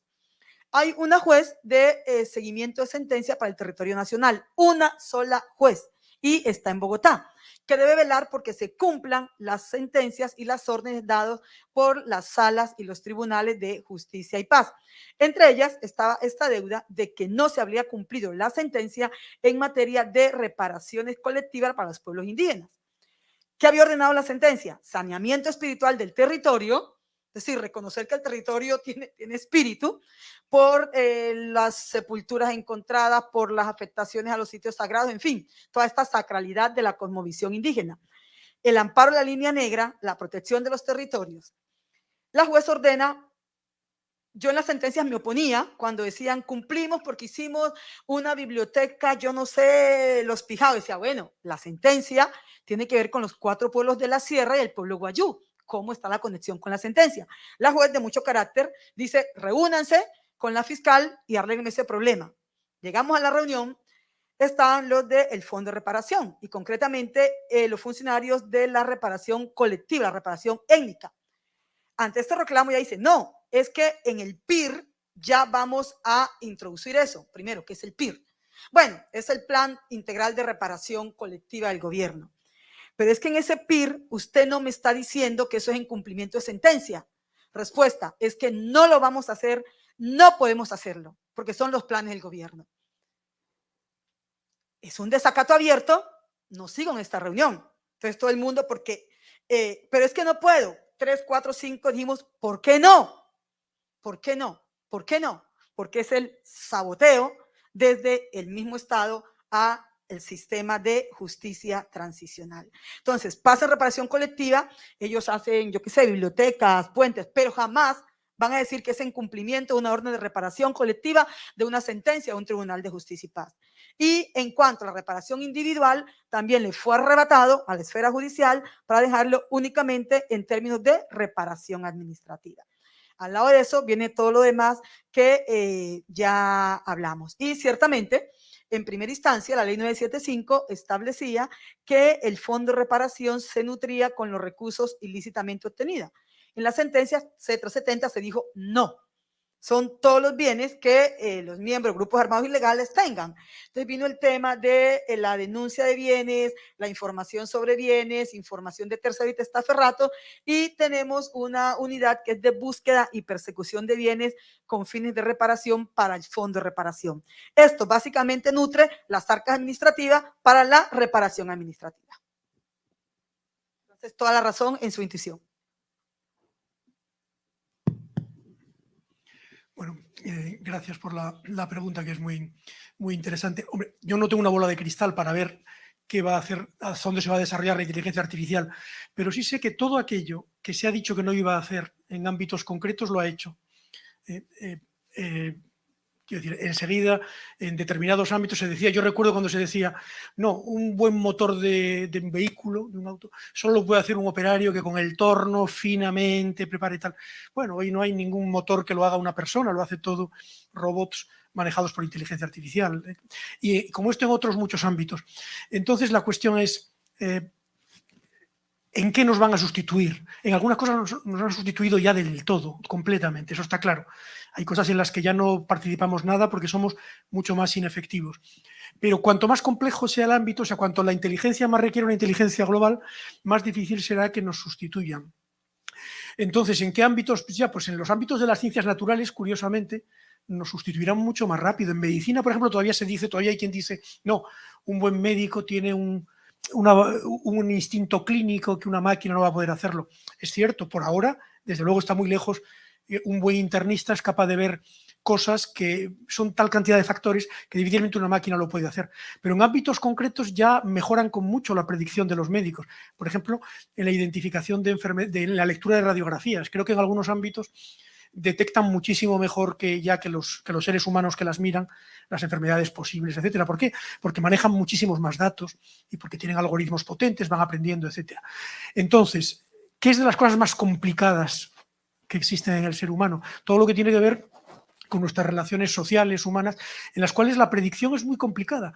¿Por qué las ciencias sociales, y por ejemplo el derecho y otras ciencias sociales, tienen fama entre los científicos naturales de ser menos científicas? No es porque no lo sean, simplemente que lo nuestro es mucho más complicado. De hecho, cuando un arrogante científico natural se pone a hacer una ley, y eso se ve en la universidad, por ejemplo, a veces cuando hay que hacer un reglamento y en la comisión hay químicos, hay matemáticos y tal, entonces se enfrentan a los mismos problemas que nosotros y lo hacen tan mal o peor que nosotros, porque encima no saben teoría jurídica. Lo que quiero decir es que esto es complicado. Cuanto más complicado es, más difícil que nos sustituyan. En este sentido, podemos ser optimistas. Lo nuestro es de lo más complicado que hay. Por tanto, es difícil que nos sustituyan. Ahora bien, llegará un momento, si de verdad se desarrolla, sobre todo si se desarrolla inteligencia, insisto, por su propia cuenta, que desarrolle otra inteligencia, que es el problema, ¿no? Y que se llegue realmente a una especie que sea más avanzada que nosotros, la única posibilidad que tenemos de sobrevivir es la aumentación, no hay otro sistema.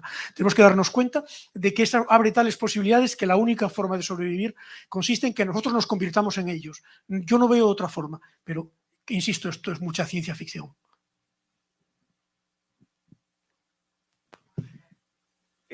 Cuando yo me enteré de estas cosas hace algún rato por Yuval Noah,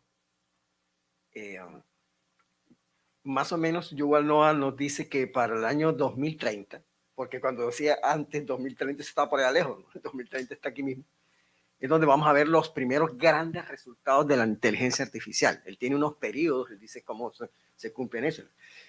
Pero después que el hombre hace toda esa explicación que lo coloca uno así medio sonámbulo, al final él dice que el problema central de todo esto es que esto lo está manejando, el término no es exactamente a nivel de la traducción, yo no sé cómo será, pero él trata de plantear que lo están manejando corporaciones financieras, o sea, que esto no es un tema de comunidades científicas, culturales, etcétera, de la cultura misma, sino que son entes manejados por entidades financieras. Entonces, aquí viene el gran preocupe, no solo para tu pregunta, sino para todas y las que tenemos todos.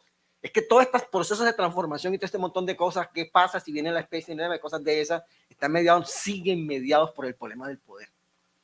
Por ese cuentecito de nosotros no lo vamos a poder quitar, porque a veces yo pensaba que de pronto esta insistencia nuestra en el cambio bendito, que lo vemos cada día más lejos, etcétera, de pronto con la inteligencia artificial se lo podemos delegar. No, nada, naranjas agrias. Al contrario, todo este problema de aquí a allá, y es el cual se ha atacado a Ariari diciéndole que él es pesimista, y él dice, sí, pero que yo soy un pesimista, pero progresista. La idea es de qué manera, ¿sí? De qué manera podríamos llegar a tener esa incidencia sobre ese poder para de alguna manera democratizar que las cosas sean distintas. Si eso no es distinto, ¿quiénes van a ser las especies que van a dominar y no sé cuántas otras cosas más? La gente que va a manejar el poder y que va a tener los conocimientos y va a tener, eso no es una cosa gratuita, general, que va a existir así, y en el cual vamos a llegar miércoles, aquellos llegaron y nos dominaron y las máquinas ganaron. No, ese está mediado por otro pedazo, por el pedazo concreto del poder y quienes tienen el manejo concreto sobre esa situación concreta que ya sabemos quiénes son los que las tienen.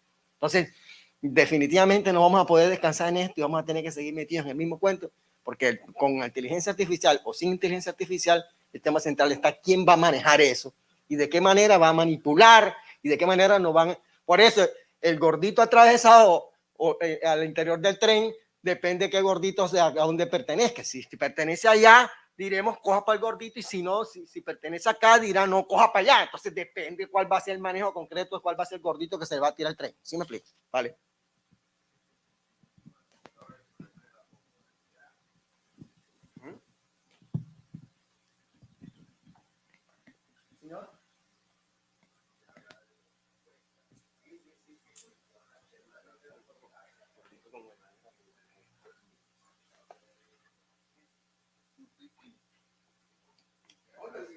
Lo vemos actualmente con el tema del cáncer y cosas así.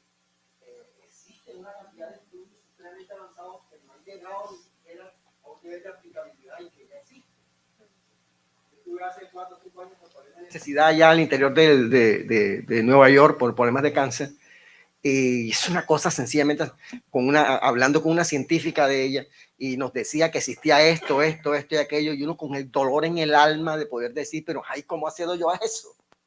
Pues no, eso no se haya acceso de nadie. ¿Por qué no hay acceso de nadie? Porque el conocimiento va por un lado, pero lo que se aplica concretamente tiene otros referentes. ¿Qué se aplica y qué no se aplica? Si eso ya está ya antes de la inteligencia artificial, imagínense qué va a ser. Porque eso también va a ser todo eso. ¿Cómo vamos a manejar hacia dónde se va a dirigir los tratamientos concretos científicos? ¿Hacia qué lado? Depende. Ahora, ni siquiera alcanzamos a dimensionar eso. Porque, por ejemplo, si uno mira lo que ha pasado con relación a los celulares, ¿quién podría imaginar que los celulares tendrían el tema de las llamadas por WhatsApp? Que Raimundo y todo el mundo tiene un celular en las manos, ¿sí? Frente a los teléfonos públicos que teníamos antes. Uno decía, eso no, jamás podía llegar, o sea, el entendimiento no podía llegar a que a su vez tuviese esa utilidad social tan amplia que tiene. Entonces habrá cosas que tendrán utilidad social amplia, como el caso del celular y de la comunicación, habrá otras que no, y en el manejo de eso estará mediado lo que ya sabemos que está metido. Mientras no cambiemos esta vaina, o sea, es un problema que yo no sé si ya me estoy volviendo obsesivo o qué, pero es un problema de que o nos metemos en este cuento y cambiamos y alcanzamos a cambiar eso, ¿sí? O de lo que viene ya sabemos que va a venir.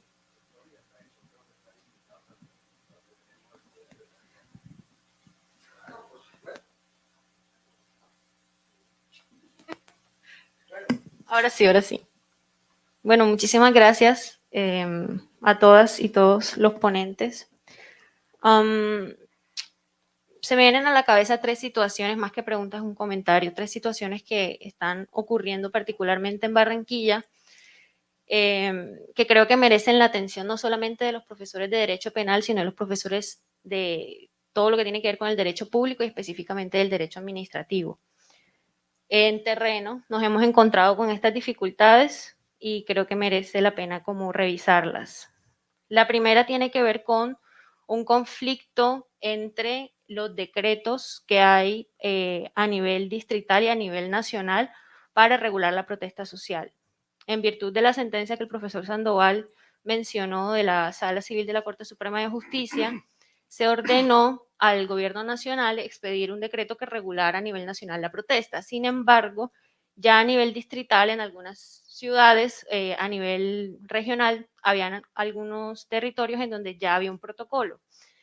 La lectura que nosotros hacemos desde la campaña y la lectura que yo hago también en mis reflexiones con mis estudiantes es que el protocolo de Barranquilla era mucho más garantista que el protocolo que nos impone el gobierno nacional. Y en ese sentido, a la hora de organizar las manifestaciones, de instalar los mecanismos que hay dentro de esos protocolos para vigilar el transcurso de esas protestas, como el puesto de mando unificado, en esos escenarios, por ejemplo, se ha preferido la aplicación del decreto nacional sobre el decreto distrital, a pesar de que es menos garantista. Tanto así, por ejemplo, que ya las comisiones de verificación que se identifican con estos chalecos de derechos humanos no tienen por qué estar en los puestos de mando unificado, que es el escenario en donde se dan las órdenes y las directrices sobre cómo intervenir o sobre no intervenir en las distintas manifestaciones.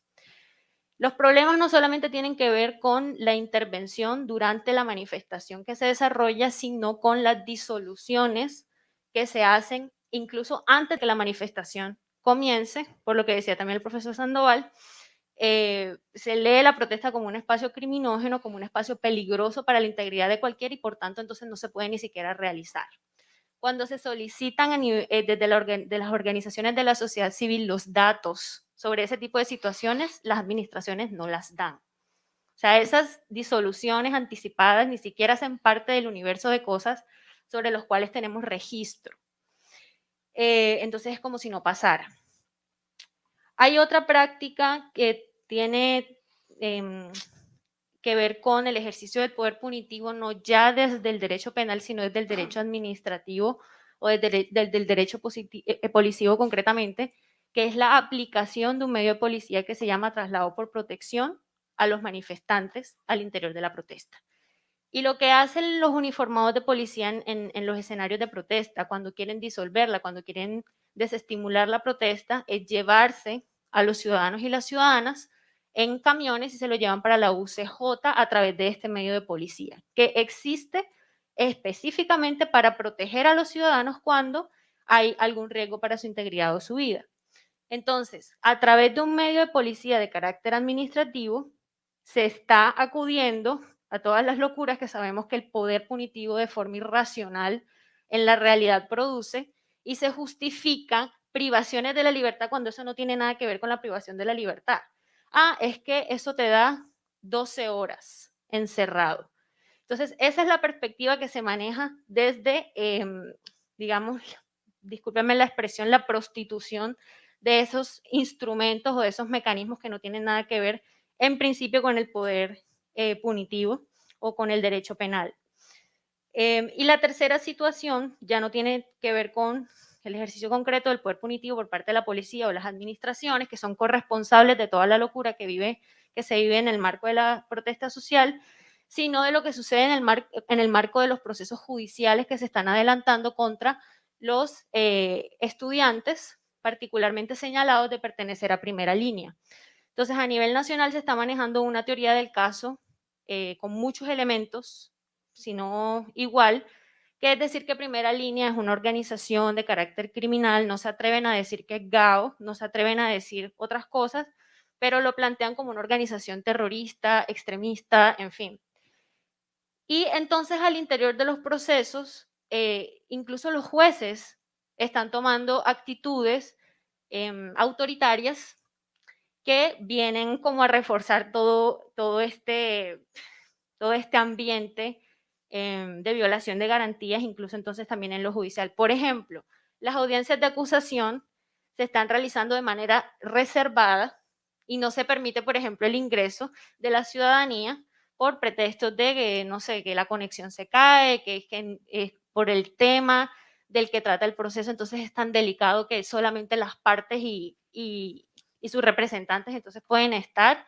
Entonces a mí me parece también una cosa bastante grave que está ocurriendo a nivel judicial y eso no permite el control de la ciudadanía, tampoco en lo judicial, del que estaba hablando la profesora Yanilda.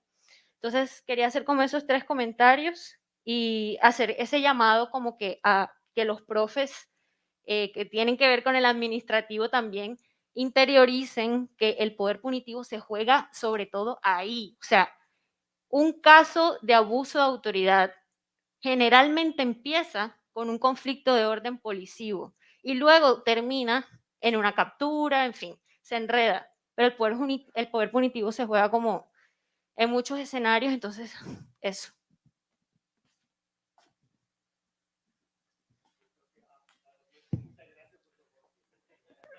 Sí, después de esta exposición que nos acaba de dar, no hay más preguntas. ¿Hay otra pregunta por acá? Buenas tardes a todos y todas. Bueno, mi pregunta va relacionada con la ponencia del profesor Jaime Sandoval y usted nos planteaba que, digamos que el derecho penal tiene que ser consecuente con, digamos, en cuanto a la democracia, es decir, que este no puede ser un obstáculo para que ésta se manifieste como tal en la sociedad. También nos planteaba que, digamos, lo que se refleja en Colombia es como una opresión de la oposición en cuanto a la democracia y que sin oposición no puede haber democracia. Entonces ya a partir de esto, mi pregunta era qué aspectos o cuáles aspectos considera usted que se deberían cambiar del derecho penal o que hay que introducir en este para que este mismo no llegue a ser un obstáculo para la manifestación de la democracia en la realidad en la que vivimos.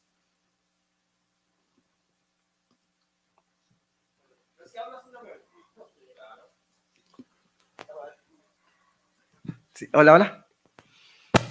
Bueno, a ver, lo que pasa es que a veces uno comete unos lapsus. Es decir, la idea no es que el derecho penal pueda dejar de ser un obstáculo. No, el derecho penal al interior de la caracterización del régimen político que yo pienso que existe en Colombia, va a seguir siendo un obstáculo. El derecho penal no es otra cosa sino es un obstáculo. Pero ahí yo me oriento al planteamiento de Zaffaroni que en esta misma sala nos decía. O sea, de qué manera se intenta limitar ese ámbito extremadamente irracional. Él va a seguir siendo irracional, pero tratemos de que no sea tan extremadamente irracional. O sea, tratemos de que no sea tan obstáculo. Es allá donde a mí me parece que podemos de alguna manera incidir, sobre todo, por ejemplo, en esta discusión que tenemos acá de cómo se llevan a cabo los procesos penales, porque, por ejemplo, escuchando ahora a la compañera, uno se da cuenta cómo ellos que están en la intervención real de las cosas, no solamente en la conceptuación, sino en la intervención real, tanto desde la protesta como la criminalización de la protesta, comienzan a mirar cuántas maneras específicas llevarían a que el derecho penal lo pudiera hacer menos mal. Yo creo que eso sí se puede lograr. Si se puede lograr en esa insistencia continua, en los procesos de modificación, en los procesos de protocolos, en las discusiones concretas de si el nacional sí o el local sí, etcétera, y en ello podemos lograr mejores formas menos malas de ser. Me traiciona siempre el pensamiento, ¿sí? Pero insisto en lo que he dicho desde el comienzo. O sea, eso no lo vamos a quitar de encima, porque para que el derecho penal cumpla roles distintos, tenemos que cambiar las formas de expresión de la democracia. Mientras ello no sea así, la policía, el derecho penal y las demás y el conjunto de instituciones van a hacer eso, la réplica de eso mismo. Por eso es que yo insisto en que los procesos concretos que se viven en las distintas sociedades, así como son de distintos, también los análisis y las instituciones jurídicas también son diferentes. ¿Ya? Porque, por ejemplo, las sociedades nuestras no tienen que ver o tienen que ver muy poco con el mundo europeo, por ejemplo, que son sociedades que pese a las discusiones y el demás, la lucha por la institucionalidad goza de unos parámetros concretos materiales que son los que llevan a esa lucha por la institucionalidad. Pero en nosotros, la lucha por la institucionalidad lleva un presupuesto, y es el presupuesto de modificar esas instituciones. Porque mientras no las modifiquemos y tratemos de idealizar tales instituciones, lo que nos estamos convirtiendo es instrumentos de una legitimidad de lo no legitimable. ¿Ya? Esa es más o menos la idea de las cosas. No hay más preguntas.